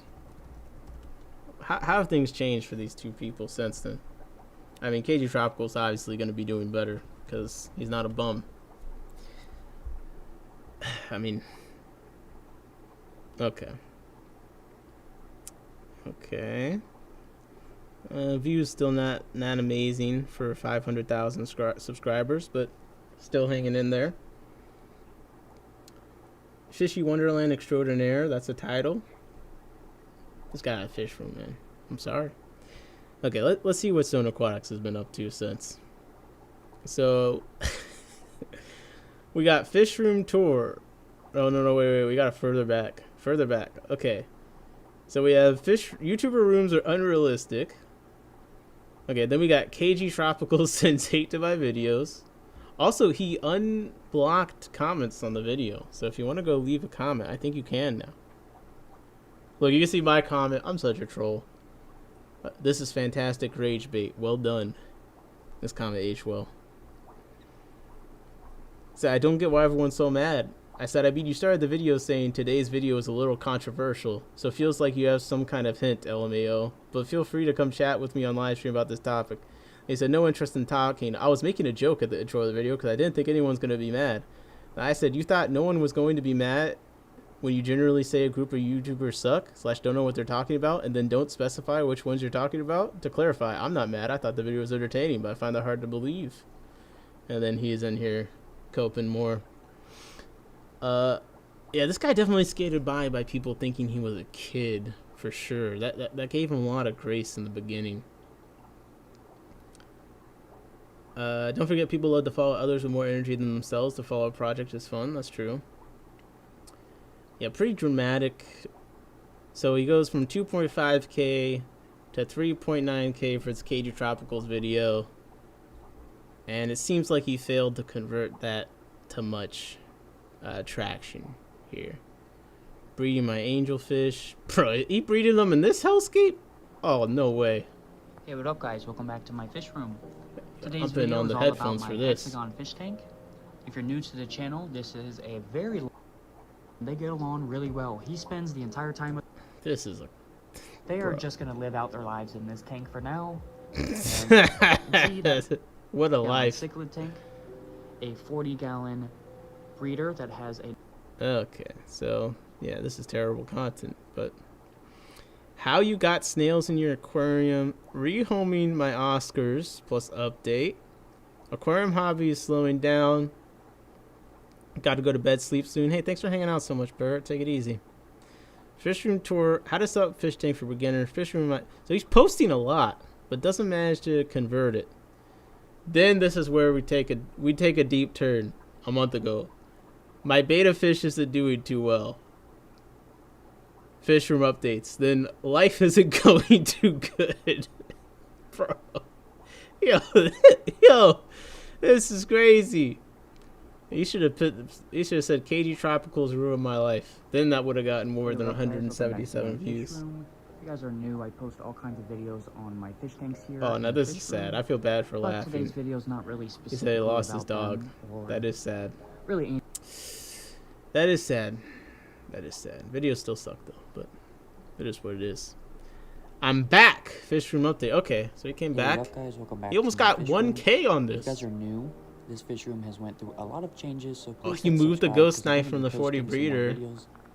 And to the hopefully bigger you'll check out tank. my other videos Oh, it's because about to. there's so many Oh, why is it always the parrot cichlid dog?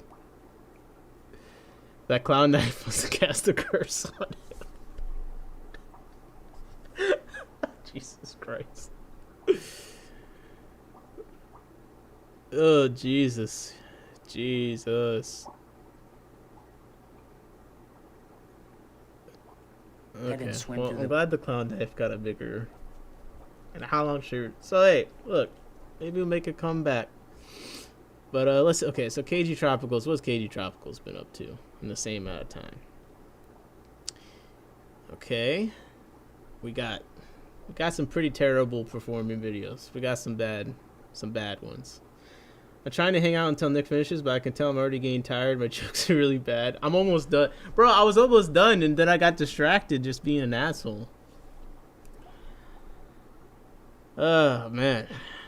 I gotta roast myself just as penance for all this trolling I've been doing the last time. Life isn't going too good. Fishing tour. 5 million views. Yo, Vic, you just broke the code, man. That's what would have done it. That's definitely what would have done it. Holy. I just realized I didn't have the fucking comments on the screen. That's a good one, Vic. Man, I get that many views with 50 subs and empty tanks on my vlogs. Yo, Temper, I hear you're gonna be on the bald with beard tier list. Is this true? This is true. My team has been working on it. my team has been working on compiling as many bald with beard fish tubers as possible. You seem to have made the list. I hear you're gonna be high on the list. They can be tricky, Chris. Snow laughing. Oh my gosh, you guys are on another one over there. Okay, so yeah, so since then, it's not been smooth sailing for KG Tropicals either. Okay, we're talking about titles and thumbnails. We got a penis joke as the title. Not so micro sword. My sword is bigger than yours. Yeah. Okay. Yeah, probably not clicking that either. I got 3.4K views. That's pretty wild. We got some AI stuff. Watch your step. Aquarium blew up. Okay, 13K. We got your next favorite plant. This plant is a transformer. Rotala rotifondia. Did he get like a sponsor? Is that what this is? Are these sponsored videos? You ever think, I want a plant that's super easy to keep, grows really fast, makes a... View products. Let's see. Oh, this is their own sponsor. Okay, this is advertising for the plants they sell. They even got the thing right there. All right, so they didn't. These videos didn't do good because they're just lazy ads. Okay, perfect. Master kit versus test Ask strips. any fish keeper what I'm gonna the assume most- this is an ad for the products too. Yep, we got links to. Okay, so these videos doing poorly. They're ads for their website. This plant will give you free plants. We get a lot of visitors to our Okay, so this is I see. Abe said they started selling plants recently. Yeah, that's what I'm seeing. Now I'm surprised. This says this is 9K. Usually his clickbait does. I would say KG Tropicals. He's a master of the clickbait title and thumbnail. I mean, like his thumbnail will be something dramatic like, "I can't believe I survived after fighting for my life for 3 months. But here's how I did it." And then you click on the video and he will talk. You guys think I'm good at yapping? He will talk for 30 minutes straight about nothing until he finally gets to whatever he put in the thumbnail title. I think one video I clicked on and he was like, "Listen guys, this time the information's gonna be right at the front. So just hang on there for a second, because I'm gonna not drag it out this time." Why am I sitting there 20 minutes later and he still ain't got to the goddamn point? So I'll say he's a master. We talk about content farming with MD fish tanks. KG Tropicals laid the blueprint, I would say. Okay, we got 26K coming back in. Okay, we got another. This is going to be another ad. Fishless fuel. What in the... You see this little bottle that is... This is like the boner pills in the gas station. That's kind of the vibe it gives me. Master Yapper. I think he got me beat on yapping. I'm not gonna lie. I like these. Somebody's gotta say it. Boring. I like this. This is good. This is good clickbait. I like that. I'm not gonna click on it, but wait, why didn't I look at this? CEO answering aquarium lovers' questions. They did a skit? Oh, that's cool. I support this.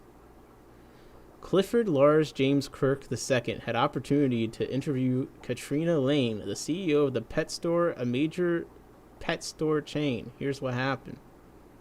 Okay, I'm not going to watch this, but I appreciate the arts. I appreciate short films and people being creative and funny. This looks like it could be entertaining. Look at the effort they put into this green screen.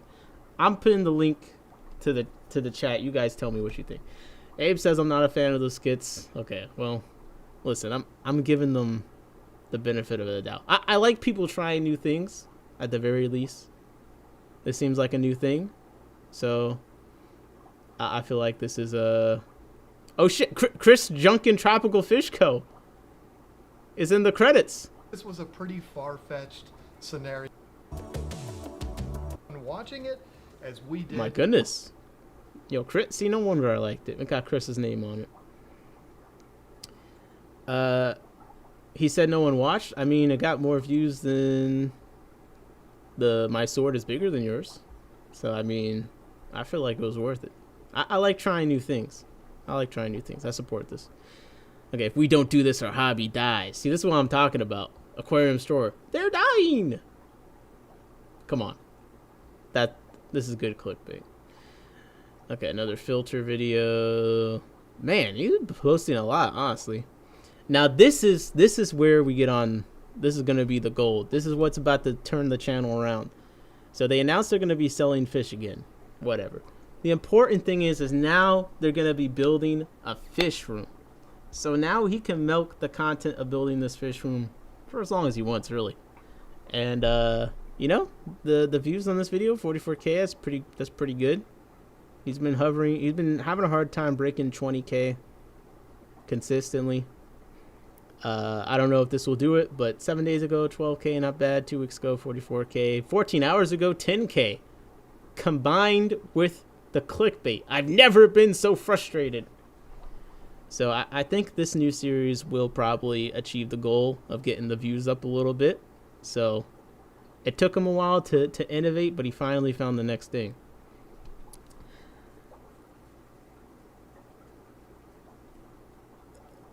In my tank said, Captain Critters said I've uploaded a bald with beards XLSX sheet to the Discord of our current collection. Oh my god. This is amazing. Yeah, we gotta do the bald with beard tier list imminently. Absolutely. 26 so far. That's fucking incredible. You guys are something else.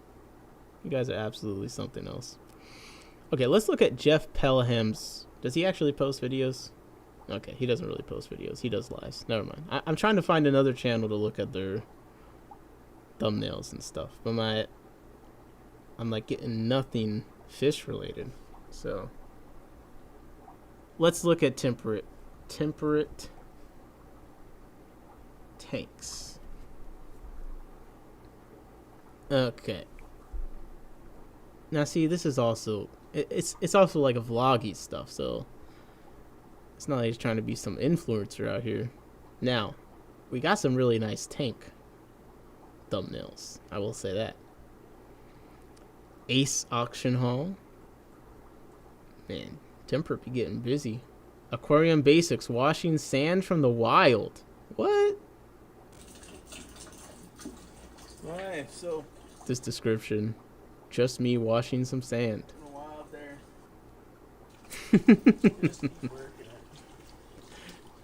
Honestly, bro, I need a playlist of this. Just Temperate Tanks videos. It's just wholesome. Here's me washing sand. I'll put the link to this in the chat. Bob and Captain are cooking up this bold with beard spreadsheet, and it's going to be fantastic. We got some cup orders. And we got a lot of... He's got some nice tanks. 10% I washed that sand, yeah. Unheated 20G. Look at that. You guys just doing an update. Just fed the tank. Look at that. Oh, the Hellfire. I need my mind to grow. That plant. Yeah, Temperate got some nice tanks, man. I don't know what to say. Clown killifish in the corner. That's what I'm talking about. Okay, let's look up Fish Room Tour. That'll probably bring us to some wannabe fish influencers, you know. We need people that are trying to put some thought into these thumbnails for maximum views. Mick said that's a nice tank. Yeah, I put the link to Temperate's channel in the chat. Got some nice stuff in here. Okay, Aquascaping Cube. You know it's gonna be good when you got some AI art. Now, look, welcome in my fish room. Okay, 3.3K views. It's not the blockbuster we're hoping for, but all my aquariums and no secrets. Ooh. Yeah, I think we needed other words besides this. We need like rare corridors or something like that. I don't know. The thumbnail isn't the worst. It's kind of a weird... There's a lot of empty space here with this wood paneling, you know, but it's kind of cool. Mick said he just subbed. Let's go, Temperate. Easy reef tank, step by step. Before, after. Is the arrow just not doing enough? Now this one did 12K. Rotala takes over tank in just 3 weeks. Amazing aquarium built step by step. Excuse me. Wow, look at this. 146K. How I grow endless Anubias plants for free. Anubias propagation step by step. Okay. You got the same goddamn arrow and everything. I'm dying, bro. Now, this looks like Instagram content. I'm not gonna lie. This is like with someone that uses a lot of Instagram. Like, this is the aesthetic they go for. I feel like this is the kind of thing that AI could make. Like, this whole channel. Don't count on me being regular. I just post to track my tank progress. That's, hey, like Mick said, sometimes I like watching other people's projects. Okay, we only got a few posts here, and they're kind of old, so it's hard to judge. There's not a lot of consistency. We got Rich's Fishes. Oh yeah, these are all over the place. These are all over the place. Okay, we got some standardization here 6 years ago. I don't know what happened. People love red plants or things you can do to save money. True. Okay, what else can I freaking... Okay, Dan's Fish has some sleeper thumbnails, though. Okay? Like, there's one... Like, it's pretty lazy copy and pasting the same pose for a lot of them. But, like, this is where it gets good. Okay, this is cool. I think white background probably gets old as part of it, but I like this interacting with the Dan holding thing. I'm looking for one. There's one that, like, really just needs to be a meme. This is funny. They should have made him bigger, but this is funny. Come on. He's carrying the damn box. I like that. And at least they got the fish and all the thumbnails. That's important. Now I'm looking for the one I said should be a meme. There was a hilarious Dan's Fish thumbnail, and I don't know where it is. But I'm telling you, sometimes they just be having the wildest. What the? Hey yo, hey yo, yo. I hope that better be an apple teeny. Holy. Yo, Dan's getting sassy with the sip. Jesus. Okay. Oh my God. Look at that. Yeah, where'd the personality go, man, with the thumbnails? This is what we're talking about. Kiss the puffer fish. Pucker up for the puffer. That's what we're saying, man. Now, he can't make it onto the list because he's not bald with a beard right now. He's just bald. So he can't make it onto our list. But, you know, I feel like with some of these thumbnails, he'd probably do well on the tier list if he had a beard. I just wish I wish I could find the one that I'm thinking of that I thought should be a meme. Oh, look at that. I like this. Like he's laying down like under quarantine. What the hell? This is fantastic. This is actually yes, wait, this is the one. Yo, this gotta be a meme, dog. You can make this they're the same picture meme. You can make this an aquarium center meme. I mean, this is a classic face. This is perfect. This is perfect, okay? And like, this could be even like someone gave you some fucked up test results. You're just like, you're asking me if this is okay. Like, this could be all sorts of things. Yo, night Jose gotta hit the said they gotta hit the sack. Rest easy, man. Appreciate you. Dan is a pro theater guy, knows how to do it funny. Dan's got game. Yeah, man. Dan's definitely got some thumbnail game. Maven said, someone told me I was obsessed. I said, why? Why would you think that? She said, you only leave your fish-filled house to get more fish. Don't watch anything not fish-related. What do you call it? Me, a hobby? Hey, man. Fun critiques, Jose said. I'm glad you appreciate it. It's all in good fun, man. It's all in good fun. There's nothing I love on this earth more than a little bit of hating, you know? I'm just a couple years of experience from Bomba, you know? Just package it a little bit differently, just so I have some plausible deniability. You know what I mean? It's all jokes. It's comedy, bro. It's fine. It's fine. Now you can tell for you on here that I don't watch a lot of aquarium content. Okay, I really don't. Mexicali, of course, is popping up. Fishcapade says I do like Dan's thumbnails. I need this kind of thumbnail for 3 shades of fish keeping. I'm gonna copy this. I'm definitely gonna copy this. Oh, Fishery? I'll check that out. Sadly, Dan doesn't fulfill the requirements of bald with beard. Wait, does Jorge fill the requirements of bald with beard? I don't know if he's actually bald or if he just shaves his head, though. It's kind of hard to tell. But anyways, this is a good thumbnail, man. except the restream. The restream shit, it kills me. The restream branding and everything, I'm dying. I'm actually dying. No, not 50 Shades, 3 Shades of Fish Keeping. It's me, Aaron, and Ross Baltimore. Okay? Because we're 3 different shades of black. Why I say it like that? Okay. Yeah, put Jorge on the bald with beard. It's gonna be hard to rank him low though. Let's do Fishery. He's both balding and shaved. So, I'm sticking to 50. Whatever floats your boat or fills your tub. Hold up. So, okay, Fishery. So, Fishery is an interesting case because he's someone that, like Mick said, he said he likes my thumbnails because I'm a nerd, right? Fishery is like quintessential nerd. Fish nerd. But he's also someone that struggles with the algorithm. Like, he really resents how it works sometimes. But he understands that thumbnails are important, and he sees the difference. So, I get the 50 Shades reference, Fishcapades. Oh my god, bro. He understands they're important, so you see him experimenting with thumbnails quite a bit. Alright?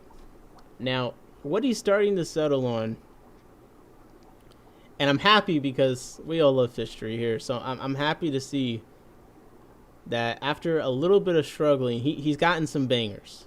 So this Myanmar one, which is kind of random, honestly, that this one's the one that kind of blew up. But 43K on this, and that's a 30-minute long video. That's nice, especially if you had the mid-roll ads on there. Probably made some decent change on that. We got 21K on the shrimp one. 41K on the live Aquarium one. That was he made that video nice and timely. You know what I mean?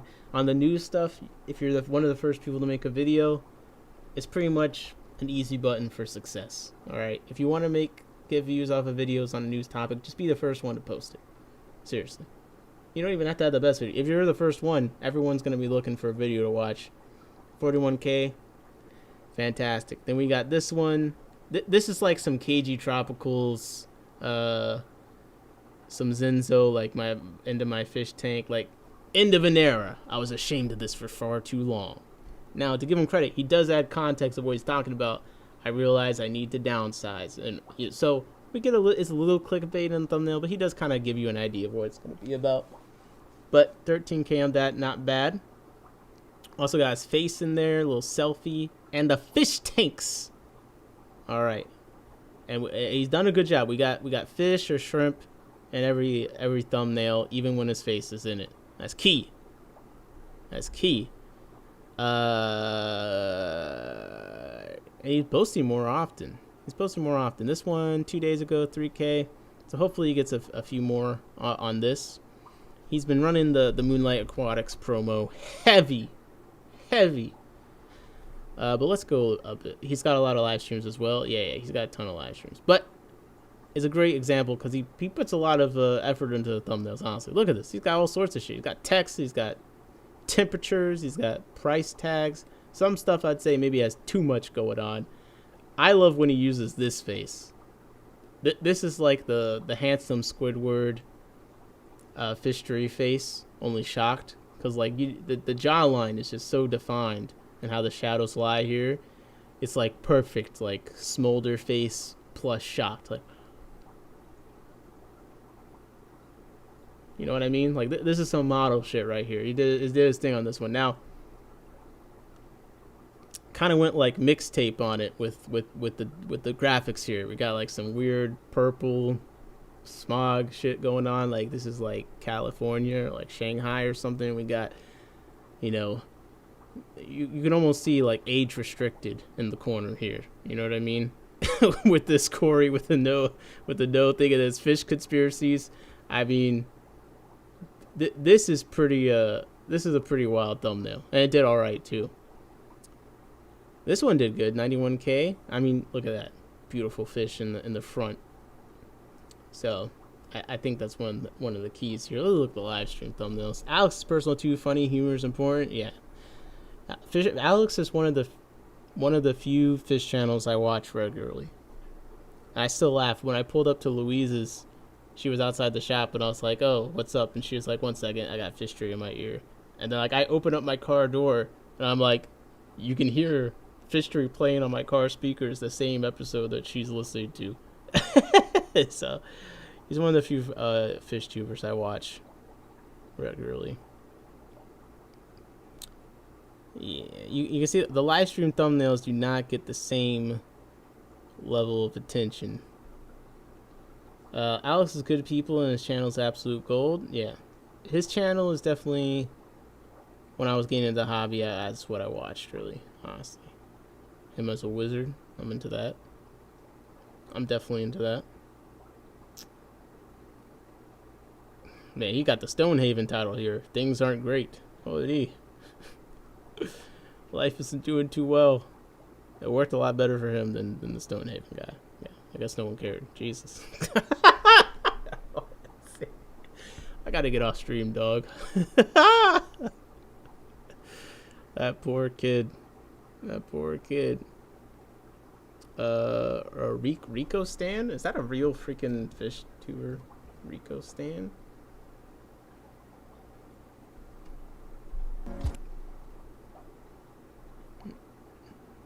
What in the hell am I looking at right now?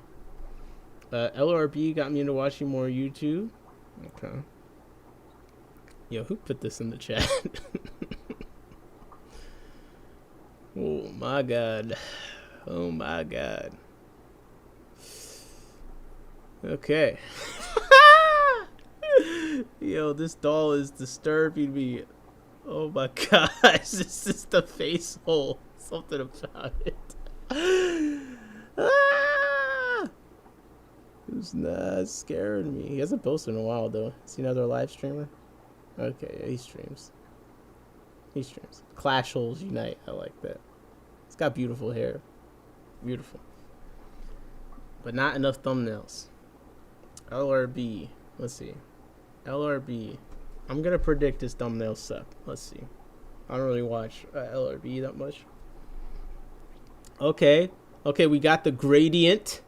We got the gradient double red arrow coming in here. It's a lot of effort for a 4-minute video on the thumbnail.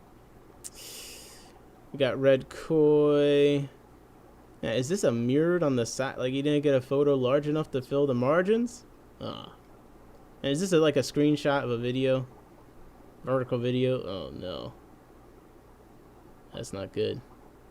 Rico said he's not doing too much. Mick said Rico is so funny. I'm going to have to check him out. Okay, here we go. Is LRB cooking or cooked? I like this. I like this. Now, it's a little hard to see this darker image on the left there, but okay. We're trying here. Axolotls are not that difficult. He connected a lot of us together. He's a kind hippie, very lovable. He does look like a very lovable guy. Anyone with that kind of hair. You know what I'm saying? I'm not sure on this thumbnail. I don't know what he's trying to tell us with the axolotl being in a net outside, but it doesn't feel easy to me. You know what I mean? They're saying they're not difficult. The R not are in red. He decided to do R as one letter for some reason. I think we need a better axolotl photo for this one. It in the net outside, it's just kind of confusing me. I don't see the cute axolotl I want to watch a video of, and I don't want to see him all gross and slimy like this. I don't like that. Okay, here we go. Here we go. World's greatest, most interesting, dirtiest fish room tour you will ever see. Fantastic title. It's got fish room and tour all together. 22K views, and it's 2 hours long. Let's go. A little bit of humility in the title too. Dirtiest, most interesting. He's a little in love with this gradient effect thing on the edges. I don't know how much I like that. We got wild betas, 2K. Look at this. Look at this. I'm telling you. Look, 2K, 2K, 3K, 2K, 1K. Daku Aquatics Fish Room Tour. 21K. Fish Room Tour. I'm telling you.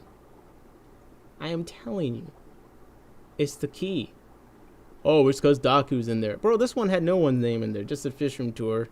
It's got dirtiest in it. I'm telling you, fish room tour. No one cares about Doku that much. He's cool, but do we make videos like that? I feel like he got a lot of Instagram content go kind of crazy. But he not on YouTube. Nah, get the fuck out of here. Nah, it's fish room tour doing all the work. I'm telling you.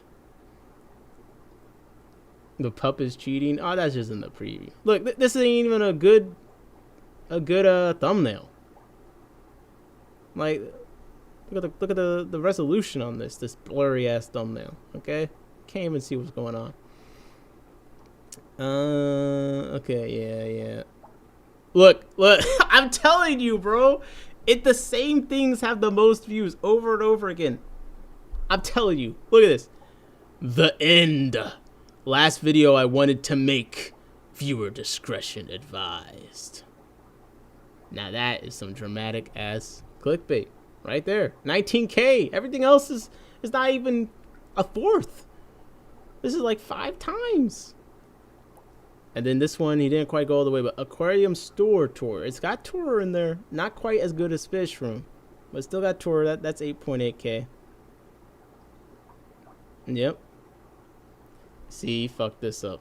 Triple Paludarium build full walkthrough living room centerpiece. Now we needed triple Paludarium build tour. Then we would have been cooking. Man, when does he break 10K again? It's been a minute. Holy. We need another fish room tour. Your discretion is advised. The fire emoji. Oh man. Now I must watch it. See? It works. I'm telling you. That was the KG Tropicals thumbnail plus title. Okay, this one got 21K a year ago. Aquarium buyer beware. Japanese Medaka rice fish and reworking lineage. At your own risk. Yo, someone's gotta buy this man like a new iPhone, set the photo to like, I don't know, or a camera. I need some higher resolution thumbnails so I can zoom into them more. That's all I'm saying. It's just for me. No one else is ever gonna look at them this zoomed in, but I'd appreciate it. Feel me? Yeah, it's looking pretty chopped down here. Pretty chopped. No fish room. Okay, we got new species for fish room. That didn't quite do the job. Here we go. Full tour. Last tour before it changes. At least hit 11K. Holy. All right. Tour gate continues. I'm telling you, bro. I'm telling you. Now, see, Garden of Eater, they messed up. Now, this is a good video. About the beauty. I'll put it in the chat. This is our buddy Just One More Fish. But imagine if this video was Fish Room Tour. See, the problem is Just One More Fish is part of his name. Just One More Fish, Fish Room Tour. That's what we need. Okay? And night, Louise, see? You got the lullaby. I kept going just for you. That last coffee cup kicked in. I'll be going to bed. I'm gonna wake up. I got some orders to send out. Man. I better feel better tomorrow. That's all I'm saying. Holy. It's a lot easier to sit in one place and talk into the computer than move around. So even if I'm sick, I can still pull this off with enough medication. Just One More Fish Room Tour. Man, I gotta go watch that. Yeah. We hear you. No, Just One More Fish Room Tour. I'm telling you, it'll go crazy. Tour does a decent amount. Like, look, Shrimp Envy Tour. More recognizable name. Greg Sage Fish Room Tour. Now, I haven't yet done the data on if fish room as one word does worse than separate, okay? I don't know. This one didn't go quite as crazy as I would expect. Probably had to do with the baby being in the thumbnail. And I'm not gonna lie. You should have used that space for a fish tank. The fish. But don't look, no offense. I'm just talking about the views, okay? Put the Greg Sage Fish Room Tour, put more of the fish room or the fish in the thumbnail. I'm just saying. Okay, get the baby out of here. Yo, I'm coming for the #1 villain spot. Wow, shrimp set 30L. This must be something people really want to see. 12K. I don't know anything about it, but the shrimp people were on it. High-tech Caridina shrimp tank. Okay. Okay, Aqua L. Yeah, that does sound lit. Ultimate Nerf shrimp room. Just put tour after the room. Nick dislikes babies. I'll be honest. There have been some kids around Thanksgiving. I used to be the kid. I was annoying as hell. I was loud. I'm not trying to be around kids in my space. I'm trying to relax, man. I'm working on some stuff, trying to enjoy some food. Yeah. No, kids are cute. They're cute. It's one of those things. Cute from a distance. You know what I mean? I need the separation of where I can leave at any time. So as soon as the kids come over to your place, you can't really leave. You know? If they start going crazy and being loud, you're stuck there. Now, if you go and visit and the kids start going crazy, I can get the hell out of there. Oh, my God. Yo, Garden Eater really... They just breed shrimp, man. He's too focused on breeding shrimp to make videos. I respect the grind. I mean, they do live stream quite a bit. But I can't really evaluate the thumbnail on average because he just doesn't post regularly enough. But shrimp room tour. Okay, we got room and tour. 6.1K. Should go to bed, still holding me watching. Okay, I need to go to bed too. I'm sorry, Jose. I just gotta see shrimp room tour. I want to see what the views are looking like. Ultimate shrimp room tour. But see, it's keeping fish simple. He can bring views on his own. Some of these other bums, no offense, just it being their channel is not going to bring any views to it. I mean, Co-op can't do it. KG Tropicals can't. All these big channels can't do it.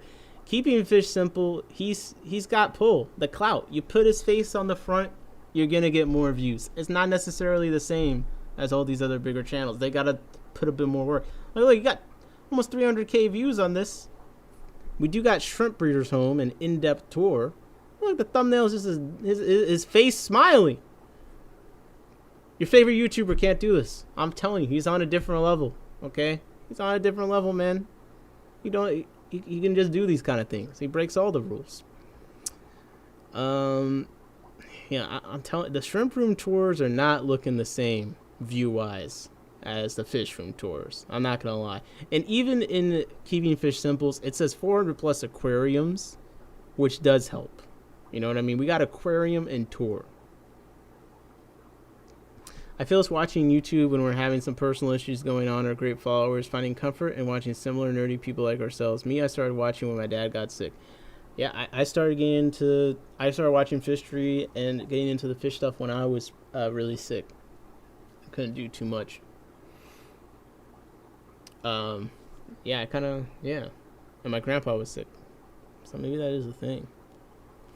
But yeah, man, shrimp, this is what I think people should do. And I know it's a little bit tricky, but if you're doing a shrimp room tour, you know, I think you should say shrimp fish room tour. I'm sorry. I think you should say shrimp fish room tour, like 400 aquarium shrimp breeder fish room tour. People like the fish room tour. It's the recommended. It's just how the algorithm's working. You gotta get it in there, okay? 10% just have a guppy tank in the corner. Look, some of these, you can still put a shrimp in the title and stuff like that, but I'm telling you, we're doing the work. We're doing the in the ground reporting here. Fish room tour is in. I'm gonna get a refute. Someone's gonna be like, look, it didn't work for me. Oh, you know what's crazy? So 10-gallon fish tanks. No idea who this guy is. And that's not even why I clicked on this video. I clicked because of this nice ass stand behind him with all these things. Chris Diaz kind of has a setup like this. But alternatively from that, it reminded me of a news item that I would love to close out tonight with, okay? Because while UNS has aquariums and things priced at prices that I am way too broke to afford, and if I could, I'd just buy more fish with that money, let's be real. I get one of these questionable free fish tanks off a marketplace first, get SVC to make me one, and see how questionable that is. UNS has been building some displays for stores, and I'm not gonna lie, this shit looks awesome. Okay, I'm just saying. Look, I'm not trying to glaze UNS. I'm not like a big fan of them or anything, but yo, this is some sexy shit. It's one of those moments I wish I had some money to burn. So they got all new betta and livestock holding systems. This is September of 2025. And it's like modular to a degree. So you can set it up for bettas, where it's like 1-to-1-to-1, or you could set it up for quote livestock, you know, where it has a bit more space. It's used from the high quality UNS glass. The betta display system has 4 7.08 inch tall glass aquariums divided into 8 compartments. This gives you 32 spaces to safely act as an aquarium for betta fish. And then the livestock system has 3 9.8 inch tall aquariums with adjustable baffles. Okay. And it just looks so slick. It's got a glass sump down here. It looks like it's relatively easy to install. Click to learn more. Bob said, when I got sick, I dove deeper into aquariums and made my tanks. Oh, yeah. Keeping fish is great for mental health, learning and accepting nature in a way. 100%. I definitely resonate with that quite a bit. Also, UNS got some nice website design happening here, man. This is kind of slick. Like, the cutouts are decent. I'm not seeing a bunch of bad Photoshop work. So, yeah, this is I just think this is a slick system, man. I'd love to have this for fry or something like that. I don't know, or I guess if you're getting fish ready to ship or holding, I mean, that's what it's for, is for stores. You know what I mean? It's not really for keeping fish, but it just looks so goddamn nice. I'd love to go into a store and see this. Now, it might cost more than it's worth. Dimensions are 37.8 by 15.74 by 76.77, or 96 by 40 by 195 centimeters. So here's a couple things about it I like. So we got the central plumbing, but look at this. Each system comes with a refill line for filling fish bags. Now that's nice. So at the end here, there's a little spout that comes out that you can turn for the water to come out to fill the fish bags. That's a nice little quality of life thing right there. That is a nice little quality of life thing there. And then here's some photos of it all set up. And look, they got the bettas in there with some potted plants. You're starting to see more stores willing to put some plants in with the fish. I just think it looks like it's very space efficient. It looks very nice. Yeah. It would be pretty wild to see this going into a store. Nick's next video, adding 50 bettas to my fish room. I'd use this for, like, if I had this, I'd probably use some of it for fry or something like that. Then I'd use some, like, if I'm still shipping fish, which,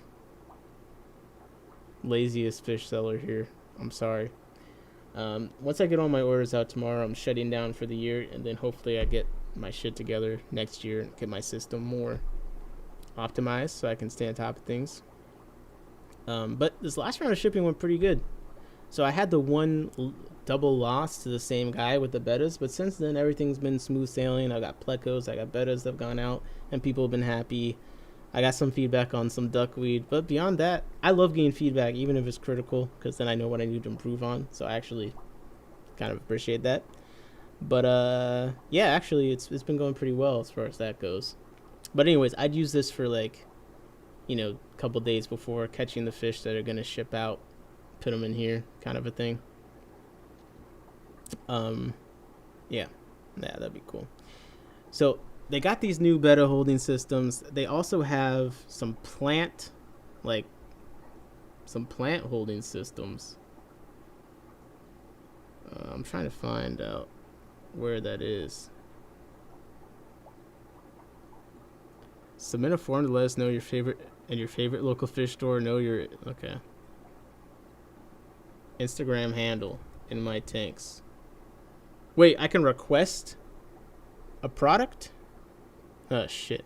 We're gonna do that. Yo, let me get my cloud up on Instagram first. Let me get my cloud up, then we'll request. Okay, maybe then they'll care about us. But they got some cool displays. Like, look at this pot. They got this pot system here. Again, all this probably is way too expensive for a local fish store to justify purchasing. But if you got money to burn, it could pay off in the long term. Honestly, it could. It really could. Are you cheating on the isopods as the ultimate isopod tower? Good point. Good point. Loving animals makes us all see there's some great humans on this planet too. Yeah, although one thing is like, man, does everything gotta eat, like kill something in order to survive? Like something's gotta die. Yo, check out, speaking of isopods, I love this tank because look at that piece of wood in the right corner. The isopods love to climb up that, and you just get the perfect, like when people walk into the room, the isopods, when they scurry across that, they're like, what is that? It's like a great, if you're trying to find a way to show the isopods off, piece of wood, vertical up to the back corner, light shining on it. They love to crawl on it, and it'll stand out pretty well. I'm going to make this even bigger so you can see what I'm talking about. Yo, I owe the isopod agenda quite a bit. 2026 will be big. Big for the isopod agenda. Well, every year's been... This has been a big year for the isopod agenda, honestly.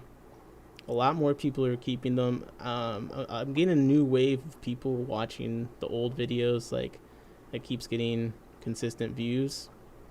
Next year will be big. But yeah, good spot. People still trying to resist duckweed. Yeah. I feel that. Jose said nothing does better for mental health like when I'm down than buying a new fish, even when I should not be spending the money. 100%. This hobby definitely, I would say, if I'm ever in a place where I can feel like I'm successful in life to my own standards, it'll be owed to this hobby, and it'll be owed to specifically the isopod agenda. That definitely turned my life into a different direction than where it was going. We still have yet to see if that ends up in a great place, a better place, but it was going towards a worse place, I think, than we are now. So I'm definitely grateful to have stumbled across this into my life. As soon as spring comes, I'm gonna try and get some off you again and spread them there. Yeah, I need to. I think eBay shuts down shipping to Canada, so I need to figure that all out. Cause I turned it off because someone else ordered it and it didn't work out. So I need to figure what's going on there. All right. Yeah, this is new products, stuff I wish that I could buy, but it's too expensive. It's for a store anyway. Can you imagine having this in your house, bro? Even the pod system, but having that other system, I'd probably fucking die of happiness to have that in my home. I'm not gonna lie. That'd probably be the coolest thing ever. Shout out to UNS. Pretty dope. I wish I could have some nice shit, man. I do. One day, we gotta keep working. Hardest working fish stream. Once I become the hardest worker fish tuber, like once we're the hardest working fish tuber, which I'm coming for that title 2026. I'm gonna say that now. 2026 hardest working fish YouTuber, okay? How much they asking? There's a by request only. I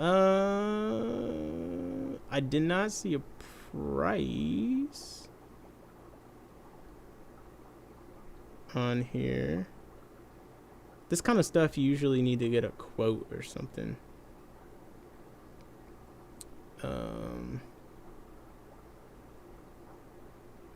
Yeah, this kind of stuff usually need to get a quote, so I don't see it listed. I assume it's expensive though.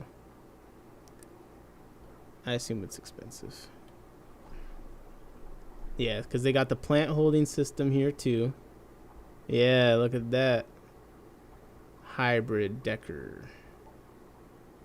Dang, I'll have to start my YouTube game, most inspirational fish tuber. Let's go. Yeah. Isopod fish room tour. Holy. God damn, bro. I sites like this, just like, I wish I were rich. They do a good job of selling the luxury behind the brand. This is what,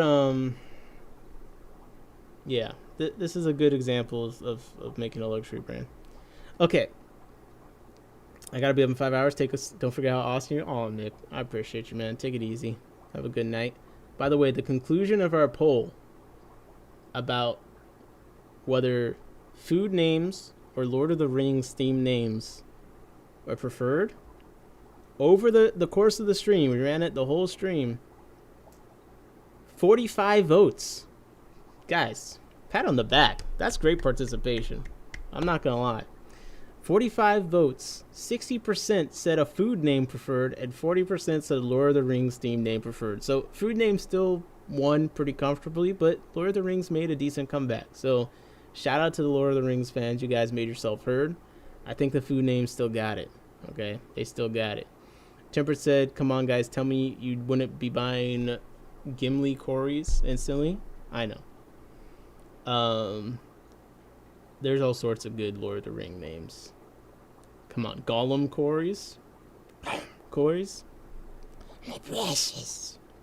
Oh shit, that Bumblebee Auto, man. Look at it there in the corner. Oh my god, it's so cute. Bro, I can't believe that's how small they stay. This shit's crazy. Bumblebee Auto, man. Fancy autos. That's what's up next. Now, Tetras. You get way more for your money with these fancy autos, man. Get these $30 Tetras out of here. Not that I have any of those or anything, but still, fancy catfish, man. The small ones, though. The small ones. No more. Get these L numbers out of here. Precious Corys. That's nice. That's like the second great name you've come up with, Bob. I'm trying to remember what the other one is.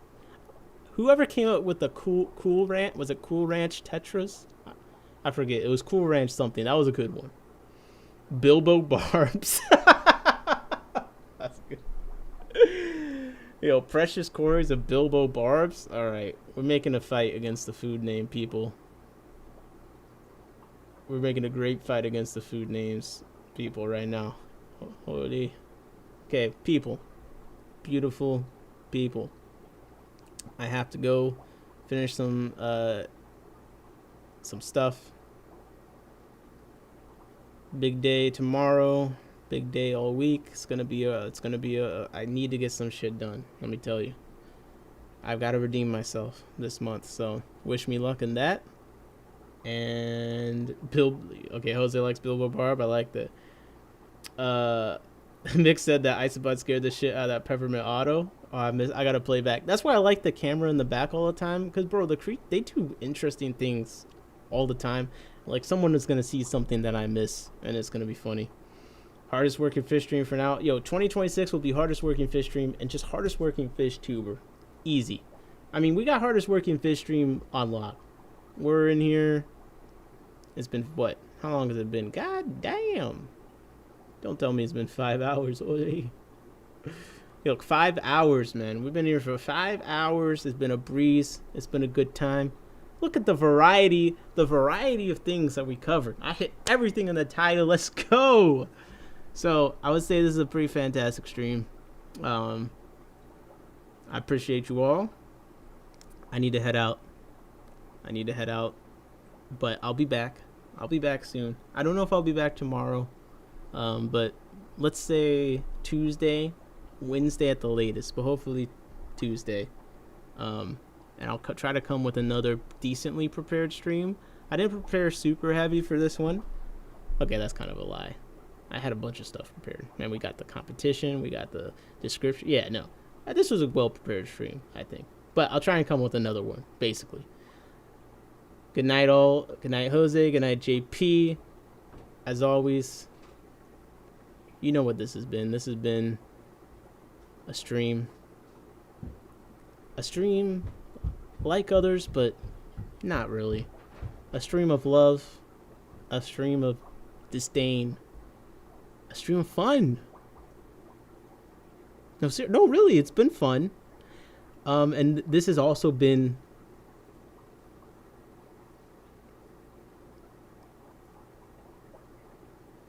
This has been In My Tanks.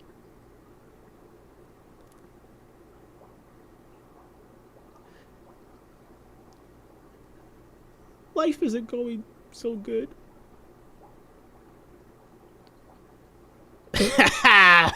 For all you bums.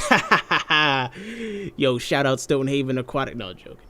This has been In My Tanks. Appreciate you all. It's been a fun time.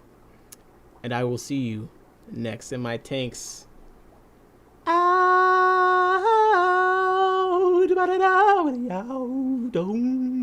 Yes, I am out. Oh, I am out. Peace.